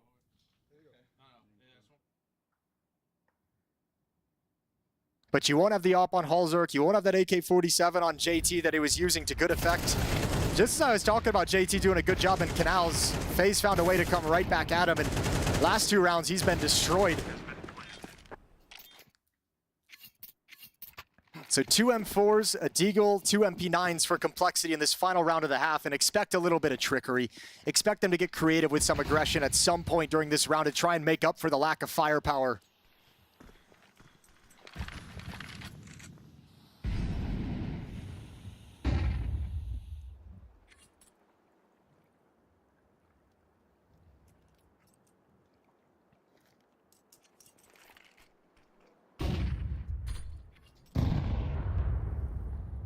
Ooh, Rain, he's got the read. He knows they're coming. He sees them. And first goes down. He realizes Grim couldn't have got there that quickly if he was the stairs player. So there must be a second. And so he's just staying focused on that extra flank. In the meantime, Nick's getting one. He actually won the fight against Rain. Halzerk's gone back. Alicia's caught, and we've got a 2v3 all of a sudden. Oh, yeah, but they've got no utility. Or they do have a little bit. Smoke, Molotov, 1 kit on Nyx as well, but you need this kill, and it's not there. So now Nyx, there's no saving in this round. You're going to go for it. 1v3. You've got no chance. He goes past. Missed shot from Brokey. Great headshot on Frozen. But FaZe will take a moment to breathe and hide because they can't brought lose that this clock. if you're FaZe. Yeah, they won't. They won't give him a chance. Carrigan's hiding in camera. There is 0 reason for him to peek right now, and Brokey is going to make sure it's 7 for FaZe on the T side.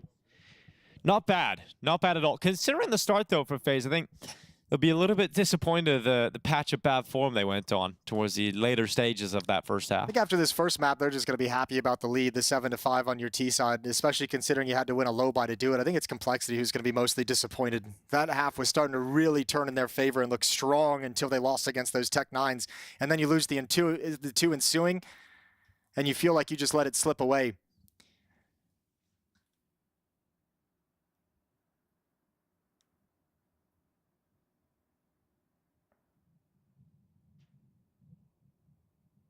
So Carrigan going to line his guys up for a CT side Anubis, trying to extend this series to 3 maps if they can do it.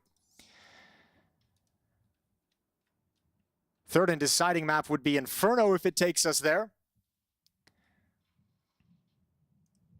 But for now, one last half of Anubis and Complexity going to attack. Pistol round coming live. We'll get dualies on Brokey. Smoke flash for the CT side.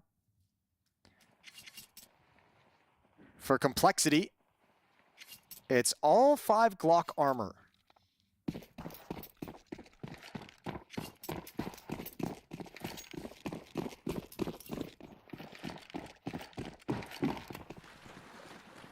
Glock armor and the charge. It's going to be quick into the B bomb site, coming in from multiple sides. Frozen and Carrigan looking to combine together. A bait and switch setup. Frozen taking the first contact, and they're still going to check for Carrigan. He still lands his headshot. Need to get that bomb planted. Flank, oh no you don't. Flank is coming in. Now they just want to fight it. Okay, Grim, you got to wrap around this smoke. Carrigan's found the escape route is available. To the A-bomb site we go. Brokey and Elysian, a foot race with Nyx and Grim. And Grim's got the head start. He's sprinting. He's going to have plenty of time in the bomb site before they arrive. Elysian's just getting his feet wet, charging through the water, trying to get here, but decides to shift. This is going to give perfect time here for Grim to get the bomb down and start getting eyes on this A main play. They're so split though. Brokey struck around at B in case they were doing a fake, in case they came right back. So now Elysian has to wait patiently for him to arrive, both flanking from A main. He realizes time is of the essence though, so he starts creating space, seeing if he can get a fight to go his way. He's got info on the last 2 players, but now Brokey making noise. They know exactly where he is, but he just has to force fights and hope for a miracle, and it isn't going to happen. Grim closes with the headshot. Complexity kick off the second half with a pistol round win. Yeah, nice awareness for Complexity. Once they thought that they cleared out, you know, over towards Glyph, going for the plant, realizing Carrigan's still there, but also keeping their attention on the flank, because it was a very fast push through canals for the A defenders of FaZe. And Complexity spotted out in time. It's JT who gets the information and pulls Grim back with the bomb to go for the fight, even though they don't have great success. They find a second option after taking down Carrigan. Beautiful work for Complexity, 1-0. Matching FaZe's T-side pistol round, and against unarmored USPs, they should have a second round conversion as well.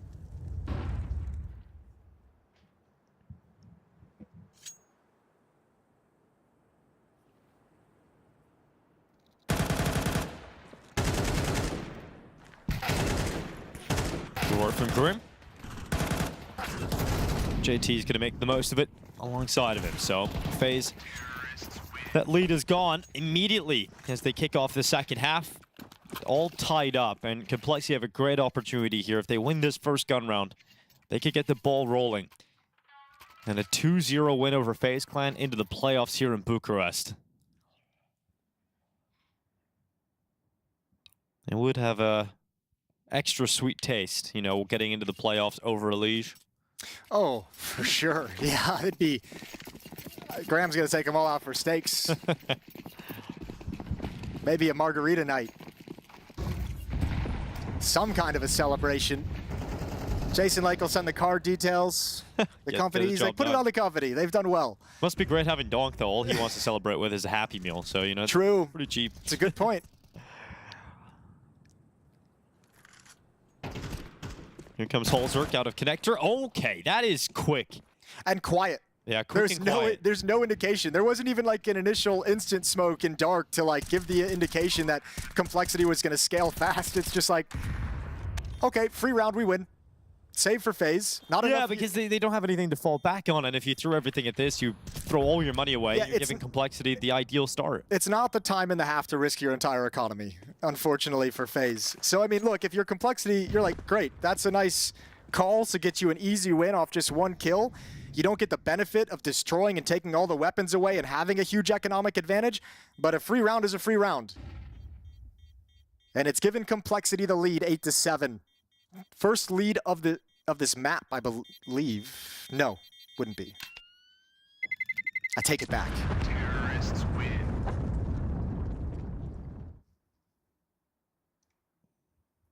Yeah, they had a 5-4 lead. That was it. So the second lead of the map. They were in front for a little bit. For a little bit. Just one round. I can't see Frozen's mouse. It's there. It's under the... No, it's invisible. It's under the Complexity overlay. Is it? No, it was a camouflage mouse, Jason. It was a bad joke. Yes, it was. Yeah. You know, someone out there got it. And I'm glad if I slightly made you smile. That's where the bar is set. Yeah. I don't know how JT's won that. Kerrigan, it looked like he had about a 6-bullet Dude, lead I love on how him. they're getting that fight both halves. You know, we're just seeing JT own him. And Elige, big swing out. Frozen's making sure that FaZe stay in this one, and 3v3 thanks to Grim, and he's going to apply pressure around that obelisk. Frozen, barrel spotted, and is still able to come out on top of the fight, but the bomb is going into A. Yeah, it was a fake, so Grim's trying to force a fight as fast as possible to try and keep FaZe sold on the B bomb site. Nyx and Holzerk to clutch, and Nyx is going to test this. He's sitting in it? I thought he would go all the way through. Here he comes. After there's no... No, dude. You'd go on the reload, but he doesn't feel like that's the move he wants right now, so he stays inside. Nade damage onto Frozen, keeping him back regardless. Nyx is just going to play on the fade of the smoke, and that works too, I guess. He's going into his heaven now. Have FaZe are on panic mode because they realize that Nyx is here at camera and he's buying time, he's delaying, he's distracting. Brokey has to go and clear him. Holzerk here's the tap, goes into the open, takes Rain down, and time is gone. Not enough of it left. Complexity head to 9 rounds and FaZe can't catch a break. Was that Molly on the bomb from Nyx? Because he basically threw away his life to get out of that, to just throw the Molly on the bomb. I'm assuming it reached it. But man, a really good post plant. 2 versus 3 in the smoke. That is the winning play that Frozen doesn't expect. And it feels like Nyx had him beat about 5 times over. If he pushed that smoke during a reload, if he pushed it with the grenade, doesn't take the risk and it still works out. 9-7. And because of the save in the previous round, FaZe can still buy up. So good economic decisions keep them in this map fighting back. This might be the last chance they have. Kerrigan and Rain bought down to $0 in the bank. And they still can't stop Complexity's T-side.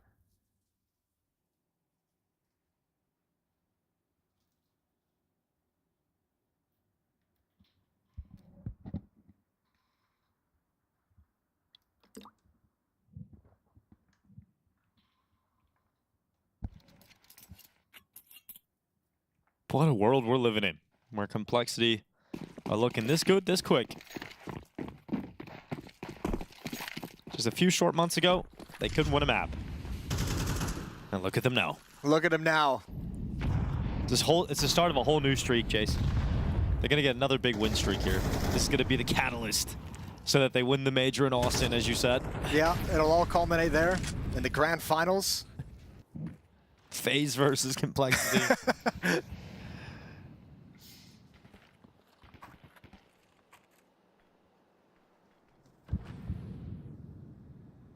Defense for FaZe is shifting. They've left mid wide open for quite some time, so Frozen's really nervous. But it leaves Kerrigan alone at the B-bomb site to handle everything. Main is still smoked off, but not for long.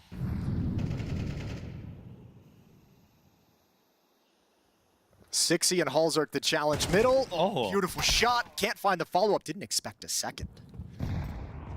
Which is fair play. Why would you? Here comes Leash to peek into Halzerk.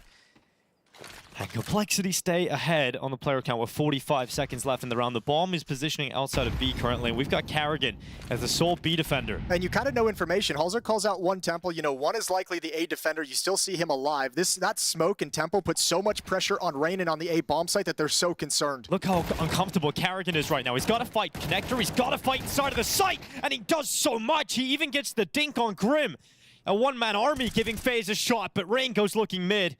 And Halzerk had already got deeper than he anticipated, so at least Frozen 1v2. Silent drop, gets close to the site. 14 seconds left to get that bomb planted. They're applying pressure, realizing this is the position Frozen must have gone to, and it's the double for Frozen. Kerrigan's heavy lifting finished off by Frozen, and FaZe have an extra round. Yeah, Grim and Halzerk needed to coordinate that better. That double peek is really delayed. Spacing is way off. Grim peeking with the flash, and then Halzerk having to spend a second or two after the fact to get into the right position. And Frozen's allowed 2 1v1s in the clutch. Much like that low-buy win, that's a gift given over to FaZe to keep them alive into this. Nice win from Frozen to keep them alive. 17 kills for him now. We've talked about a back-to-back rough dust 2s, but looking really good here so far on map 2 in the series. That's so impressive from Kerrigan as well. Yeah, it really is. He manages that position so well.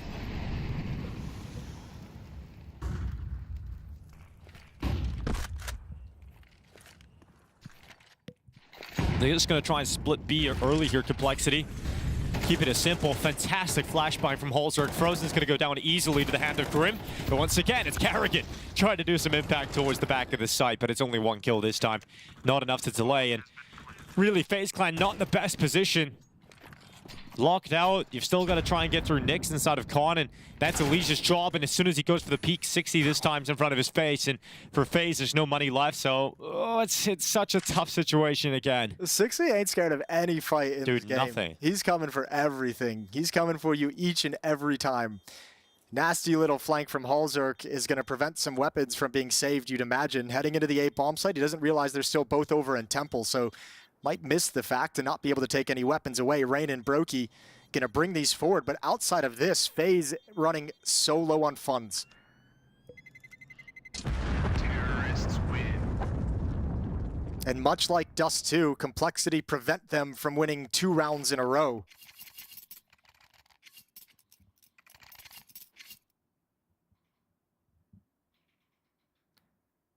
It's got to be a scary prospect for FaZe 2. That's twice now that Complexity has been able to just march up and walk into the B bomb site and execute on you.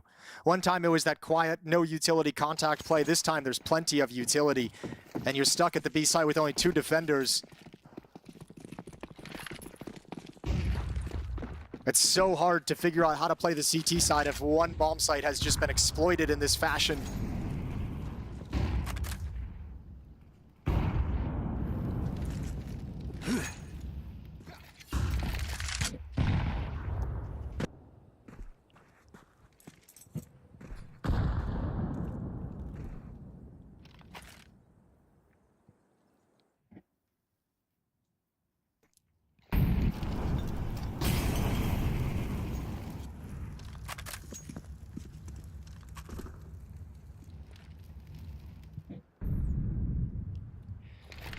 Great timing for Complexity as they step into A main. Yeah.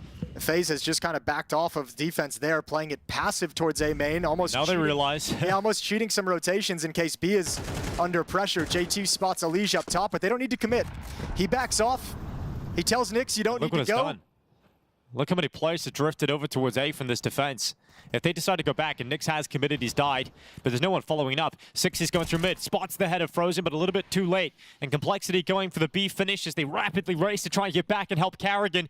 Once again, it must be Karrigan to deliver a big hold from the same position. And there's the first kill. He gets the AK. Frozen's arrived just in time to protect him. And so this round, it looked like it was going to be a perfect timing for Complexity to walk through, and they end up not getting a single kill. Yeah, that's fantastic for FaZe. Set themselves up nicely, and money's busted now on the Complexity side of things. The Complexity missed the timing in that 3v5. If you were going to get into that B bomb site, it's pretty much right when Sixy went down. Grim had to be a little bit more aggressive in B main to provide the distraction necessary to keep Karrigan occupied. Even the Molotov tick, Halzuk doesn't hear it in time to react as he comes through the smoke. And a good cleanup from FaZe. At one point, the hardest team to put away. Let's see if they've still got shades of it left. Because Complexity's trying to send a message to Elige that they don't need him, that they can qualify to the playoffs without him. And they're just 4 rounds away, or 3 rounds away from accomplishing that goal.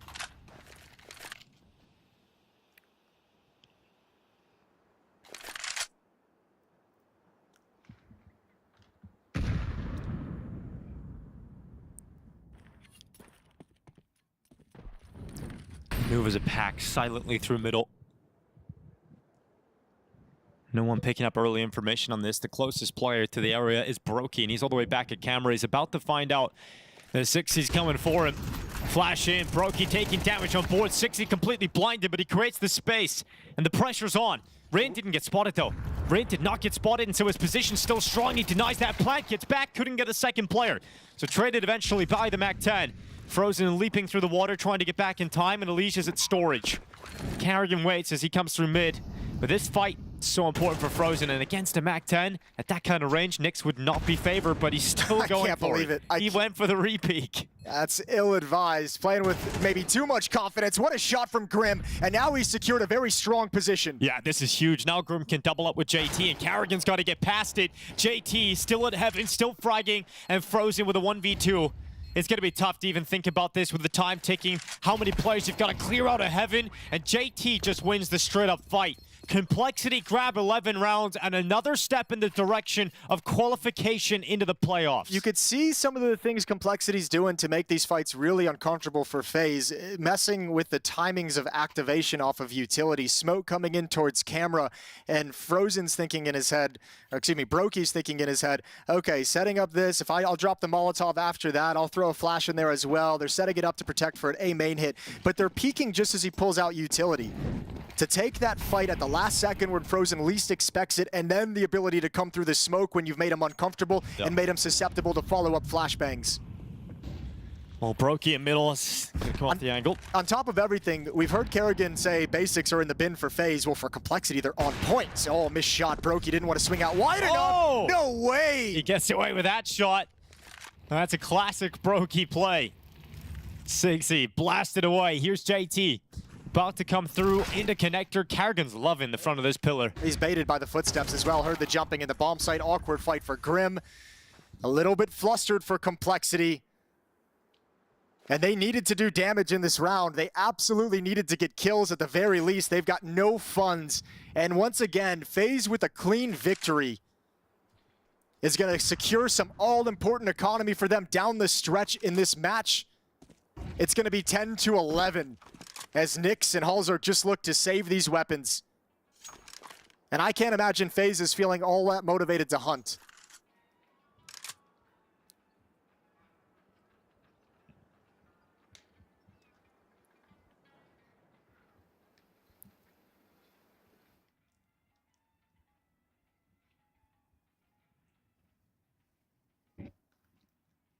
$22 kills now on Frozen, the top in the server.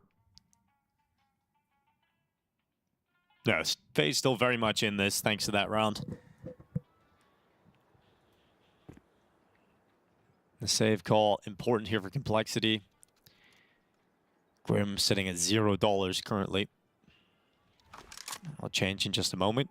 And they have no losing bonus built up, so they might force buy in the next round. Yeah, you'd imagine they have to, right? This has to be a buy around the 2 save weapons. I mean, let's be real. You never have to. You never have to. You feel like you have to, Jason. Well, because I mean, yeah, we can all understand the logic of buying regardless because the losing bonus isn't anything special for the next few rounds. And there's a glue that can be dropped over to Grim to help him out. So they will force buy in this round. But would you really want to? Yeah, it's just you force up here. They tie things up at 11-11. And then you have to save, basically giving them 12. Or they win 12 here. Yeah, or they win 12 here. That's a good point. That is the other side of the coin. And you throw that coin up into the air and you watch as it twists and turns and lands face up here inside of the B bomb site. It's frozen. Oh no, 60 ran out of bullets, and so Elish gets away with it, but he's under pressure from multiple sides, and MongolZ just bursts in. They haven't killed Kerrigan. They need to be aware he's still alive and over in dark. Oh, they know that he's been the nuisance over in this area of the map, so that's going to be running through their minds. So they see Kerrigan still alive on the server. They're going to go and check him. MongolZ running in. Kerrigan falls. And Complexity, they roll the dice and they land on the B bomb site. Brokey and Rain now in a situation where they're close enough to the bomb site, but they just feel like it's hard to get in. They're going for it. Brokey's going to change his position and try and join up with Rain coming in from CT side, but as soon as Rain goes forward, that flash lands right in his face. It's over now. You got to back off. Rain doesn't have the HP. That's the round 1 for Complexity. Oh, that's huge. You nailed it. They got 12. The force buy works. What a tense situation they were going to be in. If they lost that, it would have been no money at 11-11. A wonderful round. Breaking once again into the B bomb site, running through the Molotov to do it. And fantastic utility usage. The layered flashbangs as that execute builds, as Complexity scales into jail. It's been brutal for FaZe all half long. The players behind the bomb site and all these executes have been flashed and blind and unable to fight back every time Complexity have done this.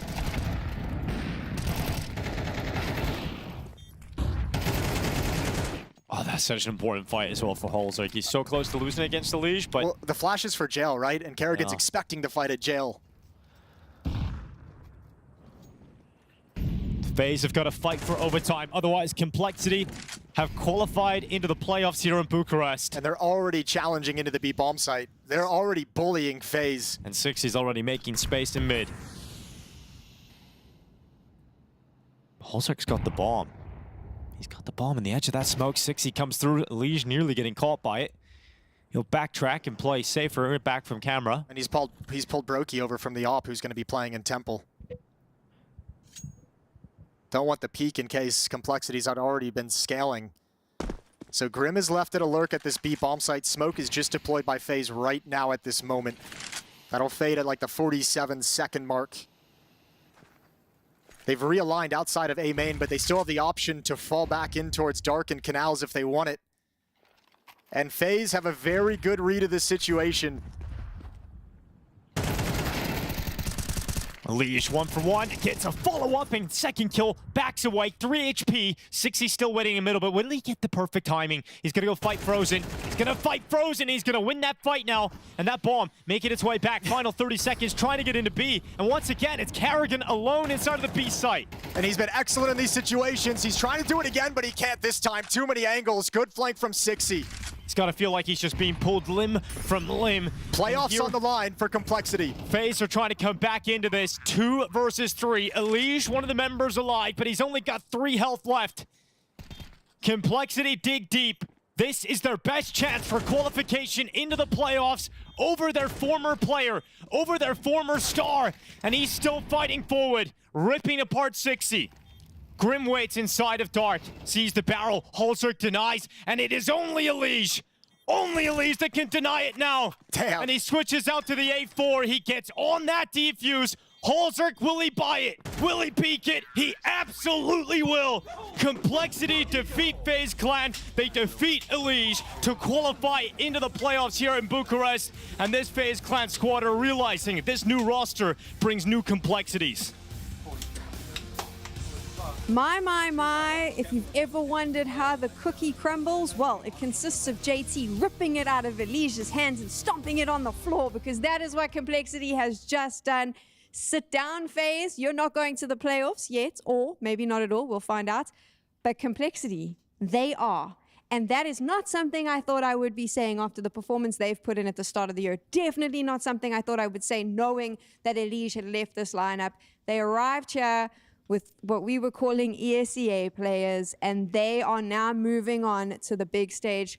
Holy hell, that's impressive. I mean, Complexity goes from collapsing at Cluj to reaching new heights than we ever thought were possible here in Bucharest, and against good opposition. I mean, again, remember how this started. In Cluj, the only win they had was against Imperial Valkyries. Many of the games they played, they didn't even look that competitive. They had that opportunity against Saul, they botched it.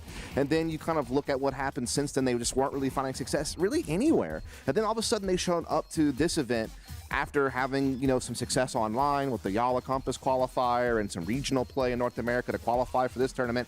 And they just look like they have this newfound confidence.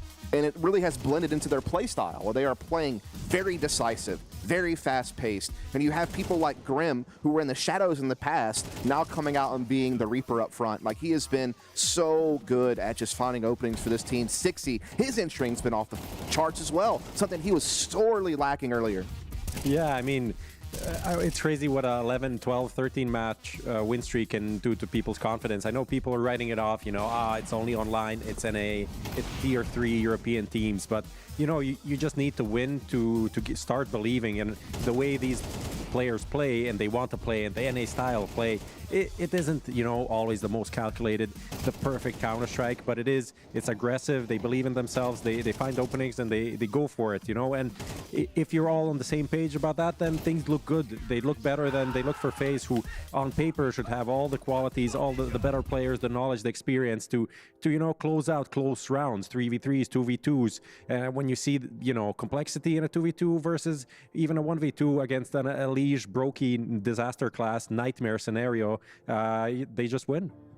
It's working, right? The JT's moved himself into positions where I think he can just read the game a little bit better, maybe? From what we've now seen from Complexity here at Bucharest, do you think that that's the case? It's an interesting one, because on a map like this, they actually have left Sixy in an important mid-roll where he kind of has to make the decision on his own. Do I press camera? Do I try to backstab B? Do I try to make a play? Do I need to fall back and get ready to regroup from execute? On this map, Anubis, he is given that role, whereas on a map like Ancient, JT took it away from him. He became the mid player. So it's a little bit of both is kind of what you're getting at here. But again, I think what's really fascinating to me about this Complexity team is just how good they are across the board. Again, you mentioned the up-tempo play style, the confidence, the aggression. That's all there. But just look at how they figure out mid-round situations.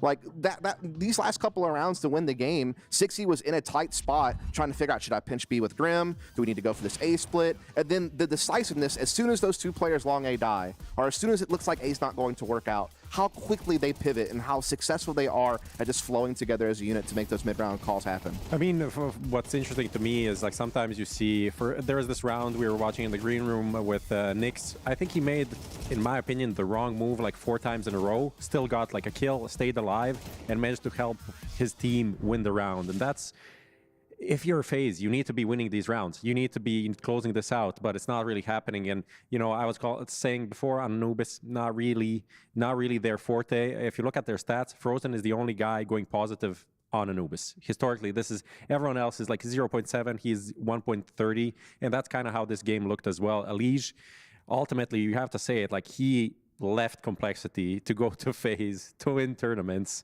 He's losing to Complexity.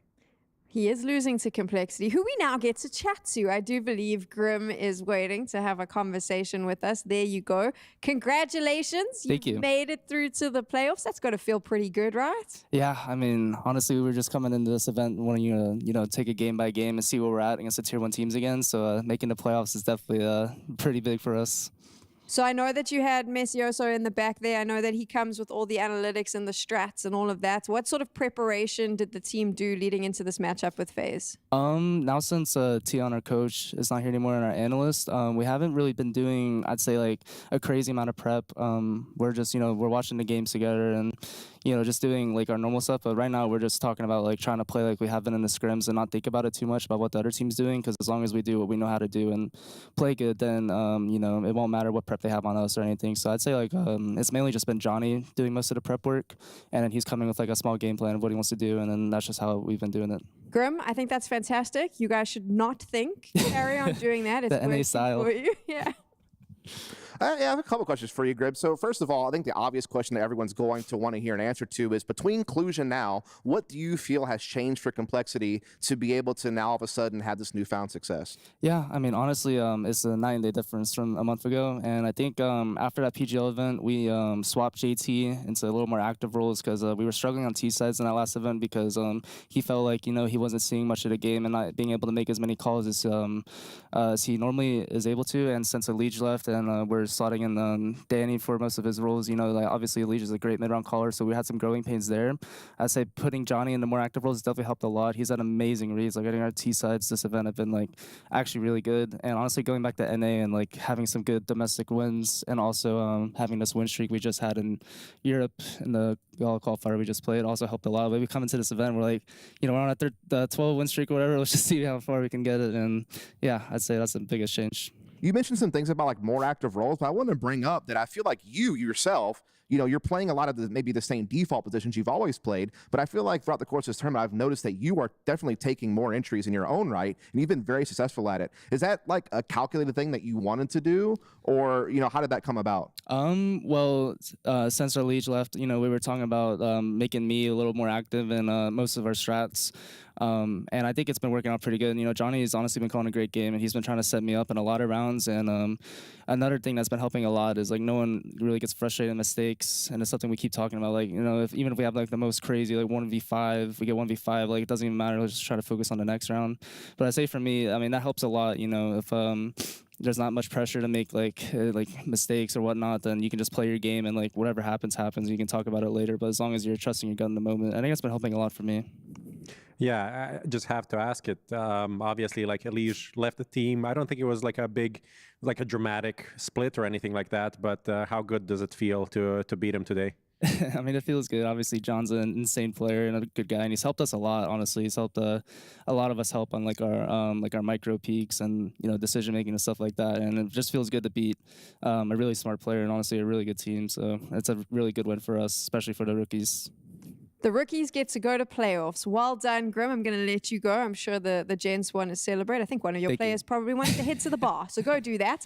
And we'll see you in playoffs. Thank you. Mario meet you there to give you some free ones, apparently, from what I hear. Oh, that's right, Maui. Yeah, exactly. I believe that Maui now owes some beers. 12-pack. He can go. Yeah. I mean, that was being reported on news sites. That's actually impressive. Not like prophesied. the amount of cultural impact that Maui's been able to have Maui is actually. has to buy beers. Honestly, hopefully we can end early enough that I can be there. Maybe I can document it as well, and, you know, get more reach on that story. I think it's a developing story. It's one of the stories people want to hear about, and we should give them. And it needs to have the official stamp of HLTV confirmed that it did happen. Do you not think that maybe Dust should go and document it and start a TikTok? That can be your first story, Dust, on your new TikTok.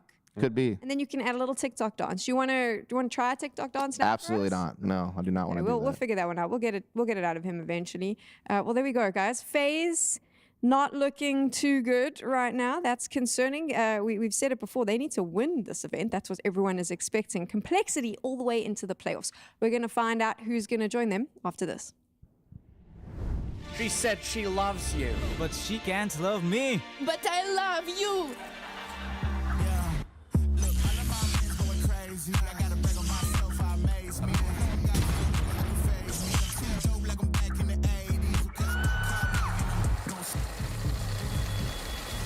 I won't play window anymore. What's going on? Play your role. 1xBet.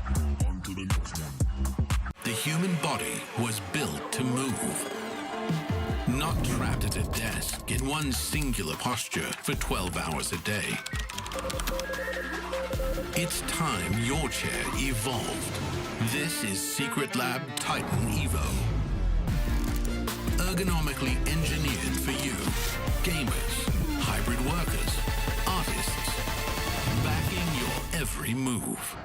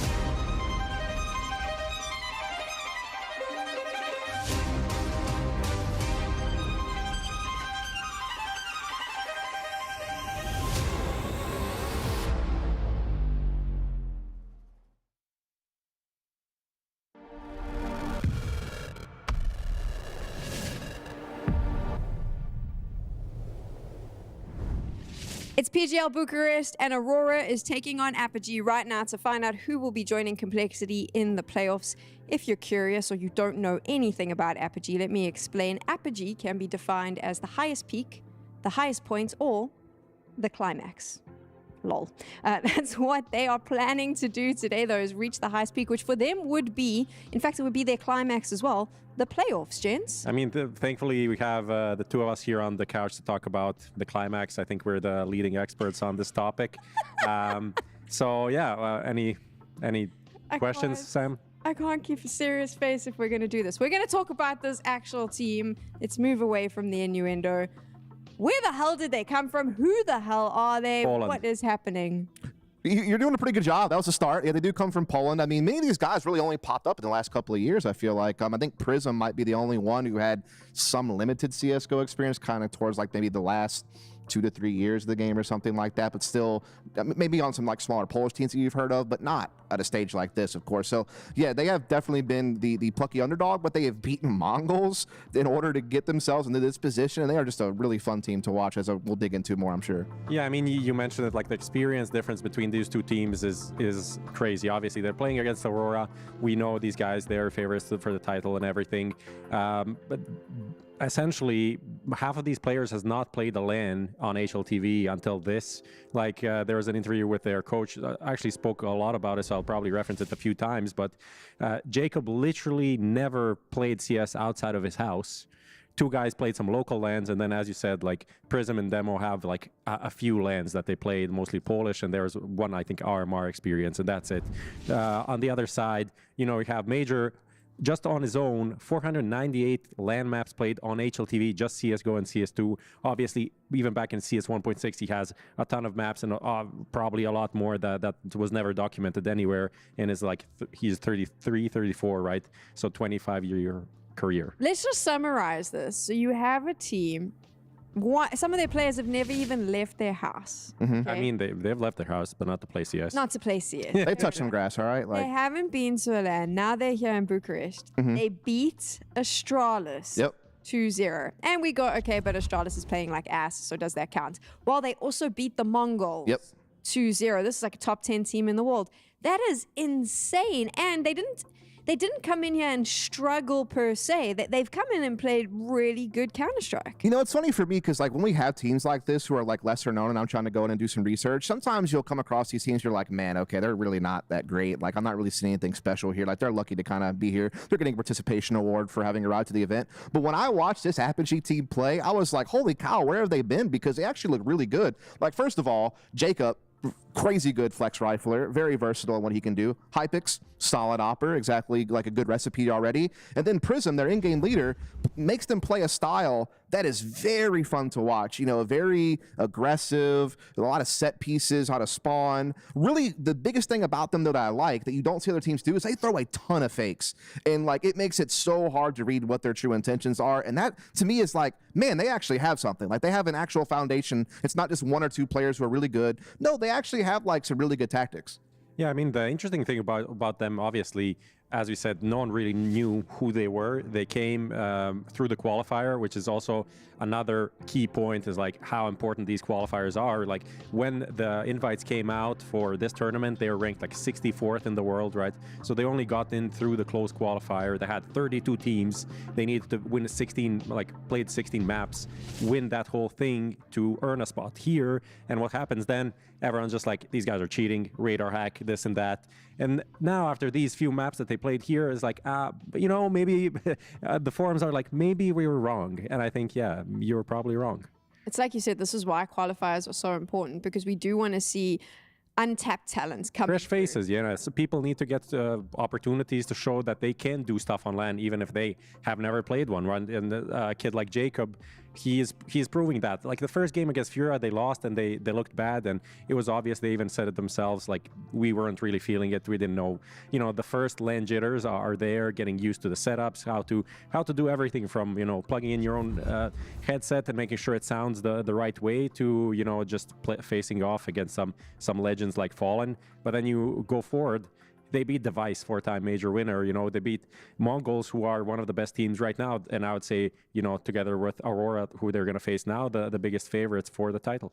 not exactly an easy run for them because they are going up against Aurora, who is a favorite to potentially win this whole damn thing. Oh, absolutely. I mean, I think they were one of the favorites coming into the tournament next to MongolZ. They're kind of ranked somewhere in the top 5, I would say. They've maybe slipped on the banana peel a couple of times as far as like losing to opponents you feel like they shouldn't. But generally speaking, they're making playoff runs. They're certainly put themselves in positions to win. They just haven't quite leapt that hurdle yet. And this is going to be a big one to leap over for Apogee because unfortunately for them, you know, their big ace up their sleeve so far this tournament has been Ancient. They're not going to get to play it in this series. And so they're going to be forced to show that they're not just some one-trick pony, that they have some other things in their locker. And they're also going to have to figure out a way to deal with Aurora's Anubis because that is going to be on the table, and no one has been able to figure that out so far, except for on rare occasion. Aurora lost to 3D Max yesterday. They're They're not going to be happy about how they lost. It was a close matchup. They're going to be coming in here probably a little bit angry. I'm sure Major is expecting a lot more from the stars on your screen right now. That's going to be I would argue, the true test for Apogee is because they're now going to play against this team that is firing on all cylinders. Yeah, I mean, as we said, they played against good teams. MongolZ, what is happening with them this event, I don't know, but you can't say that Aurora is not in good shape. Like, okay, some closer games, lost to 3D Max, but if they do really well in this match, you can't just go around it. This is insane. I know, like the young kid Jacob, he has some hype about him. Definitely in the Polish scene, he's kind of touted as, you know, if we're gonna have another really good player, it's gonna be him. And he was picked as a bold prediction by Gympat for this year for a player to break out. Ash spoke about him as one of the talents. You know. He's also coached by Ash's previous assistant coach, so you know there's a connection there. And yeah, there's very exciting talent on this lineup. They really are. I mean, yeah, Jacob, you've already mentioned him, but I also kind of want to point out that Prism has been playing way above his normal level at this tournament so far. Like, in online, he's usually one of their bottom fraggers. Typical thing to happen for an IGL when you have many things to focus on. But even he's been lighting it up so far this tournament against teams like MongolZ, you know, like, you know, Astralis. Yeah, people are always going to bag on Astralis, but compared to where Apogee were and who they were playing against, that's still a huge step up. And the fact that he's actually been able to put up these numbers on a LAN environment is pretty impressive. We've spoken a lot about Apogee. Yeah. We're excited about them. They are the sort of, I would say, the dark horses coming into this. But Aurora is a team that this was their opportunity here at PGL Bucharest to finally shake off the playoff rumors around them. You know, the fact that they haven't quite been able to make those deep runs and perform on the big stage. This was their chance, right? To get into a grand finals, to lift a trophy. This is what they need Bucharest for, to prep them for the major. That's also going to be in the back of their minds. Yeah, I mean, they're a team that hasn't won arena playoff game yet, or map even. So that's not good for them, but that's also not what this tournament is about. It is full-on studio until the end. But because of that, we are kind of expecting, okay, this is their bread and butter.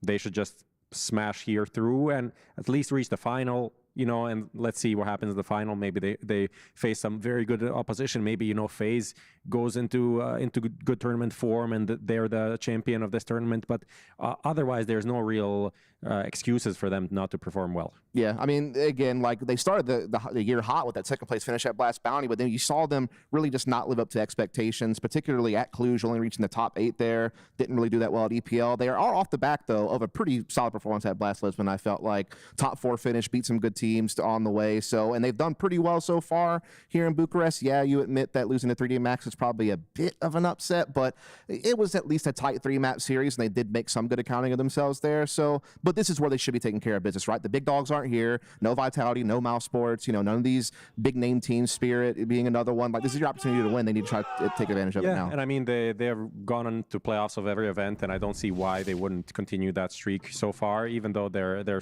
tournament schedule has been crazy. They are chilling off after this. They pulled out of some tournaments and they want to focus a bit on rest and recovery. But now they're here. They need to continue that streak, and it's going to be a strong one. This is only LAN results, but I do think it highlights the big... There's nothing there There's for nothing Apogee. there for Apogee, but there is a huge question mark here because it's really difficult to prep against an opponent like this. There isn't a lot of tape on them, right? I know there's lots of online play, but it's at such a different level. When you are a team like Aurora or some of the other teams here, hard to figure out what you're actually going to be playing up against. Actually, none of what I'm saying matters because the veto's up, and I know we want to talk about that. I'll just throw in just a fun fact. I think before this tournament, just for this year, Aurora or Eternal Fire played 68 LAN maps this year only, which, you know, as I showed before, like all of these players on Apogee, before this tournament, I think they had 30 LAN maps. Yeah, this is just tough because Apogee are forced to go with the permaban Inferno, which means they allow that pick of Anubis to come in from Aurora, which they are the best in the world at on. And then again, Aurora is hard countering Apogee because Ancient is probably their best map by far, and they're not going to get to play it now. Now, Apogee does pick Mirage here. They've been playing it a bit in this tournament. I don't mind that. I don't they beat Astralis. Yeah, I don't think like Aurora is... they should be really good because you think about like Mirage, A connectors, Antares, Woxic running around. You think this should be a really good map, but I feel like they have some deficiencies there on the map. An interesting nuke ban from Aurora, then Apogee, and then a Train Decider. Okay, that's kind of a curveball. Not sure. Yeah, I'm kind of actually surprised. I'm so surprised Aurora keeps banning nuke because their record on it's actually pretty good this year. They've beaten some good teams. Yeah. Like, I'm kind of curious as to like what's going on internally there. They've done it multiple times. Yeah. You could probably ask them. I'm sure that there is a reason for it. Maybe they just, or a lot of the time as well, I think sometimes it's teams are working on new things or trying to change stuff up, so they end up banning it in this particular. Sometimes the results and how they feel about the map doesn't really align completely, and maybe they have very good belief in their Train. I think it's a tricky one with a Train, which is kind of still a new map, right? Going against a massive underdog to go on a map that's not fully explored. You really want to go somewhere where everything is known, everyone knows how everyone's playing, and you know there's not going to be some boost or like 2 smokes that come out and like completely throw you off of your game. But that is if it comes through the third map. I still think Aurora has that Ancient in their pocket, and then it's pretty good chances to also do it in a quick 2-0 fashion.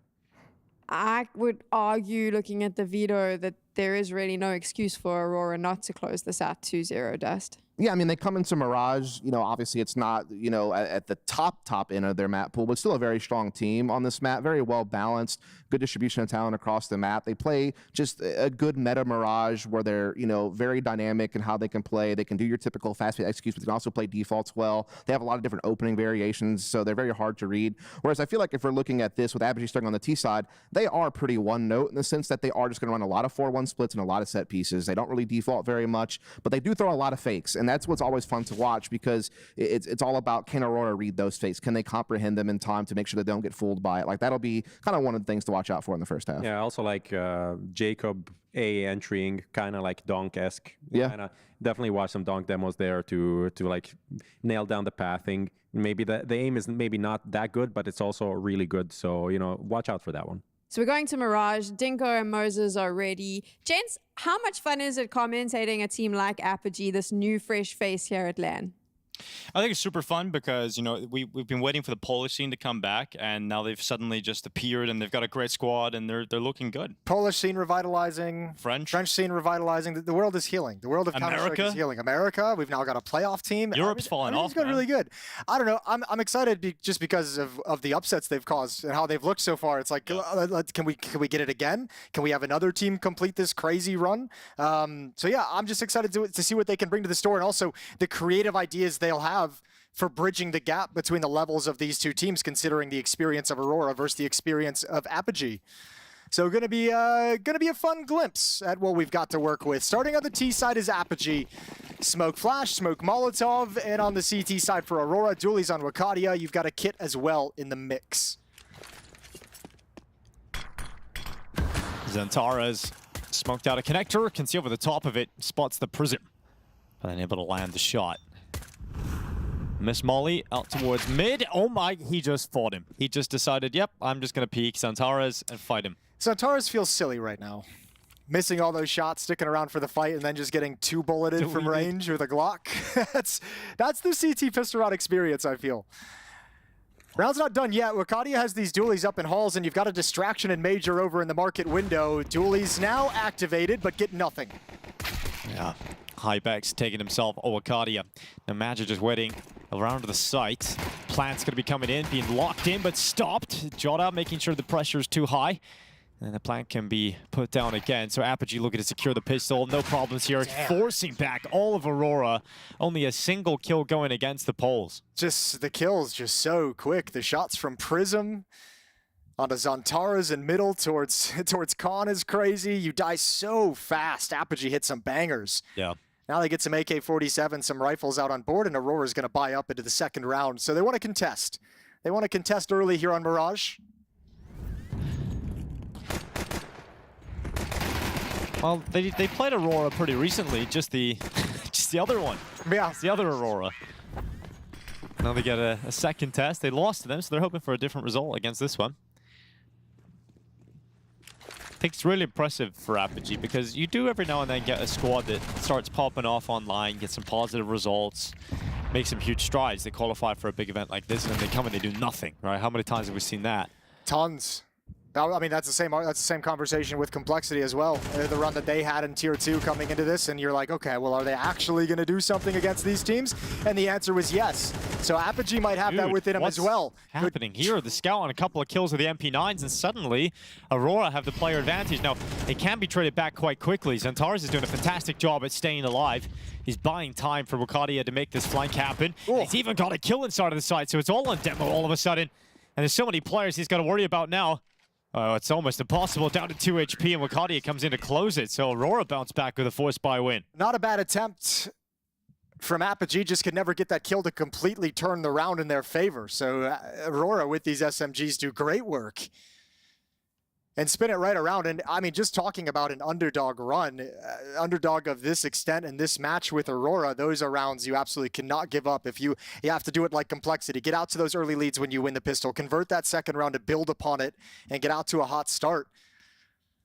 They stumble right out of the starting gate.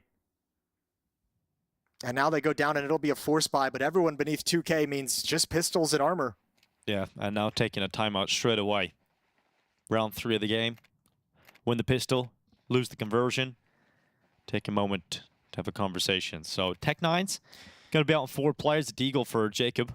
This is another one of those conversations, like what Sam asked us at the start of the last series, like, is there any world in which, like, wouldn't it just be a complete travesty if FaZe don't make the playoffs? Same for Aurora. Yep. Like, if you don't make the playoffs, if you get beat here by Apogee and put into a weird matchup that you end up losing, that's a nightmare scenario for an Aurora team coming into this that had to have, that's billed as one of the favorites. Still a long way from that eventuality, but Apogee's already surprised us more than once.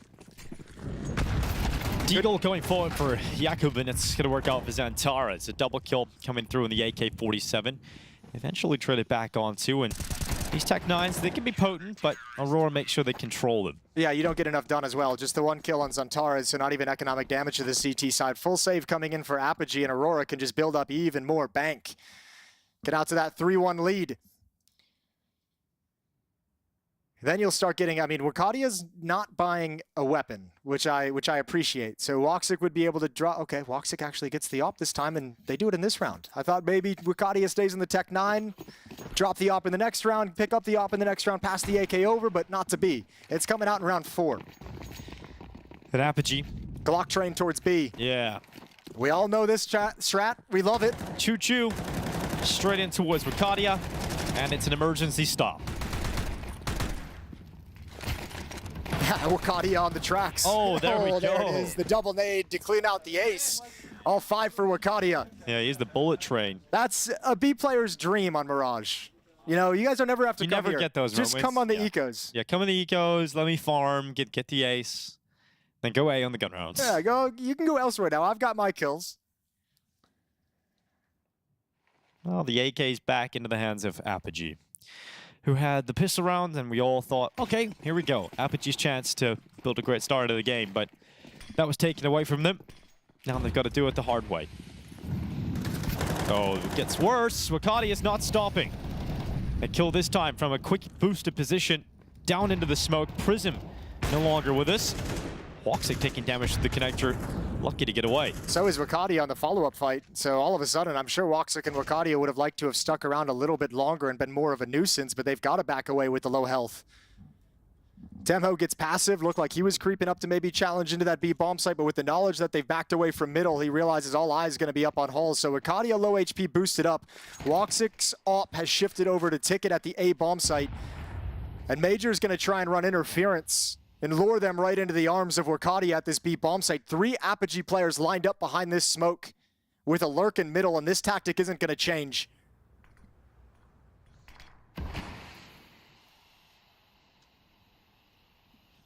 Might have to wait out another smoke that is just deployed. But if you're Apogee, you've got 1 flashbang, 2 smokes, and 2 Molotovs, so you don't have the nades to rotate back on the map and go elsewhere.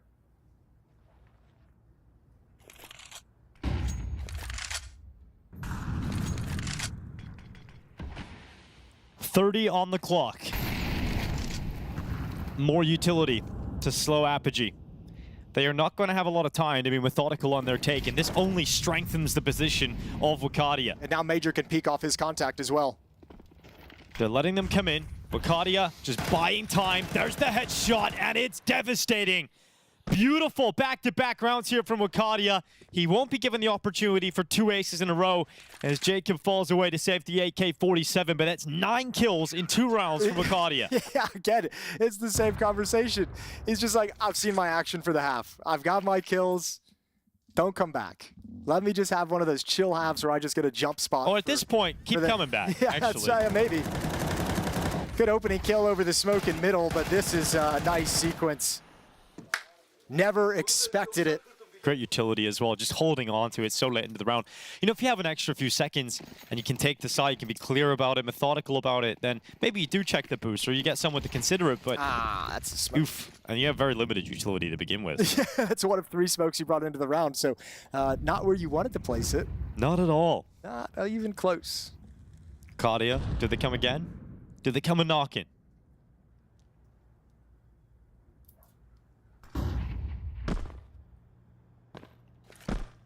Well, Xantaras should get the first test. Stream out mid-late when Xantaras' timing is backed off. Op and Woxic over at Ticket. You've got Joda playing at the triple boxes. Xantaras over in jungle. Wakadia is going to be on catwalk with Major anchoring this B bomb site.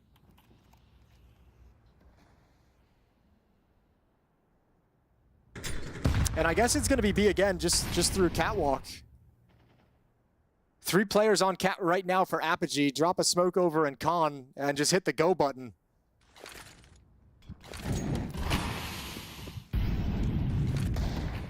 Now back, Wakadia not too happy this time. Okay, second kill on Madger. The B bomb side that was perfect in back-to-back rounds. An opening created, forced open by Apogee, and they're into the site with the bomb going down and Aurora saving on the other side of the map. Yeah, cool little round from Apogee, but I'm surprised that Aurora didn't have faster reactions to that con smoke. Arcadia not being prepared for the fight off catwalk for that long. A little bit surprising to me. A very easy take of the B bomb site. Arcadia close up on Cat, and then Major at a distance on Van. Second round for Apogee out of the save, so well done. 4 players survive, 4 players get free rifles, which all of a sudden catapults their money into a much, much better place.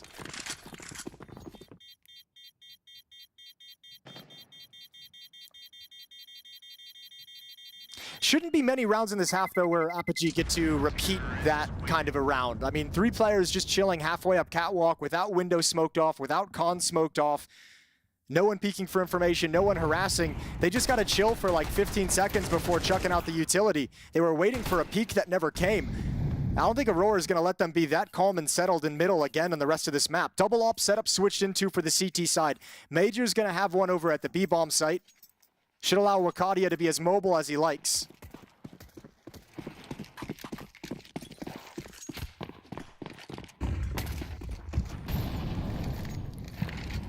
A execution ready to go here. It's going to be a simple direct hit here from Apogee. And we're looking in towards mid, but with 1, but it's all about the A thrust. A lot of B focus. Now Jota gets his chance. It's going to be Xantaras to take the first kill of the round. Gap in the start of that smoke to play with as they go forward. It's Woxic and Jota together combining. And so far, so good for this defense.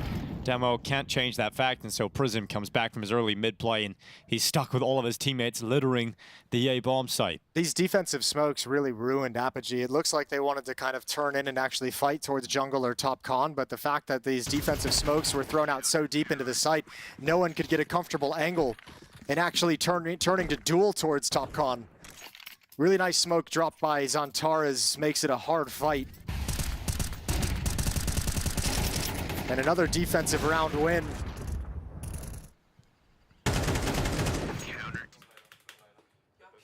Because of the last round and the 4-weapon saved, Apogee have plenty of money for a buy.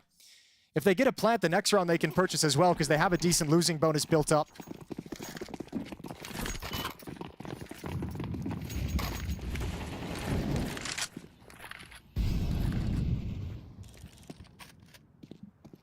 And they still haven't spotted this double op setup. Now passed over to Arcadia instead of Major.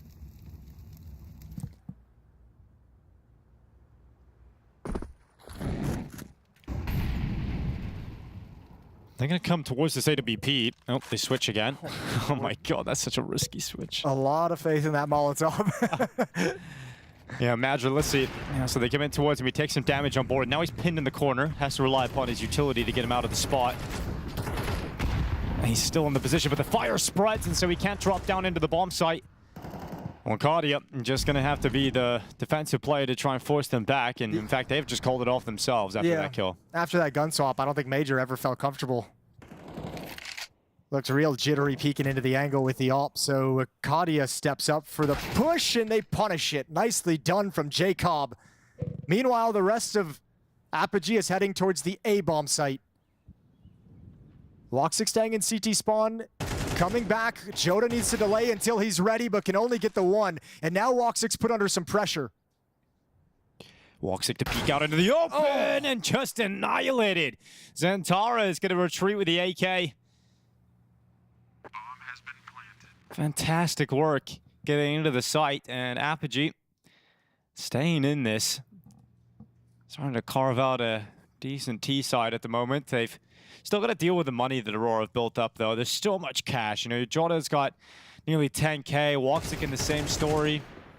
Xantares just wants the AK because it's a sick weapon in his hands for the CT side, but might not be able to hold on to it to put in pressure on him. Jacob right onto that right side, and Xantares, gets cleared eventually. So AK will not be saved here for Aurora, but there's no money issues. They'll be able to buy again. Yeah, they got tons of cash. Apogee's got a lot more to burn through. Woxic with 11K to start this, but man, they're putting some good rounds on the board.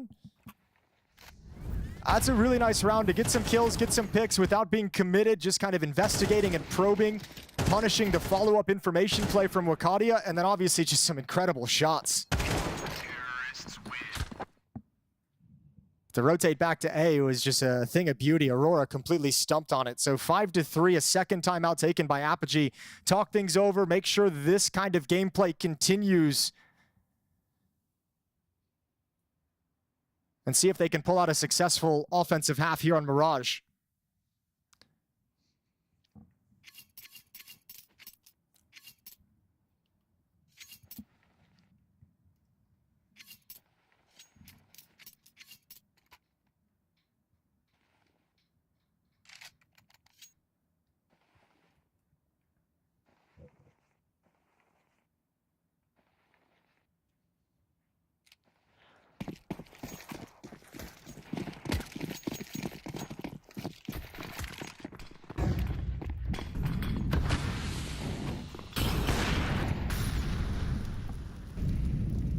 Hypex over the top of the boost. Just looking over the smoke into connector. No peek from Woxic. In terms of that side, it's all about the underpass pick for Woxic, which he will grab with ease. Now Demho moves into position, and it's going to be a fright for him. He actually takes a light shot on board. Has to put himself in the corner on low HP. But he's won the connector fight, but that grenade, it's gone. He's gone. That one Goodbye. killed. No way. Okay. Bullets will, but yeah. That grenade didn't do Well, much. he broke the smoke instead of throwing it deep, is what confused us. It looked like he was just going to chuck it way, way deep in there, but it gets the job done. 5-3 and a 4-on-3 advantage. You've got two defenders here. Joda's in the cubby. Yeah, he is. He's going to move out of it as well. They want to clear middle really quickly. 2 players on catwalk, 2 coming through con. So Aurora sacrificed both bomb sites just to say, if you're trying to split A or B, we're at least going to eliminate half of the attack. Nobody's home, but the Molotov will force forward, and that's a nice win for Joda. Headshot before Prism and Hypex are involved. Oh, going for the flick shot down into the site. 19 HP left here for Woxic. Hypex nearly getting caught. He drops down at probably just the perfect time. And Joda playing on the smoke fade gets into the sandwich again. Prism's turn to step out from triple. This needs to be a massive turnaround from Prism, but he isn't able to do it. Hypex now cuts off the flank. They know exactly where he is, and he would have to have a spectacular clutch here defending from the ramp, and he hasn't really got the weapon for it. It's the AWP. The defuse is happening.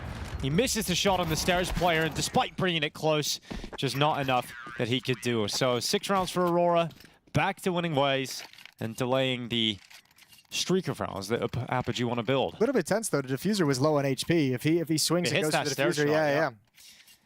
Little tense. But due to the virtue of so much money for Aurora, they have so many ways to recover from any loss they take. And Apogee, after this bye, they've got nothing left in the tank, just the losing bonus to rely upon. So Aurora's almost out of the woods.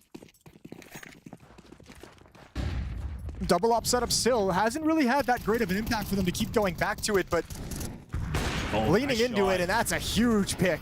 Yeah, he goes again though, and that second peek is punished by Woxic. So all the hard work to get that opening kill, and it's traded back immediately. I'll leave one player in the underpass, that's Demho, and they'll grab the bomb and go back over towards A, but Woxic is starting to get some real serious output on this AWP. Joda's aggressive ramp play, that's the bomb spotted, but Prism still comes out on top of the fight. Woxic's gonna check connector, but it's a missed shot. He's been nailing most of them, but not this one. Yeah, that one seemed unusual. Woxic, I feel like he's good for that. And another great headshot on the Major, and all of a sudden the defense just crumbles. 4 on 3, and just bangers coming out of Apogee. They've taken over the bomb site. Wakadia 1 versus 3. That's not too much damage. Gonna challenge for this inside the bomb site. He's having a game, so let's give him a chance at this. Stairs fight as well. Headshot, Demo down, and now it's just Prism. Wakadia looks to lock him up. Takes a pause. Waiting for a mistake, waiting for Prism to walk into him. And you can see Prism starting to consider the fact that Wakadia could have made his way towards CT. It could have dropped into mid and gone towards stairs. Oh, did he spot the head? Oh, Wakadia! Oh, so close! If Prism was slightly lower, he had done it, but Prism stands tall in the 1v1. Yeah, such a good round, such a good clutch, a long extended one. Wakadia really tried to let him feel the weight of the situation on his shoulders, but steps up, and that's been part of the great story around this Apogee team is the young players, the inexperience. You mentioned the Polish thing, revitalizing, been waiting for a Polish team to get behind ever since the Golden Five and the old Virtus.pro lineup. They haven't really had anything to be super happy about. They had maybe during that 2017-2018 period, they had AGO. Yeah, which didn't really accomplish much. And they had some individual players still hanging around, but outside of Demo, everyone is really inexperienced. Most of them just playing local Polish lands. Jacob himself had no experience playing on land coming into PGL Bucharest. So another really young, inexperienced lineup showing some cool things and showing they can rise to the occasion. 2 rounds back, and they've taken money away from Aurora finally. Op on Woxic yet again. M4 on Zantares. But 2 MP9s and a Deagle to supplement those 2 rifles. And a chance for Apogee to even things up at the end of the half. Oh, grenade right on towards Woxic. Hasn't dissuaded him from staying committed in the fight in middle, though. He's going to have a look into the underpass, but he's about to die if he extends into the open. But that smoke protects him for the time being, and now he can focus on top mid. Not seeing anything on his excursion. Outside of crazy heroics, Apogee have called themselves a win in this round.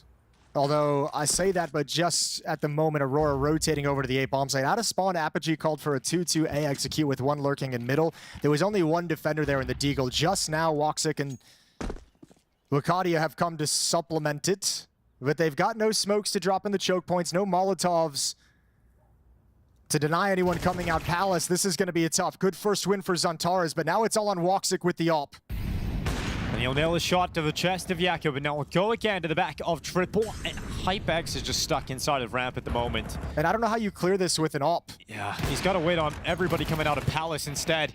Wakadia, he will go down eventually. Decent work coming through, and Hypex, yep, that's how you do it. You clear close left, and you get yourself one step closer to this 1v3. The problem is you're still stuck at Tetris. There's a flank coming through spawn. Madra's still a little bit off and not even required, so Zantares just bangs his head right off. Had the right idea. Good peek from Zantares, who was tired of waiting around for the action to come to him. 7-4. Aurora just not letting Apogee build into anything in this first half. I almost can't believe that Madra still had 0 kills because it felt like there was so much early action towards the B bomb site. Yeah. Like there was so many moments towards B where I thought, yeah, surely Madra got at least one of those, but Wakadia was just taking everything. Got the eco ace, got the quad kill when he's boosted up. Madra was involved in a lot of the strength and the reason why the B holds were successful. Just didn't get his flowers. Back to the A-bomb site yet again, this time with Tech-9s and pistols. They can be hyper-aggressive through this smoke. Joda knows they're coming now.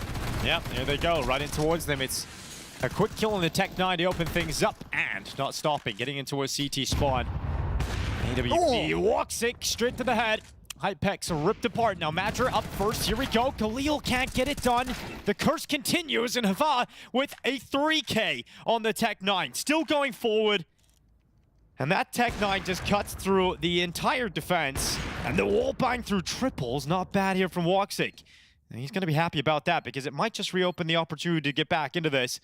It looked like it was going to be easily collected in the post plant, but with that shot through triple boxes, they feel a little better about this, but they haven't spotted anybody else. They haven't seen anybody else. Apogee tuck into the ramp. They play 2 towards CT. And so it's on Aurora to pull them out of their holes, to pull them out of their hiding spots. And Woxic's doing everything he can. He knows where Jacob is. He's got to get on the defuse. He's going to hold it, but that Tech-9 hits the headshot right through the smoke. And an extra round secured at the end. Yeah, but they had to win 2 low buys in this half. They had the Tech-9 round at the B-bomb site that they won coming up Catwalk, and now they had this one, the execute onto the A-bomb site where there was only one single player defending. That was Joda. So you get 5 rounds, you've done just enough, but still there's superiority for Aurora in the gun rounds that is making this very difficult for you. Took 2 really tough low-buy rounds to keep it close.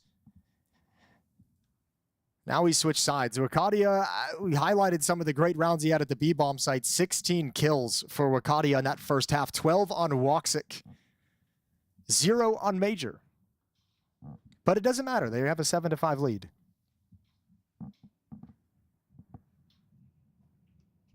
You can see him calling out how he wants the boys to play as they switch sides. Some tactics for the pistol round, the gun rounds, reminders of how Apogee is going to play this CT side, reminders of what they're going to encounter throughout the half.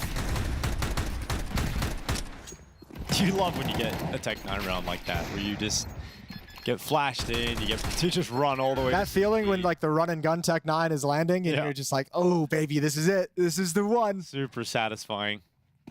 This is a playoff series. These two teams sitting at a 2-1 record in the Swiss system at PGL Bucharest. So the winning squad moves on to the playoffs. We could have another miraculous run. Just seeing Complexity qualify in the previous series over FaZe. Apogee can inflict some pain in a similar fashion to Aurora here. Ooh, missed window smoke. Yikes. I don't know about it.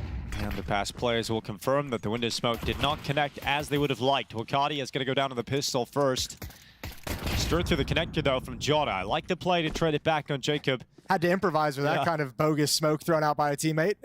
But yeah, I'm going to make the most of this situation. Now in a minute, 8 seconds. Woxic has started to push out of ramp while Joda's trying to pull attention. Oh, he gets caught. And that's why you call it the murder hole. He gets stuck more than anything, but that's a good find from Major. Okay, but the bomb is walking up A. I don't think they've seen Woxic with this P250. Dude, he's just walking out all the way, but unfortunately, he's the only player left. All of his teammates are gone. And the way this has worked out, he hasn't been able to use this timing to get any kind of clean fights, and now Hypex is aware of the possibility towards jungle. Crouched beneath the box, Woxic is going to have to be aggressive on somebody. Where does he make his decision? 35 seconds on the clock. Yeah, tough one here for Woxic. FaZe not giving him too much. He's going to play him behind the ticket box, and Wasik looking to punch his ticket, but it's going to be really difficult. He's going to manage it regardless. Takes a little damage on board, but has to think about the plant soon, and so commits to it now. So at least, at a minimum, they've got that force buy in the next, but Wasik looking to take them all the way, getting close, but just not landing these shots. He had his opportunities, but he would have had to be picture perfect. Yeah, good job from Apogee as well, just keeping him kind of frozen in the open with no idea which fight's coming next until you got him really exposed and at a disadvantage. So a pistol for Apogee. They won the first half pistol as well, but lost the second. If they can convert this one, that'd go a long way for them, and that's probably the conversation they're having right now in freeze time is, boys, we don't drop 2 of these rounds in a game.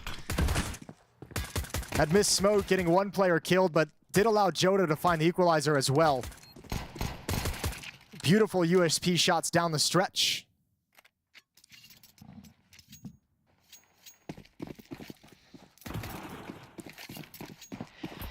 Well, that bomb plant could really have more ramifications than you might expect, because Wasik has given them all extra money, so they can get Galil's out on 3 and Mac 10's on the other 2. 2 out as well. Madra got off the goose egg. Now up to 1. Nice. Oh. Congratulations. Congratulations. Here he goes. Mac 10 trying to enter short. He's the front man. He's got his teammates in behind him. And Demo changing his position. He's got his teammate rotating in from Market to try and help him, and Demo's so low, so he'll welcome that smoke as some protective cover.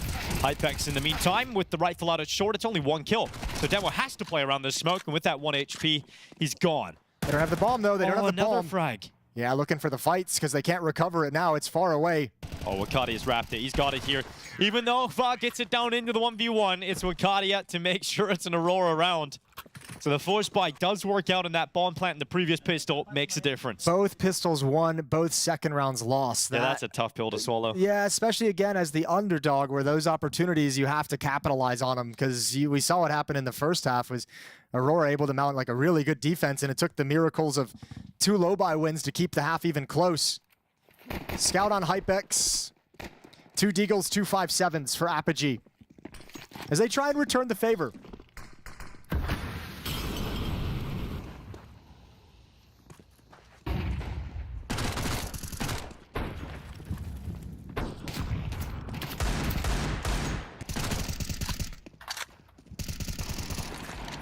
Window smoke coming in, which will allow Major to be as aggressive as he likes as his Antares comes from the underpass. This one lands, so he's got safety, back turn, Jacob goes down. Timing not there.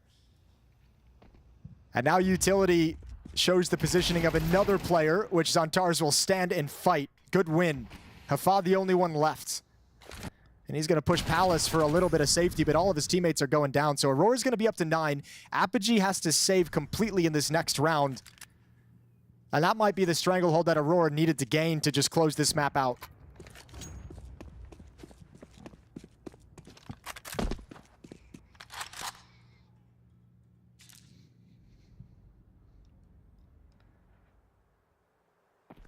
Oh, Wakadia making noise now, diving down, so Hypex gets the info just at the right time to protect himself for an extra moment, but eventually Wakadia still picking that kill up, and Fa has one last chance. 5-7 in behind multiple players. Not so clean on the first, but regardless, he will be traded.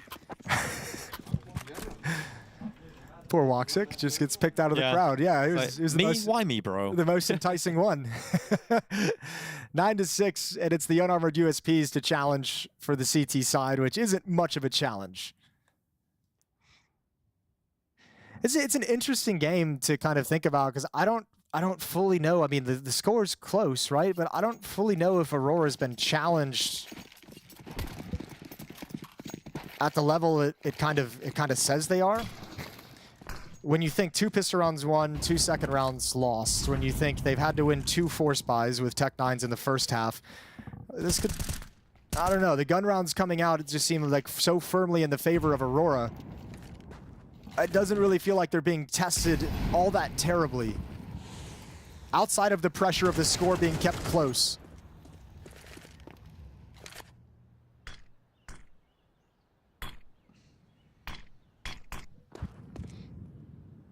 Yeah, it doesn't feel like there was ever a point where it's been panic mode. Yeah, I don't feel like I'm worried in any way. No, not at all. It still feels like they're in control despite some unfortunate losses that they'd like to have back, but Sure, but yeah, there's never been a patch of the game where they're completely out of control of it. And it doesn't look like we're going to see that. It feels like, honestly, we could get to the point where, you know, Apogee stay in it, they keep the scoreline close, but Aurora could just grab control of it now and end this 13-6. It has that feeling to the game at the moment, and very easily could become reality. Well, let's find out here in round 17. It's going to be another investment from Apogee. They don't have the AWP to bring out on Hypex. They don't have the money for it, so he'll be sat on the M4 with the rest of his teammates. Utility's a little bit sparse. Obviously, no kits either on board for the CT side. So any late round post-plant situation is going to be extra tense. And Zantara is starting to gain a little bit of, oh, another missed smoke. Oof. Yeah, it's been Does a few it block of the those. lineup? Yeah. Well, hopefully one of them lands. Miss smoke might be the wrong thing to call that one. That's just a huge mistake. Someone trying to drop the smoke and just throws it. Can you throw me that smoke? Yeah, sure. Bang off the floor. So now they've used 3 smokes for pretty standard mid control. Eventually they got there. Yeah. Might not matter. Here we go. Woxic, he's going to show us how it's done.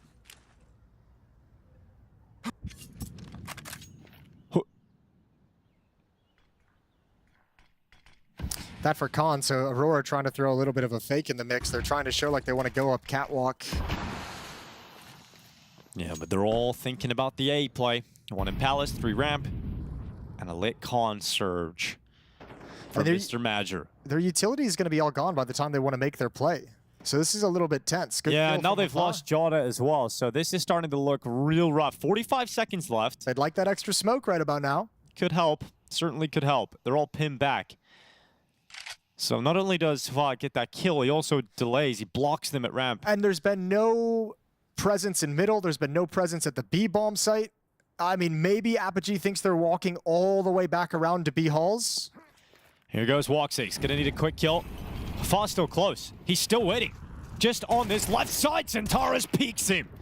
And all in a blink of an eye, it's the kills from Aurora, and the site has fallen. That's got to be so frustrating for them, because really, I mean, they didn't see anything, they didn't hear anything, they didn't sense anything up until the hit comes in. 1v2 somehow for Demho. Winnable, but going to be tough. Woxic's off inside the bomb site. Been spotted. He's got to get past that, and also Zantara's down in sandwich, so this is really rough for Demho.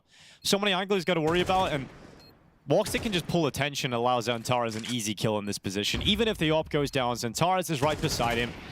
And Demho is doing his best, but Zantara's pushes out, catches the timing. And Aurora, they were stalled out for such a long time, but they have so much firepower, they were able to just explode out of ramp. Feel bad for Fa, though.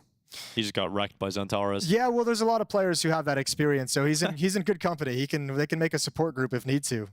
Nicely done from Woxic as well, just completely ignoring everything, letting his teammates, letting Zantara's entry and provide that kill, but just keeping his focus straight up on the swing from Ticket, because he gets a supportive pick there to help protect his teammates into the A bomb site. Apogee have to go for a little half-buy, the old Brazilian half-buy with SMGs and leaving enough money for a buy in the next round, but the start is Major getting another kill, spotting out at least one more.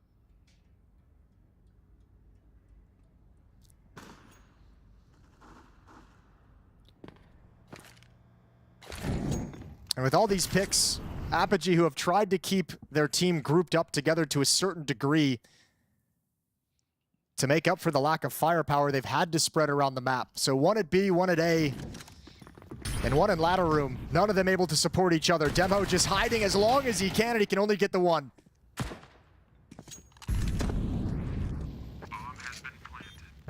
Yeah, 1's not enough. We need to peek in towards the scout here. Yeah, got an AK picked up. That's not bad at all. That's real nice. That's real nice indeed, but there's no kid on their back. And now Zantara's is taking Hypex down. It's all onto Jacob coming in, and they can focus solely on his position. So, okay. Damage being done through the bench. A lot of damage, in fact. Wakadia is on 6 HP. And the time's the problem, and he has to get headshots quickly. Another one picked up, but Zantara's being elusive, and the lack of kit here for Jacob's going to cost him the round alongside a mouthful of lead. Tell you what, that's some spicy shooting. that's some really fine shooting from Jay Cobb. That was sick the way he picked up the AK and just immediately gets the headshot at top mid. Well, there was that interview with the coach of Apogee, Bogdan, yesterday, and the headline of it is, when I saw Jacob shooting in practice, it was incredible, insane. And I've been thinking about that headline as I'm watching this clip go down. I'm like, yeah, that makes sense now all of a sudden.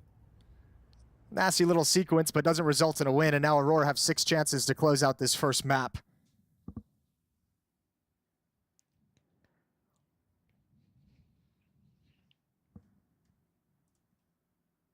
This is the pick of Apogee. Next, we go to the pick of Aurora, which is Anubis. And I'm sure all you sitting at home are all sick of listening to us say that Aurora has established themselves as the best Anubis team, but guess what? They've established themselves as the best Anubis team. They have. And we'll get to see it coming up next. Wakadia with 25 kills. Yeah, he's had a beastly game.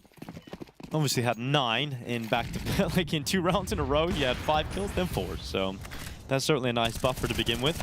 And he's continued his output throughout this half, throughout this map entirely. Zantares take Jacob down early on. Now looking at a 5v4. And Aurora is just going to settle into an A play with that, leaving 1 player in mid, Zantares, and look at that. The patience as he tucks himself into the corner. Prism just walks up, thinks it's clear, and Zantares gets away with the freebie. I wonder if he heard footsteps over to the A bomb site, though, because Safa looks like he has an idea they're coming. Can't win the first fight, and now it's all on Hypex. At the stairs with an op, and 5 players coming at him. 4, excuse me, make that 3 after the kill. Yeah, not bad with the 1, but now he's stuck behind the smokes. There's no one actually committed in front of the smokes in the A bomb site to defend it. And this is the only play that really Hypex can make, is to kind of ignore the rest of the A bomb site, go look for a lurker in middle. You know Zantares got that kill earlier. If you can find him, then all of a sudden you're sitting at a 2-on-3, but nobody's home, because Zantares has bailed out after the information from his kill. So now you just got to play retake. And Demo's done a decent job of quickly getting towards jungle, and the bomb hasn't even crossed yet. Major was so nervous. And they're so low. Yeah, okay, a little bit sketchy. There's a chance now for Apogee. Zantares, head showing over the top, even on low HP, he still takes that kill. And that chance has now dwindled away. Oh God, Vukadius killed his own teammate. Counts for 26. Yeah, 20 seconds left though. Gotta get that bomb across to the site. And now they will, so it's going down on default. Hypex waiting for a head to peek up. Oh, a shot through the boxes as well. But yeah, just getting out of the connector at this point. Impossible for Hypex. It is over here. Aurora gonna win this one 13-6. And it comes back to what we were saying. It was ties for the first half. It felt like it was closer than it really was. Aurora don't really lose control of it and get the job done 13-6 on the opening map. As Dinko just said, maybe at the half it looked closer than what it actually was, but if you were watching in the server and you did the eye test, Aurora had this on lockdown from the get-go. Apogee really struggled to find a way to get through their armor. Yeah, I mean, if it wasn't for that they won both pistols, it would have been maybe even perhaps worse. But the other big issue is they never followed up those pistols. They lost both second rounds in both halves, which really kind of put them in a tough spot. And unfortunately, I just feel like they didn't get enough done in the first half to even give themselves a chance. Like, I feel like they needed more T rounds, and then maybe they could have worked a miracle. But whenever Aurora's flipping sides to their attacking side that they favor more, and they're already in a good position, you're fighting an uphill battle at that point. Yeah, Aurora back on track, I would say, doing what is required and what is expected from them, kind of dealing with an underdog. I did say, you know, Mirage maybe not one of their best maps, you know, towards the middle or even towards the middle bottom of their map pool, but, you know, they have enough depth. They have really some strong individuals. We saw this game. We saw Wakadia really pop off a couple of crazy rounds, ace and a quad kill back to back, kind of setting them up for success. But yeah, the first half from Apogee, not bad, not the worst, but ultimately, as Dust said, like, you win pistol.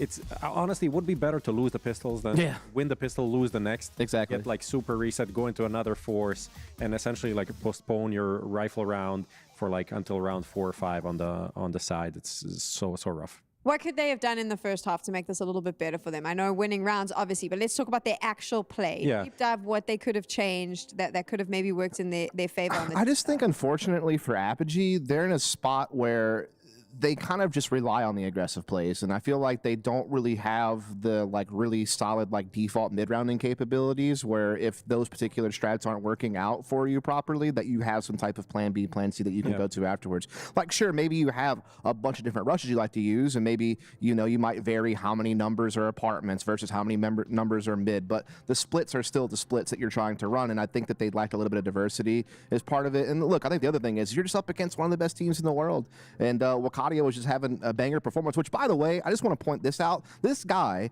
has made so many sacrifices role-wise to accommodate Joda, yet he is playing even better Counter-Strike than he played last year, which is kind of impressive considering some of the other situations that are going on in the world. Yeah, maybe he should have been playing these roles the whole time. Exactly. I don't know. Maybe that's the thing we should take away, because I feel like him in these like more rotator roles, more active roles, I think it suits him better. I want to say, kind of tying up what you said, is like some of these executes were disrupted by Eternal Fire. Here we go, Aurora, which made it hard for the Poles to do what they wanted. They have their plan. Okay, let's execute our plan. Something pops up. We haven't encountered this before. We don't really know how to deal with it. And then you go into this mid-round situation, chaotic, where Xantares is really good. KDA was really good on this map as well, and that's kind of how the cookie crumbles. How the cookie crumbles. Apogee, I mean, could we nail this down to a little bit of experience? I mean, if we had to summarize it, they just don't have a deep enough playbook, and maybe don't know how to adapt when a team is throwing something at them that they don't have answers for. Before we do that, we have another standout player. We obviously talked about Wikidia. Here's another standout player for you. It's Major.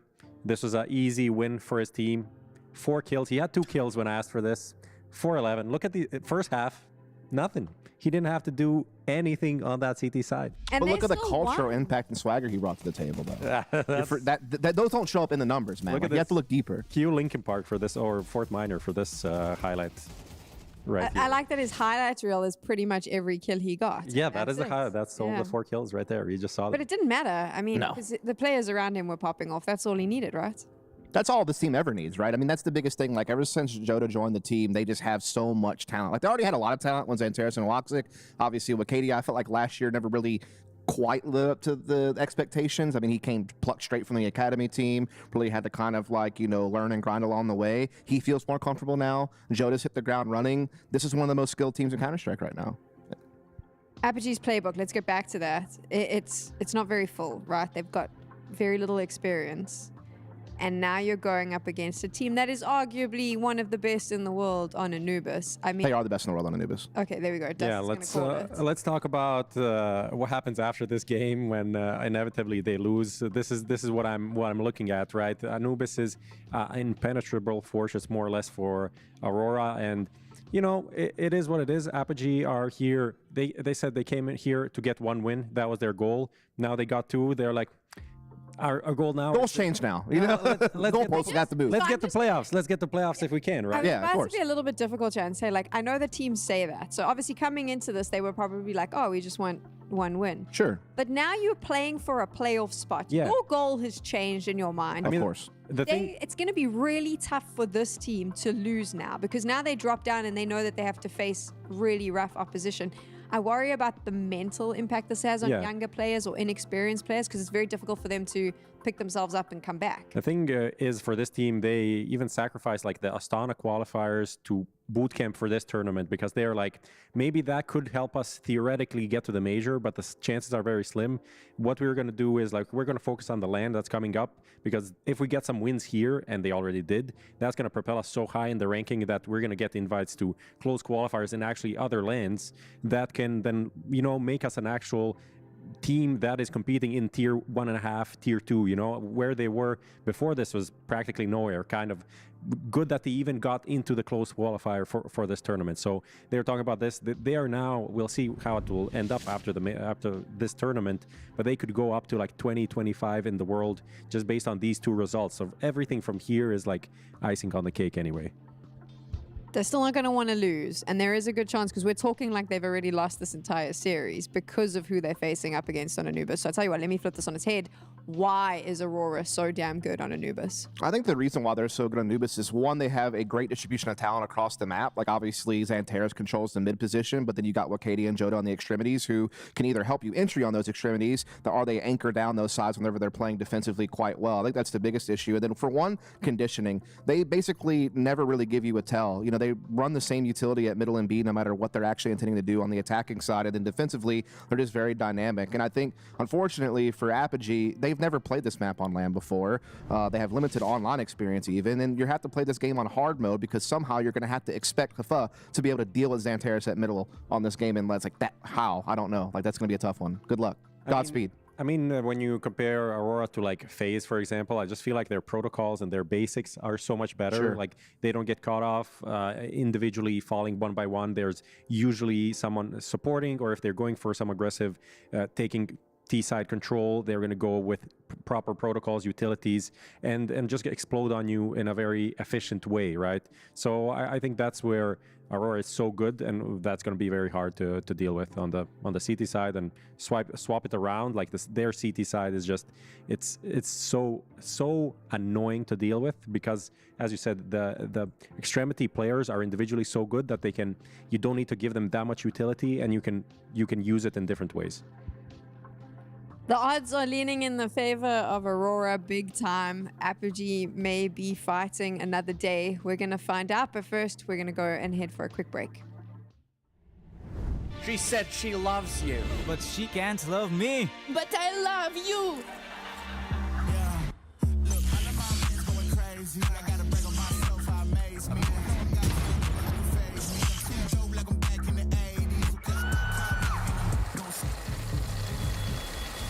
I won't play window anymore. What's going on? Play your role. 1xBet. The human body was built to move. Not trapped at a desk in one singular posture for 12 hours a day. It's time your chair evolved. This is Secret Lab Titan Evo. Ergonomically engineered for you. Gamers, hybrid workers, artists, backing your every move.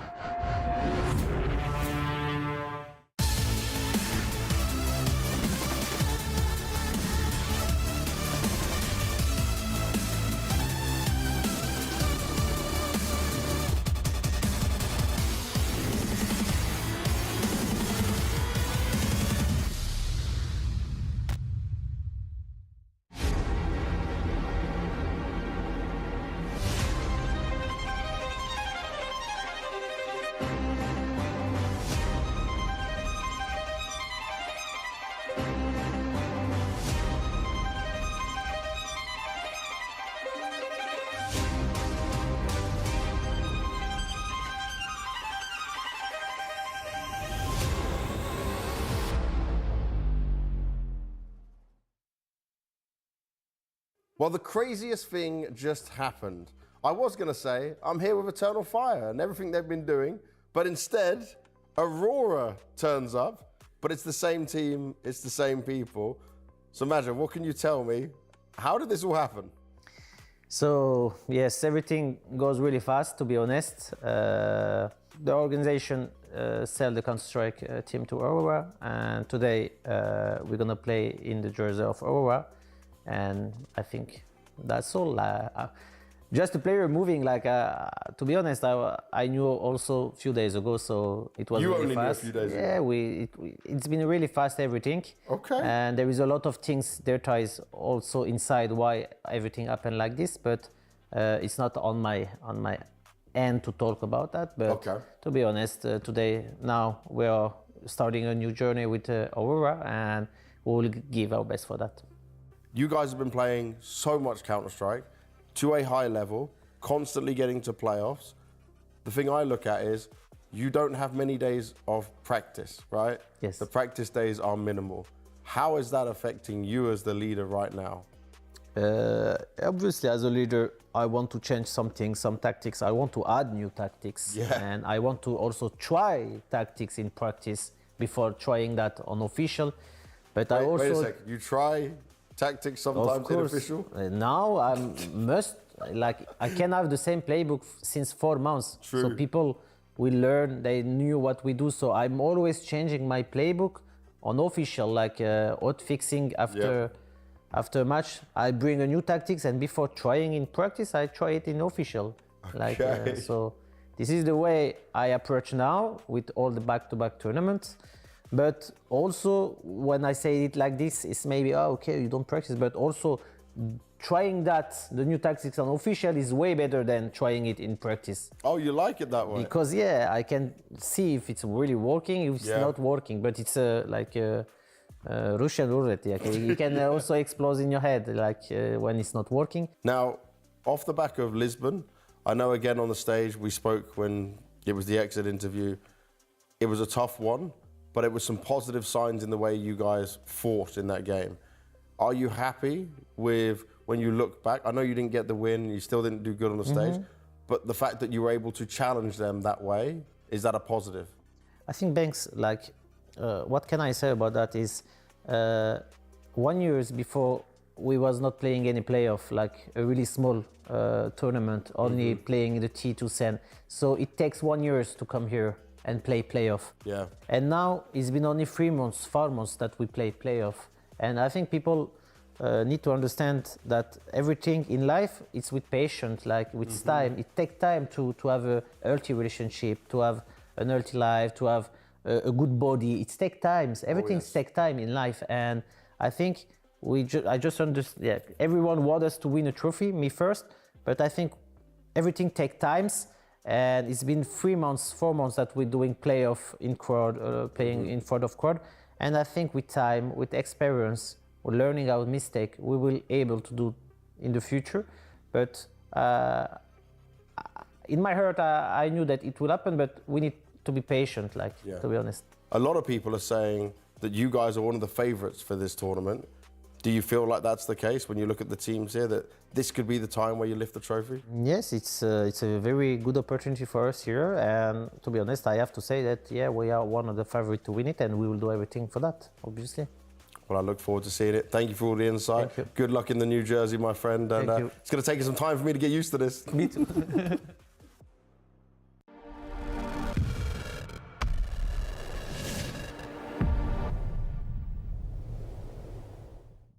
Well, you heard of Madger saying it himself. They're one of the favorites to win this tournament, Jason. And right now, about to get into the playoffs over Apogee. Yeah, they very well might do it. It looks like it after that first map, considering the fact that Apogee, even with some decent wins, never really had control. But then you come into Anubis, and the idea of this being an upset victory for Apogee here to force us into 3 is just crazy. Just crazy to think about. Feels like it's outside the realm of possibility. Saw some really cool things, though. Some really sharp shooting, really good skills, some cool ideas. I think the problem is, you know, a team like this, you're Apogee, and you're able to kind of execute like 2 or 3 really nice mid-rounds in your T side on Mirage. But this team's not going to let you be comfortable for 12 rounds straight for an entire half, right? Like, you're getting disrupted, you're getting picked off, you don't get to play the exact way you'd like.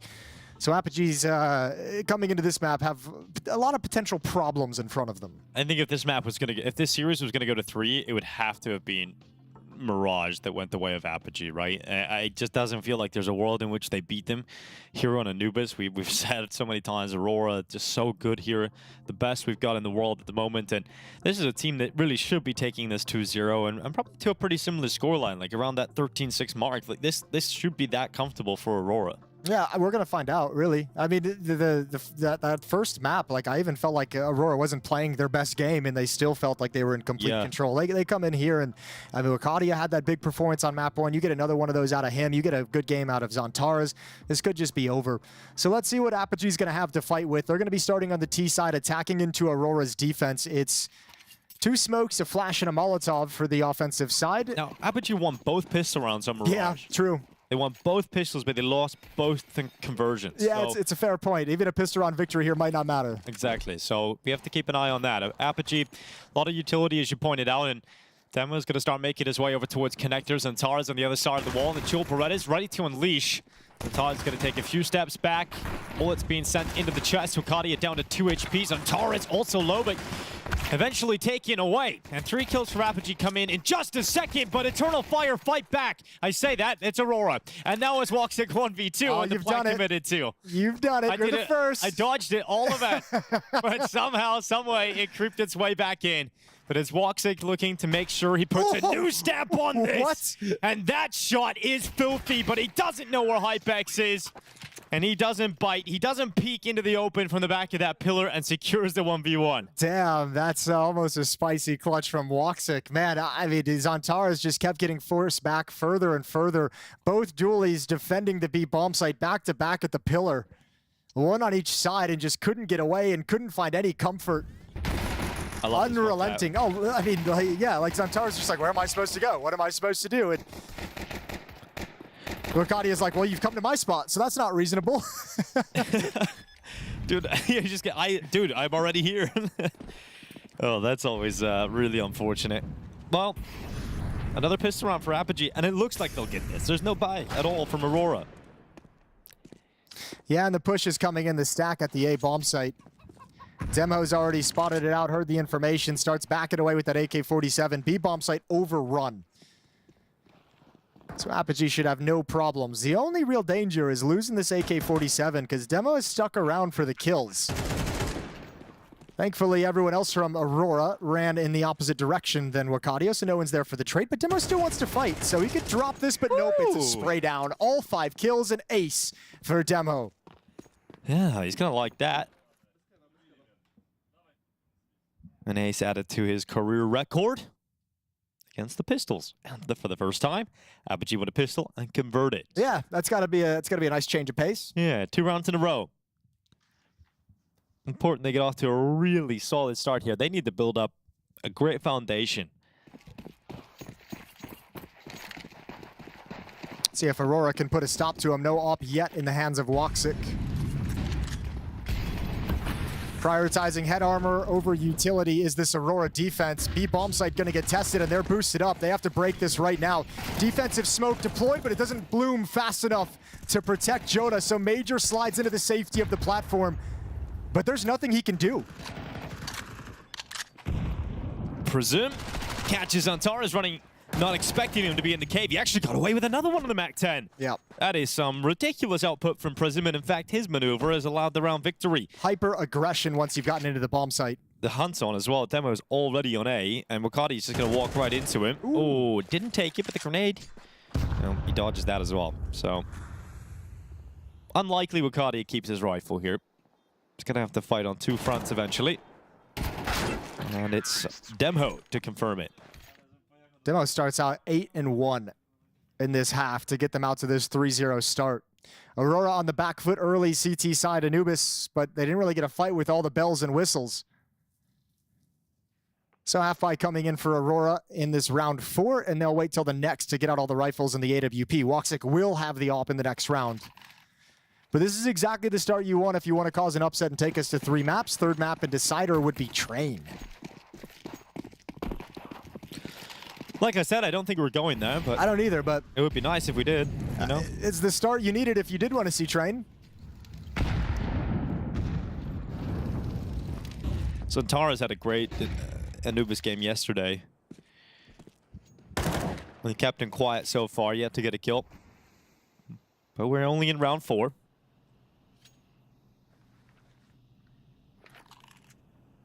Eternal Fire gets lowered to the middle of the map. 4 players going to be attacking into B. Aurora, Aurora, Aurora. God dang it, I did it. You did it as well. It's your fault, though. I did. I started it. Aurora lured towards the middle of the map, now into the A bomb site. Smoke wall is up, Molotov's down in the site. Easy take, easy round for Apogee. They've got 4. Have you ever seen the Aurora Borealis? I've always wanted to, I have not. Yeah, me neither. I haven't seen it. Gotta check it out. It looks cool. This is interesting. What do you do in the next round if you're Aurora? If all 5 of these weapons stay in their hands, like you'll upgrade the MAC-10 on Joda, but Do you just keep SMGs? Maybe like preserve the money? Aggressive maneuver maybe could be freed up, throw a round in the mix. Like you could maybe take water outside A or a B push. Yeah, it's just interesting because they're not lining up for any kind of exit kills to try and upgrade these SMGs at the end of the round. They're just kind of content to let Apogee bail out of the bomb site, and if anyone truly overextends to an insane degree, they'll challenge. But decisions for Aurora going into round 5.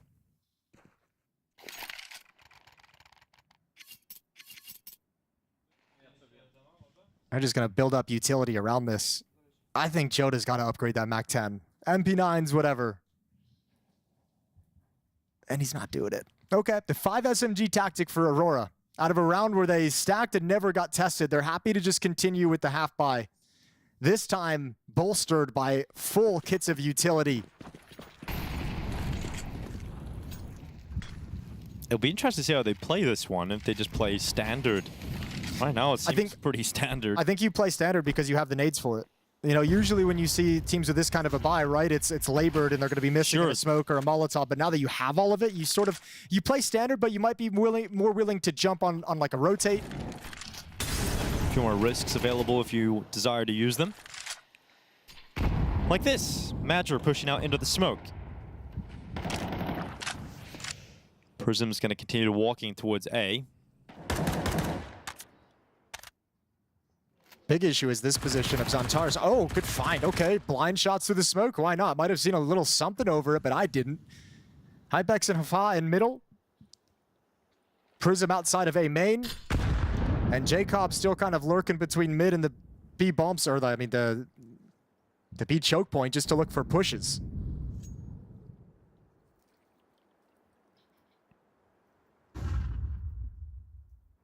Oh, this double setup behind the door. This could be devastating. Hafa's going to take the first peek and spot Woxic. And Xantares still hasn't given away a spot. So even if that AWP committed and got the pick, it was still Xantares as the insurance policy. But with 30 seconds left, it's the Xantares play forward. The knife out jump from Legadia. Well, they now know the information on both players. One's outside challenging Major. One's over in Canals. Good kill from Jacob out towards the side, but 15 seconds on this clock. Still needs to take down Major inside of the site. Low on HP, hides behind the obelisk. Just rot the clock, run the timeout. They can't get to the bomb, so you've just won this. So yeah. Aurora, that's a fantastic round to win because you get a free AWP, a free AK-47, and you win on 5 SMGs that you saved previously. So the money is in a perfect position. Yeah, it's lovely. It's actually just kind of boomeranged into a wonderful spot. So now you can get some N4s to supplement that SMG that was saved by Major. He's going to be fine sticking to it. And Aurora's in a pretty good spot, all things considered, for being down by 3 rounds, 1-4 in the favor of Apogee side. As they continue attempting to surprise us here at PGL Bucharest in the group stages. Winner of this series does move on to the playoffs.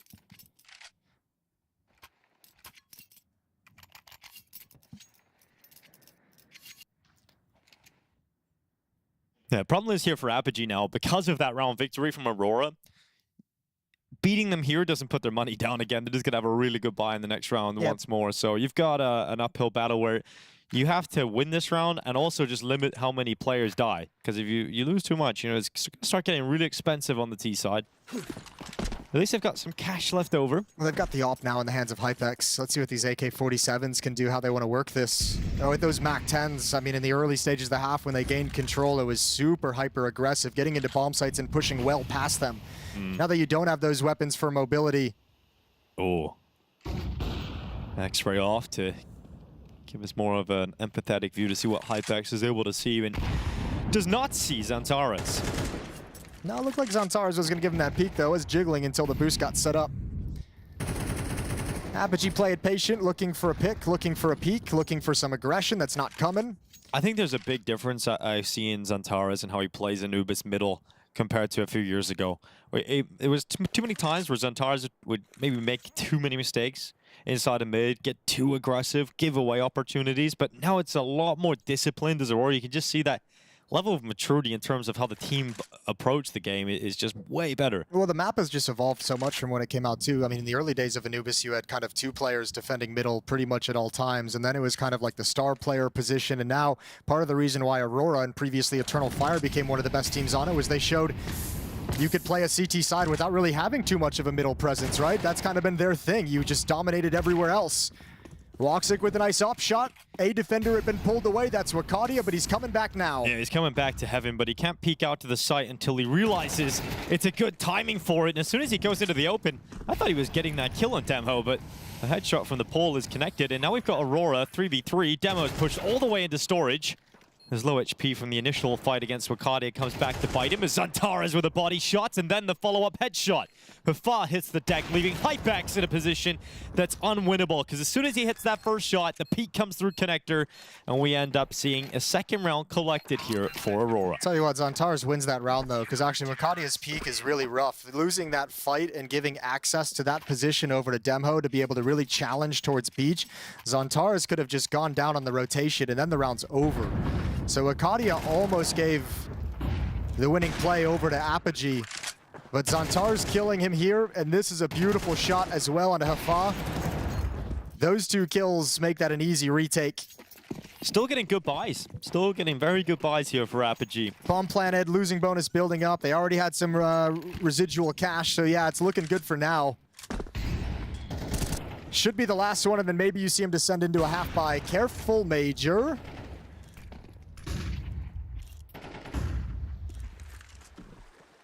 All good to open things up.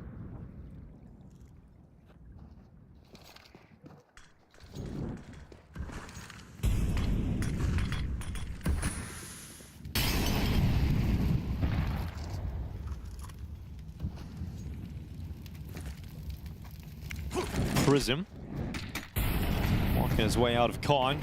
Good execution into the B bomb site with utilities. Antares making sure that he keeps his team ahead. Okay, speaking of heads, there's two right to his AK-47. Just shreds through the connector attack. He killed one through the smoke in B main right before that as well, so just been an absolute menace. Oh God, he's having another good game here on Anubis. And you're seeing some of those trademark transfers, trademark headshots. The mechanical gifts that he possesses. Yeah, he's really starting to feel himself in this game. Well, Wakadia is pushed all the way up A to cut off any kind of fallback and be close enough to take a jump on the hunt. Hypex and Hafa, surely this has a save written all over it. But I mean, they've been here for a while, and they might just want to try and go for this to lose the weapons. Otherwise, Aurora would happily take these guns away at the end of time.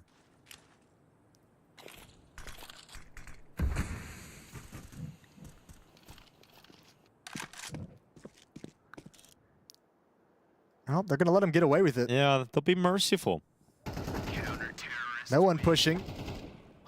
Tough prospect coming through that smoke. You've got some of the tools to do it, but it's all good. You mentioned the fact that that was the end of the good buys, but now you're in a situation where you saved the AWP, you saved an AK, you have a little bit of cash left. You can get another AK and Honestly, rifle. Yeah, I think you buy. I think Jacob gets an AK-47. I think Demo and Prism, you give them some lower weapons, Tech 9s or SMGs, and have them pick up the utility that you're going to need for the round. Right. So a conversation, a timeout to talk about not only the distribution of weaponry and money and funds, but what tactic exactly they want to run with this kind of diminished investment. Yeah, because right now you don't want to go towards the hot hand of Zantares, do you? Like, you don't want to hit him again. Well, also, I mean, look, if you do get an AK-47 on Jacob, or you could go Galil if you want some extra utility. He has picked up the AK with one flashbang. Demo and Prism will pick up utility. They're going to be the only ones with really full sets of util. So, I mean, think about it this way. If you're the IGL and the coach, you have that 30 seconds to come up with an idea of how you play a round out on Anubis, where you really only have one timing you can hit. Maybe two if you're really sparse with the nades. But you don't have all the smokes, Molotovs, and flashes needed to put together a big round work in the map.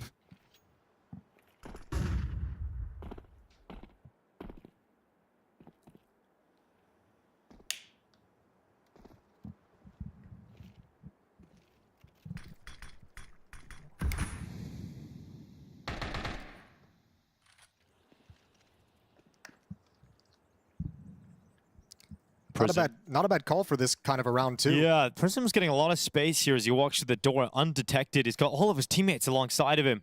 Zantares, though, he is going to be the first point of contact. And so they smoke him out. He goes forward, and this time they get rid of Zantares. One shot from Woxic's not going to be enough, so you need Wakadia to step up, and he's being pushed on two sides. Goes to the AWP. Great shot out to Nade. Second is better inside of the site. Finally gone, but is it enough? Has he done enough? Jona's come back through camera, and it's all on Hypex. He realizes he needs to change his position, so goes behind the pillar at the fountain. A lot of utility coming towards him, so he can no longer stand there. Both players, same spot, and Hypex needs to deliver a clutch. The vertical, the pause button. The vertical double peek. Oh, it's impossible with an AWP. You can't get a wild transfer with his AWP. You gotta somehow get behind cover, and that's exactly what he's done. So he goes back out again, he's got it. And he got it at the last second. The grenade came through, but he hit the shot. A game of inches, a game of milliseconds, and Hypex with a recovery. Yeah, goddamn Hypex. That's some slick clutching out. 1 versus 2. Fast first shot, the flick upwards. Devastating for Aurora. Good shooting for Jacob as well. Jacob to get him in the situation. Look at this. Bang. That's so fast. Even takes a dink. Sees the nade coming in. Knows he needs the kill. That was crazy. That's some Hollywood clutch. Yeah, that's actually some Hollywood stuff right there. Maybe Bollywood. It was that kind of level of wild. All right, well, there's an extra round to work with. And here's the difference is like on Mirage, those like kind of sort of miraculous rounds of winning with the low buys and Tech 9s was just keeping them alive in the match. Now you have this kind of miraculous clutch from Hypex that's extending your lead in the match. It's a completely different vibe to it. See how many more rounds they can put on in this half. Well, if they, the unfortunate thing is this is their reward because they lost the AWP because the grenade still killed him. So, you know, you've got 4 Khalils, you got a MAC-10. That's a fair point. And now you've got to go up against the full buy of Aurora, so it doesn't get much easier. Yeah, but on these low buy rounds where they're missing resources back to back, they've said, you know what? We know Aurora doesn't necessarily like to play with presence in mid. Let's exploit that. Now Wakadia knows they're coming in. He can hear all the steps. Positions himself down below the wall. First bullet, not accurate, but certainly controls himself. Eventually just wrapped around though. Prism continued sprinting the whole round. He gets in behind, and now you force them into a save because they are nowhere near this. And you've done the hard part. You have beat them with your weaker buy, and you forced Aurora to save because they don't have much money left over. Yeah, and this is the difference too. You're playing with momentum also. Look at, I mean, how fast-paced they're going, how unafraid of these fights they are. Even on these low buys, those MAC-10s are not slowing down whatsoever. Zantares was playing over in Temple. When he got the indication they were coming mid, he tried to rotate around through Beach and just couldn't get there in time. Met by the MAC-10.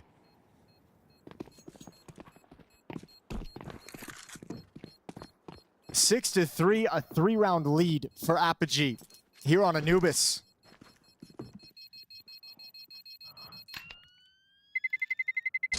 Terrorists win. Back-to-back really, really difficult rounds for Wakadia. He delivered last round, but this was too much to ask.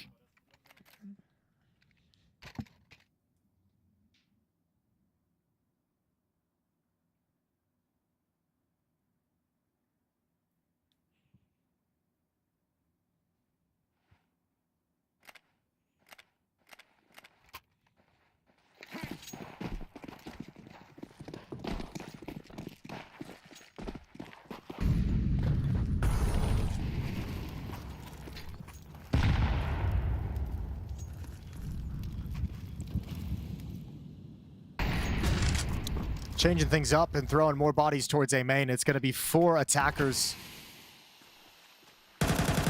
Do they want to wait out the smoke? They'll extend to make sure nobody's pushing canals from Aurora's defense. But they're still committed to the play in towards A main. Prism's going to lurk middle. He's got utility to help supplement this attack. 2 defenders inside the A bomb site for Aurora. Zantares and Wakadia. They've had a tough time.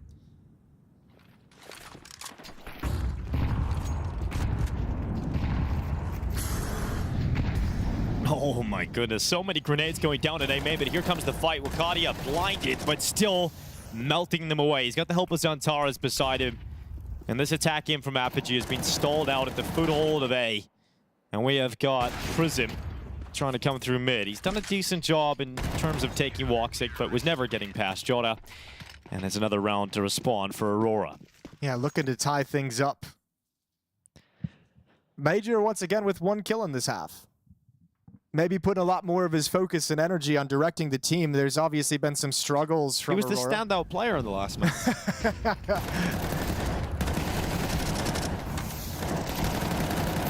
I imagine he's just, I mean, between the struggles Aurora's had and even going back to when they were Eternal Fire, starting to feel like it was going a little Going bit back flat. all the way back. Yeah, like 3 days.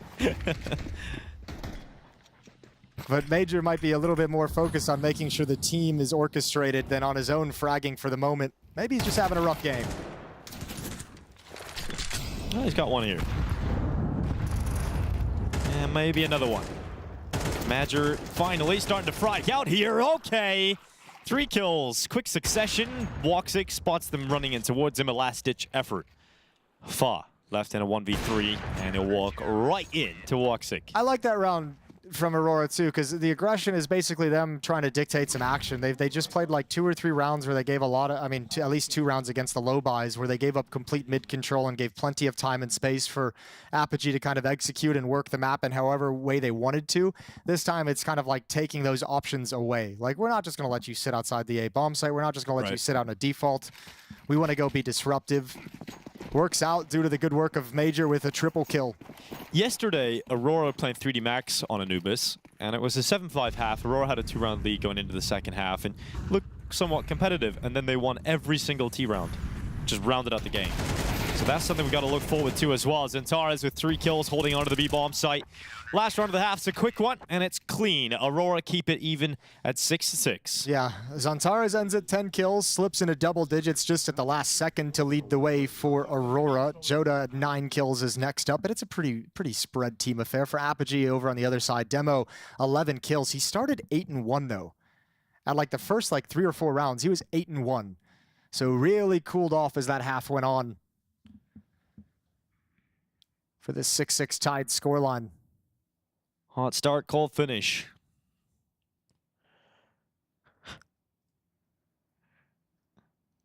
Enough for everybody's either drinking an energy drink or a water. Wakati is there with his super complicated coffee order. Yeah. Double cream, 3 shots caramel. I'm glad it's got tape on it. I've got no idea where it came from. No one does. Small business here. Small Romanian coffee shop. Well, Apogee, if you want to get us to train, if you want to fight for the playoffs on the 3rd map, better have an absolute banger of a CT side because Aurora is going to come test you. Woxic, Wakadia, and Zantares. Feels like they're starting to build up into something in this game. Zantares has had many rounds of multiple spray down, 2 or 3 kills, including that last one. Pissed around is live. You got smoke flash for Aurora's attack. You've got 1 smoke and a kit for Apogee's defense because they're playing retake on the B bomb site. Looks like they're just gonna push A main right out of the gate, not slowed down. Wakadia. Oh, he missed his timing. Now he got the timing back. He wrestled with it. And he won. But Hypex has got a little bit further out than expected, but he's going to have to run back because the rest of his teammates are having a very difficult time. Jacob, though, I say difficult, makes it look easy. 2 clean headshots. Hypex got away with a kill on Wakadia, and finally able to get rid of Jacob inside of the site, but 2v2 set up from the A defenders. Yeah, and they got to be really careful that they don't just both kind of focus on one player because they're coming from 2 different stretches. Zantares holding onto the smoke. He's leaving Major to fight for, or Woxic, excuse me, to fight for himself for the moment. Yeah, knows that smoke's fading, actually loses the fight. So it's all on Woxic inside of the bomb site. He's going to have to take a step back out to the broken wall and prison. Look, clean. I hate how Aurora chose to play that. I absolutely hate it because Wakadia gave you everything you needed to win the round. He gets that first pick. He hears the footsteps of 1 more player falling back to A main. That was 100% communicated. Why are you stepping in the front of the bomb site to challenge for the fight 1 by 1? Why not just plant at the back of the bomb site? Just plant at the back of the bomb site and say, mystery. Cool, have A main. We're at least going to get this bomb planted. We'll put the pressure on you guys. And they really just let this pistol round play out in a really awkward way. You're right. It's like Jacob hits the first shot super nice, but yeah, I mean, he just has to kill the planter. You had Zantares push up to that position as soon as he got into the bomb site, so you were safe from heaven. You were safe from bricks. It's true. Really strange plant position there for Aurora.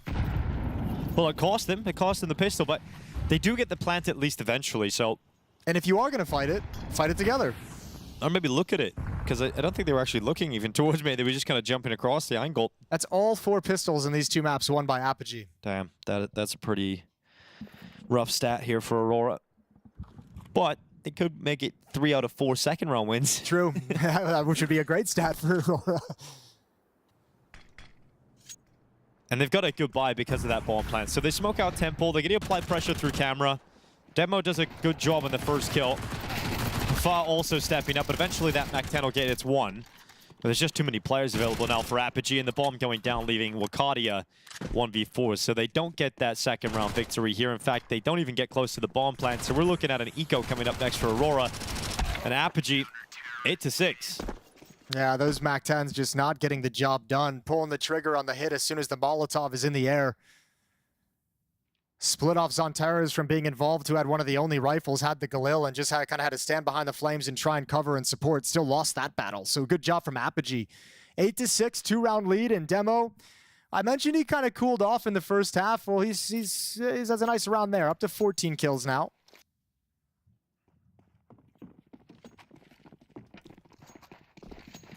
And only losing 1 player in the previous round means they get to build up plenty of cash. Is this another force buy for Aurora? Not completely. They've half invested Tech 9 in armor. And they're coming middle again. No one's shifting. Hypex would arrive late if he is to start moving, but Hafa doesn't have the information yet. Oh, that is the worst timing ever. Oh, quick switches, and now the A bomb site's gone. Oh, Jason. I know. I know.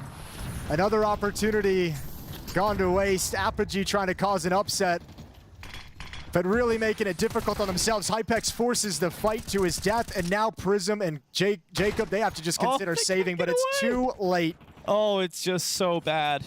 Oh, it's so unfortunate that for Apogee. But again, you're seeing like teams play this so differently too. Like this is another one, we mentioned it during the complexity game, or I mentioned during the complexity game. This one too is like the utility flying over for the execute from outside of the A bomb site. Teams are like playing off the typical reaction. That smoke coming into camera makes the defender pull out utility to drop some counter utility to delay and negate that smoke coming in. But Aurora, Major's already swinging and peeking right when that smoke is coming in. Right when your brain's telling you to pull out utility to negate it, you just get caught.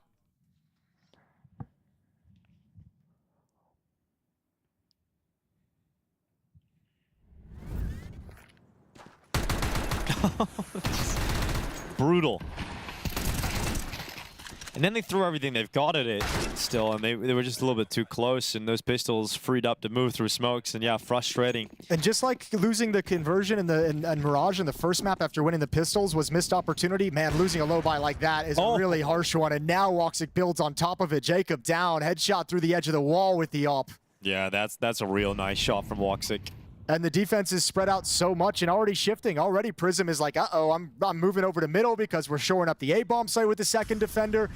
And Hypex is just having to fight every single B angle if they come in, so he's backing off to play from CT instead. I think, okay, now he's stepping forward again because Prism is coming back, but it might just be too late. Aurora already have standing in dark. Hypex winning in towards IV. There's a big swing from Zantaras. Headshot in, Wakadia to clean up. It almost looked like for a moment they were going to just stay in that setup and have them play passive at the B bomb site and save if they came here, but that second player shifting back, Prism coming back from middle was kind of the sign of, nah, we got 2 players, let's fight for it. They've lost everything. It's tied up. They've got no money. A saved M4 on Demo, a saved MP9 on Hafa, and you got to build something around that.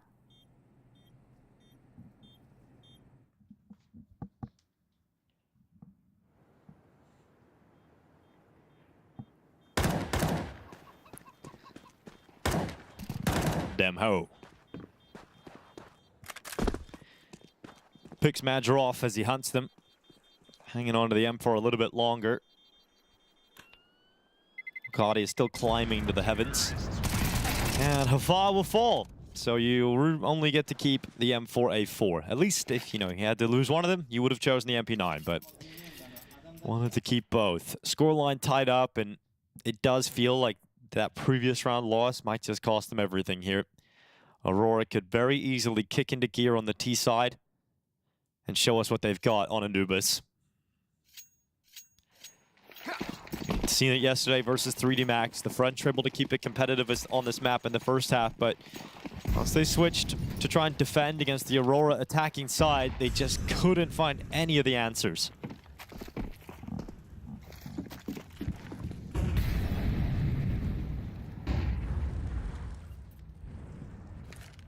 There's a stack on the B-bomb site of all of these weaker weapons. Aurora spread out in the default, not committing to anything too early. And Madger, in fact, is being used as an information gatherer. He's got the distraction set up so the pistols look towards him, and Jota gets away with a double kill. That one rifle's been detected. They know where the saved weapon is. So you can see we've got Wakadia starting to move in towards A. And the bomb will come and join. So 9 rounds to 8. It's Aurora into the lead. Yeah, credit to Demo, though. That's a nice kill with the M4. Going to allow a teammate to pick one up. I don't know if they'll be able to save it. He gets another kill to protect the weaponry, so maybe Aurora hunt, but he's now at 18 kills and 10 deaths. His next closest teammate is 9. That's Jacob. So, I mean, you have to say, if I mean, Demo's doing everything he can to carry his teammates through as much of this map as possible, but he's going to need a second player to wake up and start closing the gap between his scoreline and theirs. You say the next closest is Jacob. He's still Demo's got double his kills. Yeah, and that's the thing. You need someone else to help you out if you're going to start converting these rounds. Demo is going to find one more. Wakati, pause and wait. Good job. 19 kills now. He's just fragging out. Yeah. Well, he's hanging on to this M4. If he had hit that shot, I might have just left the room. I might have just sponged it. 9 to 8 for Aurora, slight lead, and one step closer to the playoffs of PGL Bucharest. I love how that's a thing. We call it the sponge, just the quitting on. Yeah, just walking out of the room mid-cast. Peace.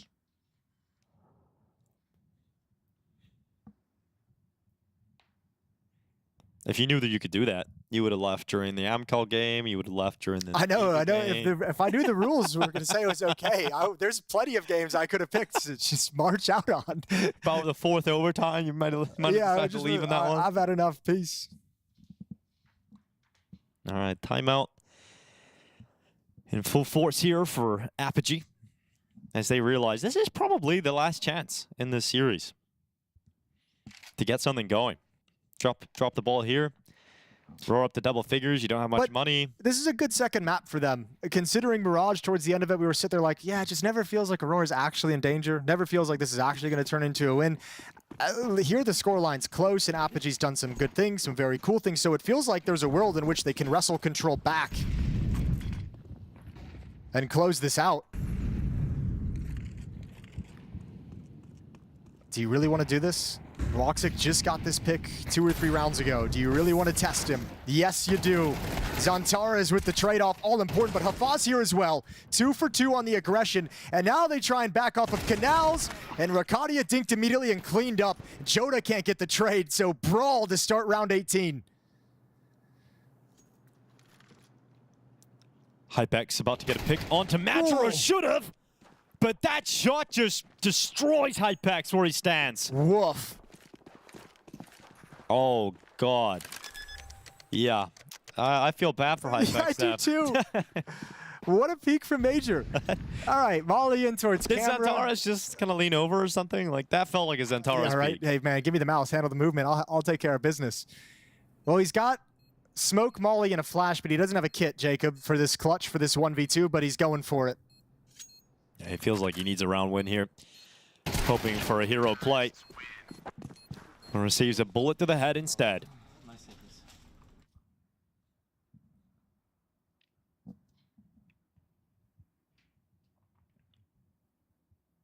Two-round lead now, and that, as you mentioned, might have been one of the last gasps. Money is still okay. They'll invest a little bit into this round. Actually, kind of cool pieces of aggression mixed in here by Apogee.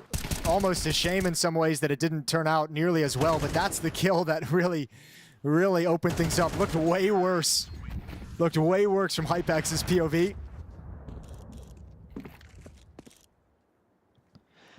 Yeah, that's the thing. It's sometimes better watching those kind of kills from the victim's POV. The death receiver.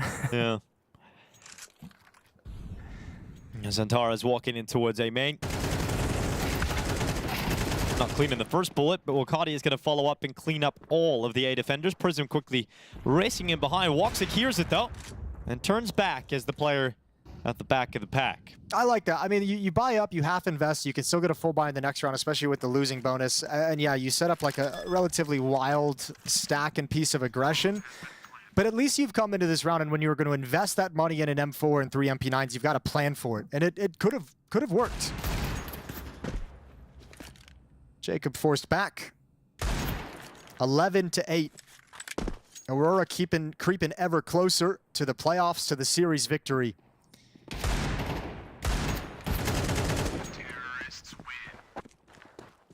Nice. Well, the buy comes in, Hypex back to the AWP, everybody else back to the rifles. Give us one last punch, Apogee. Give us one last fight here. You know, get something crazy going. I want to see one more good round and one more. Get my hopes up one last time in this map. Aurora, do not co-sign that. Chicken butt. Still more PG than our previous matchup. than the bomb nameplate. Yeah. Oh, that's a freaking wild thing to have. That's why I love it, because you can type that in on the name tag and it'll let you do it. I know, it's great.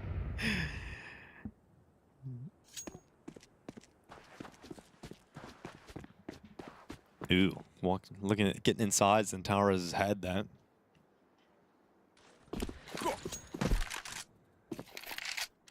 Little trickery coming in for Aurora. Looks like utility sent towards the B-bomb site to show they want to scale up canals and perhaps start setting up a pinch at the B-bomb site. That'll make the defense nervous. Afa creeps a little bit closer to Temple. But the hit is coming in towards A main.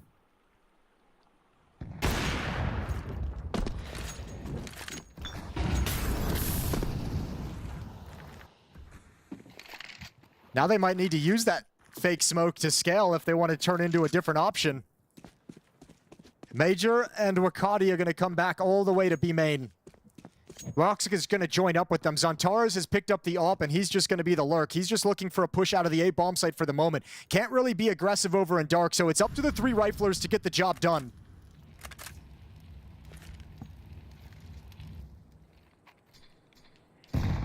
Major to enter the site.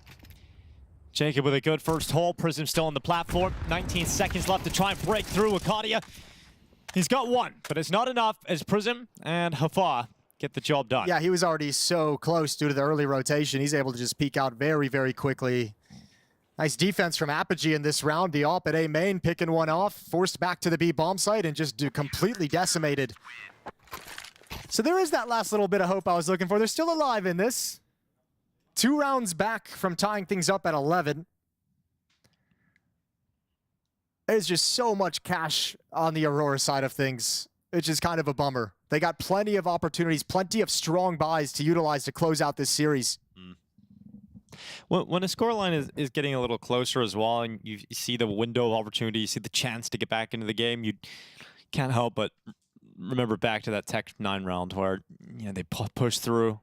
They come in, they find a great timing, they switch weapon and get into the A bomb site. There's missed chances. There's been a few of them here for Apogee that could have changed everything. And that'll be something they look back on a little bit later on.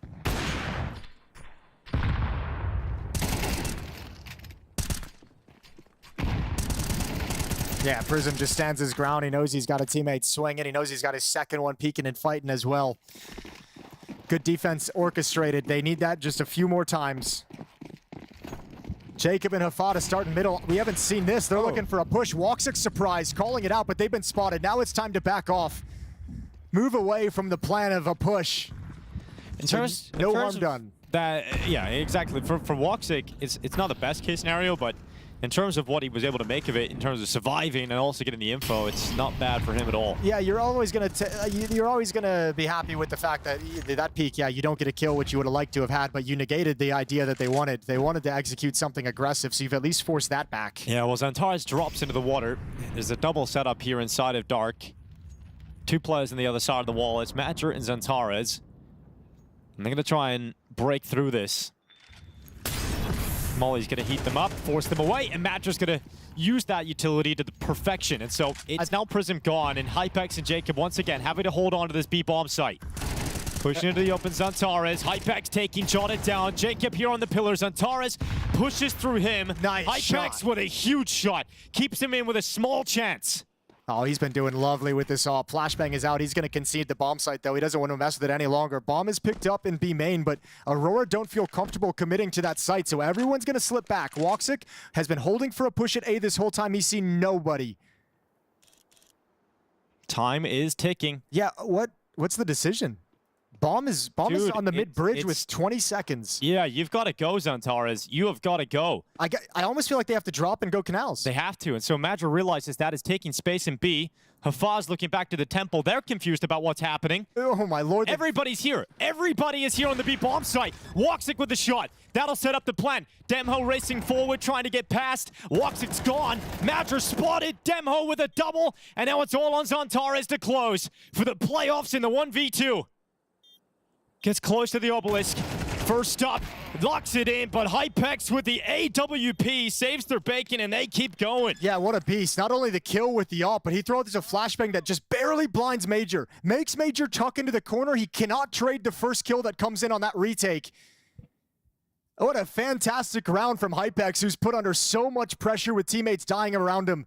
The smoke break for the op kill in B main that drops the bomb, that delays things, that makes Aurora second guess and nervous.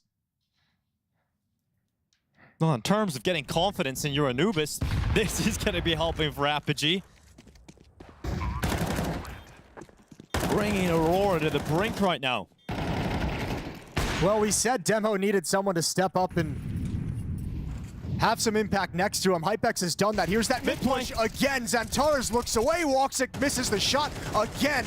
And Aurora finally with the kill back, but it's a man disadvantage. Dude, I love the attitude from Apogee. At this late in the game, at this point in the game, they go for the mid-play. He ain't missing. And Hypex is starting to level up. We talked about all these good buys Aurora have been getting as well. Well, that goes out the window. At 11-11.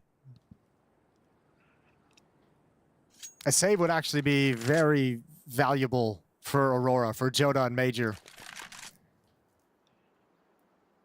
Major won't get any extra money, but Joda can drop an AK-47, and he doesn't need any more utility. Or he can drop the op over to Woxic and get one himself. It's a long save. A minute, they have to wonder if Apogee is moving out of the bomb site to hunt them down. Now, on the other side of the coin, we touched on it. This wonderful run out of Apogee, such little experience. Do they have the experience to be ruthless? You've got a little bit of money built up, not a lot. You don't want to lose everything. But there would be some value in taking these guns away.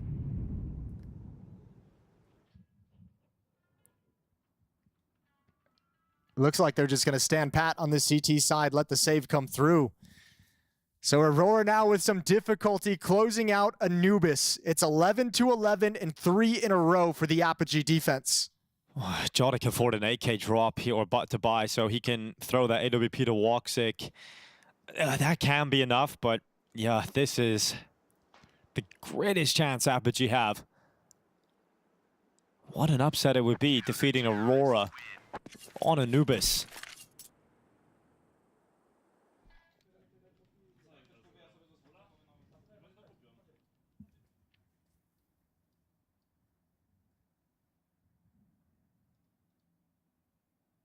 Well, we're getting down to it now. Full buys for both teams. Aurora missing a little bit of nades. Where do they look to success? This three-man defense that Apogee's able to orchestrate at the B bomb site. Hafaz done a great job of rotating his attention between middle and temple.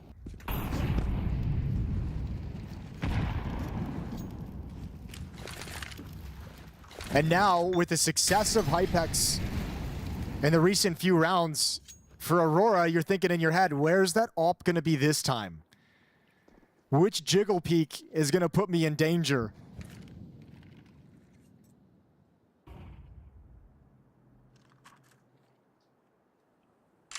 This is crazy. You can't give up the B bomb site. Okay, Prism's rotating back now. Everyone had vacated the premises except for Jacob, and that's just not enough.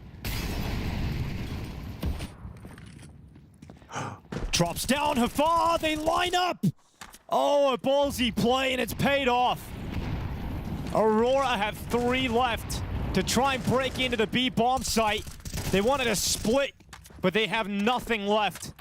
12 rounds for Apogee being teed right up, and it's there. Hafa makes the huge drop, and Aurora are now left stunned. That's what I'm talking about. Polish Counter-Strike. They've come roaring back in this map. Now 3 in a row. Excuse me, 4 in a row for Apogee. This is something special. One of the best teams in the world on Anubis, and it looks like they've completely stopped cold Aurora's offense. These last 4 rounds have not had a whole lot of strength in them, and Apogee is finding all the solutions. Hypex has stepped up. Brilliant shooting with the AWP. Demho still continuing a tear. 22 kills in the map. And yet another surprising upset for Apogee potentially on the cards. Aurora fighting for overtime on map 2. Otherwise, we've got Train. Yeah, I think of the results so far here in Bucharest on this map. Aurora have beaten Legacy 13-7. They beat 3D Max 13-5. You know, 3D Max are a team that gave them issues earlier in the year. They defeated them 13-10 at Pro League 21, and at this tournament they dominate them, so this is so impressive from Apogee. Another upset run you can't mess with. Lost to FURIA on day 1, but then they beat the Mongols 2-0. Then they beat Astralis 2-0, and for a team that we didn't know much about coming into this, that'll open your eyes. Look at the aggression now. It's crazy how confident there's no way Aurora will be ready for everything. Like, every position that Apogee have taken up here, this is huge. Aurora have nothing. They're stuck behind these initial smokes, but they have so much to clear that it's almost impossible to see a world in which they don't take casualties on the way. And to make this call at 12-11 with overtime or victory on the line is insane for a team that doesn't have a lot of experience. Now, Xantara's just spotted the feet, so Hafa has slid himself out of danger for the moment. And Wakadia with the MAC-10 has just got to let him escape. And again, it's the same philosophy just a couple rounds ago. You've negated the push and the aggression, and you're going to be at least happy with that. Oh, Wakadia got in front of the utility. He needs to win this fight, and he won't.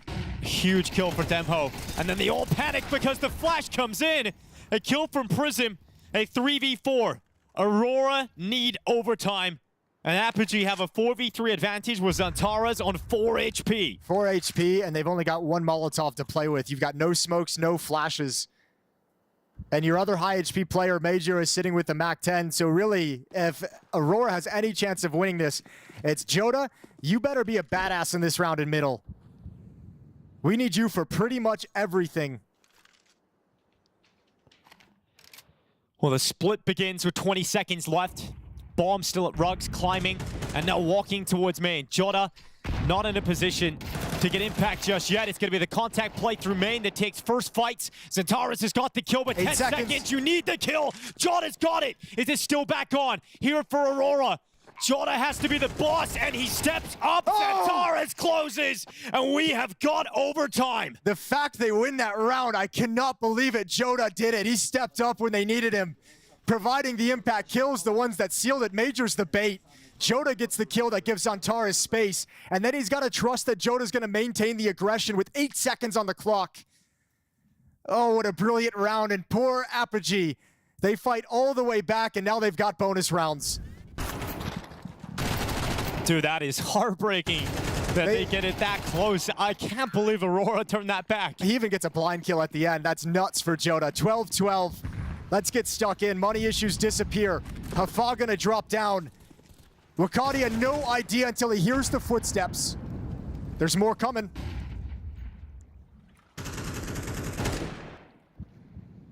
He's got eyes on that.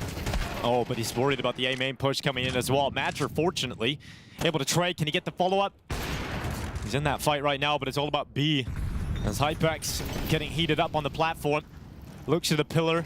Joda trying to deal with him, and Hypex somehow gets away. But he needs a pick here. It's a 2v4, and he's being kept busy.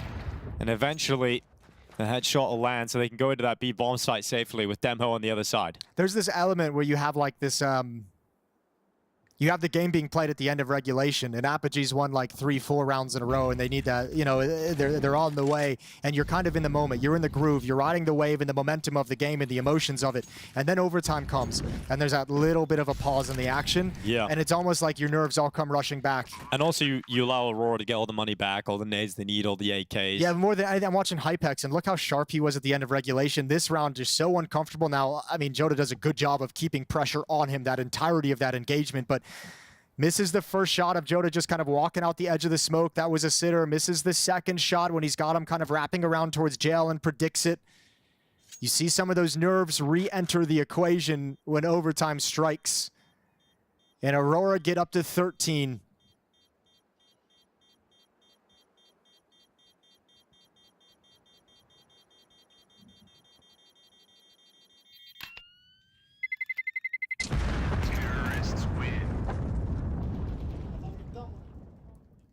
I'm sure there's a sense of a huge relief as well for Aurora once that overtime starts. You know you've got more rounds now. You got a reset, a chance to sort of weather the storm that Apogee would be bringing your way. And once you get into OT, the more experienced team, we always say it becomes the more favored squad to close it out. The extra timeout provided an overtime taken by Apogee just after that one-round loss. Know how important it is to get a second-round victory here, else money starts getting dicey.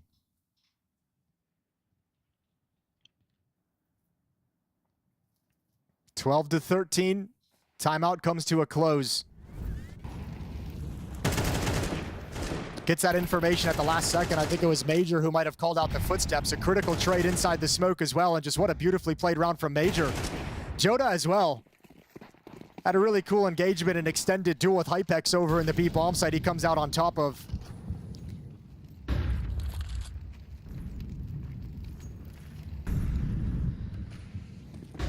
Here goes Wukadia, front charge in up to jail. He's got the opening.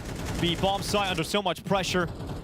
And Jacob's stuck inside of connector. Grenade's gonna land and take most of his health away. Follow-up will remove the remaining pieces. And Aurora went up a gear. And look how quickly your fortunes turn if you're Apogee. You're living the life, all-time high at the end of regulation, bringing the game back. Everyone's hitting crazy shots, good clutches. And now you've just been punched in the face twice. Got a save here in overtime, so 14-12 in the favor of Aurora. That's a great call from Major, a change of pace. And again, with the pressure of OT on an inexperienced team, not prepared, not thinking ahead, not even expecting that kind of an explosion into the B bomb site.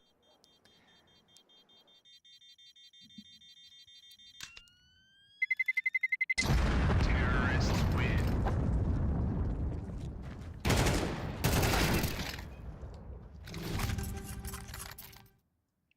Wukadia and Zantares tied at the top of the scoreboard for Aurora. 20 kills on both. Yeah, Wukadia had a great first map as well. It's been a lovely series from him. Mm-hmm.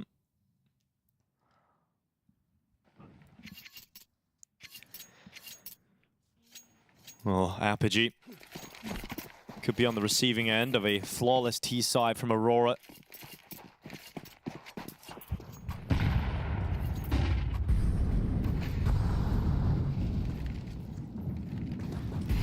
And you're just battling to get another overtime.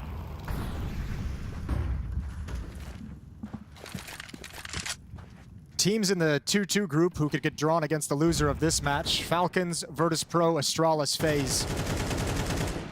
And yeah, not everyone's playing up to their best, but there's still some dangerous teams down there for the loser of this match. Winner moves on to the playoffs, loser gets entered into that pool. Especially with all the added pressure of it being the last chance to move through. Wukadia holding for the CT, aggression coming his way. Zantares cracking open the defense of the A bomb site, getting back to the fight with Hafa, but he's gonna lose it. He's gonna lose that fight. And so will Prism on the B bomb site, so Madra's gonna get out of there, running away with the bomb. Now Woxic will protect him. Cutting off Hafa from the chase. Throwing every piece of utility he has got to slow him down and then eventually close it out. So map point, series point, playoffs point.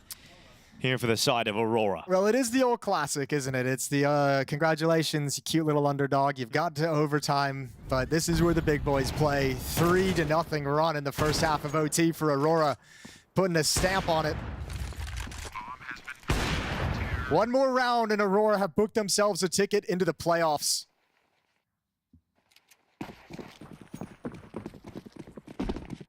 And a break day before the craziness begins.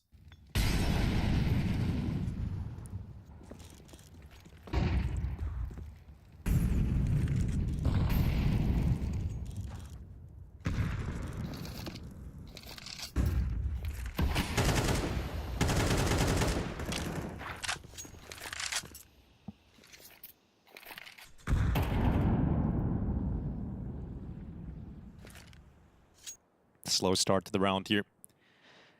Think about some of the last rounds of regulation. It was sheer aggression from Apogee. Getting into fights a few seconds into the round, diving down into the water. Aurora want to play this one in a more controlled way to close out the map.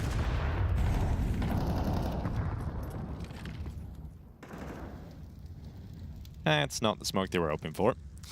Probably not.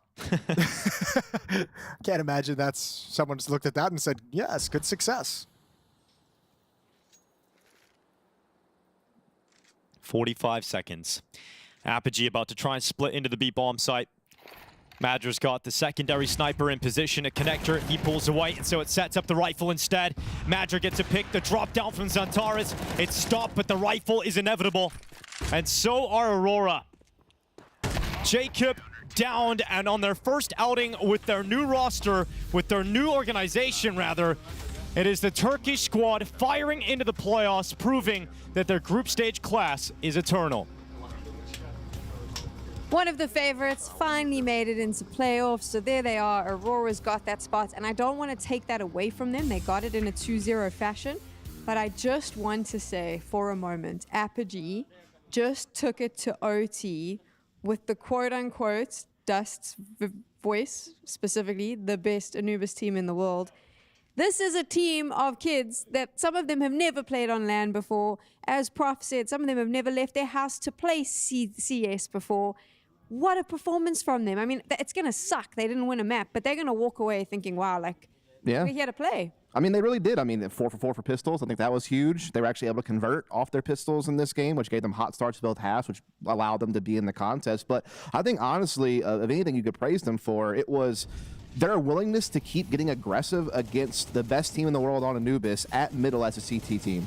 You just don't see it that often, where it was just constant pushes straight down middle, or like smoking stairs and jumping into canal, or just, I've never seen a team try to disrupt them that often. Like, sure, some teams will occasionally throw in some mid-aggression or they'll push an extremity, but I've never seen someone just that relentless, and it really served them well for a while. But you know what they say, when you come for the king, you best not miss, and unfortunately they didn't hit their window, and so ultimately Aurora does close it out.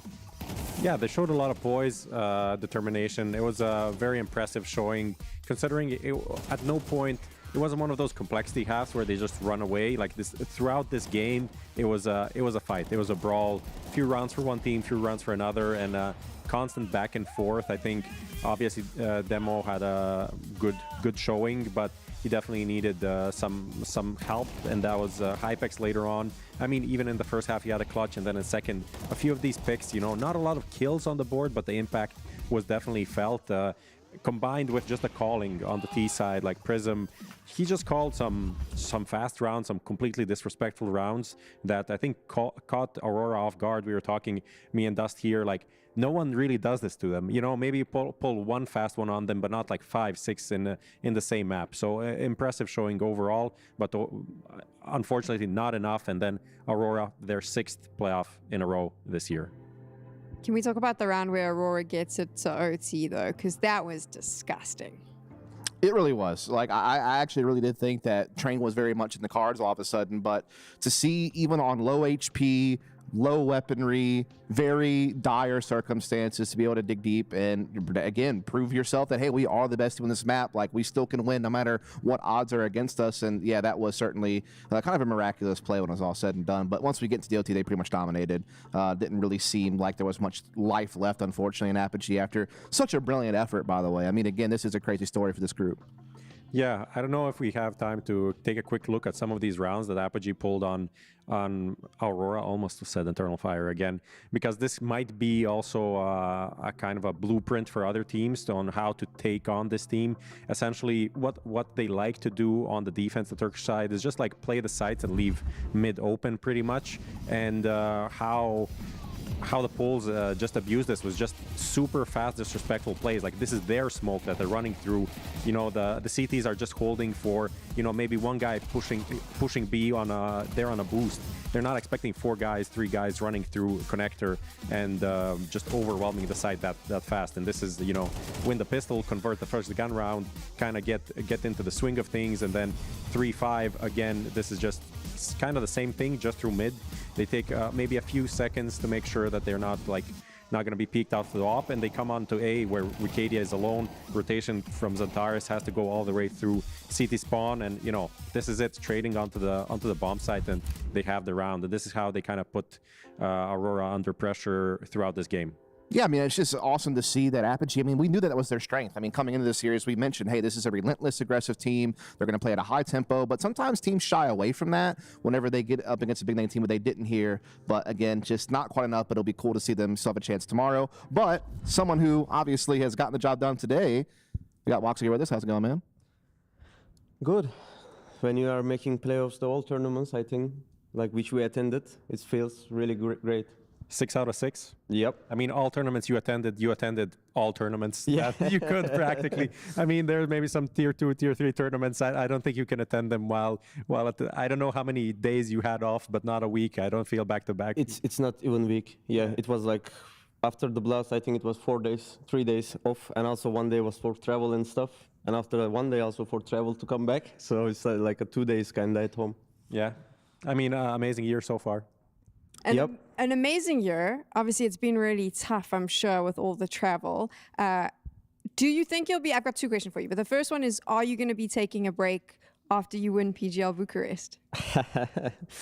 Yes. If we not even win, we'll take a break. That's fair. I think maybe it's deserved at this point, because a lot of us were concerned about that schedule. My next question is, Apogee, did you expect it to be so close on Anubis? Personally, I wasn't expecting to be that kind of close, but we had like respect against them because they beat Astralis and MongolZ, and we just played our like game like we playing against like a FaZe Vitality. It was like that kind of communication we had. We didn't tell like these guys are new or something, but we just made the full focus. But I think they are really shooting good and playing great Counter-Strike at the moment. Yeah, I mean, we were just kind of breaking it down, some of these rounds. They were playing some like super fast-paced stuff. Yep. I feel like that was catching you off guard. You didn't really expect that. And even on the CT side, they were aggressive. And I mean, Dust brought it up. It's like, no one does this against Eternal Fire before, and now against Aurora. You know, but like they did it 5 times in a row almost. It felt like every round they're doing something. And yeah, how did that feel on the server? I think in like we had like solutions on that. Sometimes we also push through the smoke and molly on A main and hold the drop. But obviously next round you don't expect, as you said, they will do against him, and we were going to the different positions. But in that round also I was hearing from mid like 2 guys jumped down from window, like they're under us water, and one A main guy saying Wicadia like they're pushing A as well. So like it was all the time like kind of they made us to talk chaotic because of we were not expecting that round they will do aggression again. But in the end, I can understand also from their page, because in Anubis, if you're feeling like uncomfortable the holding sides, I think you need to play very actively CT side. Yeah, for sure. So this is a question I want to ask. I kind of want to zoom out like more bigger picture. Obviously, you know, between last year and so far this year, we've just seen your team kind of continue to level up, and you've become a top 5 team in the world. And obviously, Joda has added, you know, even more firepower to the team this year. You came close at Blast Bounty to a title. You know, made the grand finals there. What do you feel like it's going to take for your team to finally break through and hoist a trophy? Like, what's the next level that you need to hit? I think like we need like kind of more experience on stage, I think, as a team, because it's like the communication that we're having right now here, for example, sometimes in the close games or like chaotic games, it's not happening again. Also, we have like we need to do also fix for ourselves for the tactics and everything, but we didn't have too much time. But it's also our choice to go to do major on the first stage. So. I think with this break we can add new things. Otherwise, like many of our tactics and everything, like all of them is I think leaked for the players. They can see from the application and stuff. I think we need to add. We need to do redesign our player book and everything. I think from that after that, I think we can just shock the other teams more. I think, and we can maybe get the trophy after that. But I think and I hope we'll win this one. Yeah. One more question for me, and I know you may not be able to answer this or may not want to, but I was kind of curious that your team's been kind of straying away from Nuke lately, even though you've had a pretty good record for the year. Is there a reason for that? No. We have no reason for it. I think if we see the opponent is just playing really well there, we don't go there. But if it's not, if they are not want to pick, we're going there basically. Gotcha. Okay. Waxic, we're going to pull up the results from today, and I'm sure you've been paying attention. It's been a bit crazy at Bucharest. Have you been surprised by all the upsets? Yes, I think first day was more upset for me, but I mean, these results can be only okay for GamerLegion, because I also did an interview with Banks and I told this guy's going to qualify. I think they are playing really good Counter-Strike, but the complexity phase game, yeah, it's surprising. For sure, it's 2-0. At least it has to be 2-1 for FaZe. That's what's gonna be my opinion. But also, I said they will qualify too. But yeah, today it wasn't too much for me. But also legacy game. I was thinking they're gonna beat Astralis, but they did the comeback. Falcons is obvious. FURIA and MongolZ. I don't know, MongolZ looks not in great shape right now after they lost 2-0 against the team that we played today. I think FURIA can beat them, or maybe 2-1. There we go. The game currently, FURIA MongolZ, is 7-7 on the first map. 7-7 on the first map? Yeah, it will be a close game for sure. Yeah, I wasn't able to see it because I was playing, but yeah. I would be very concerned if you had seen it. Yeah, I mean, just going into the playoffs, is there any team that you're looking forward to playing? I know this is a... Freedom X. Yeah, they want revenge? Freedom X, yes, we want revenge for sure.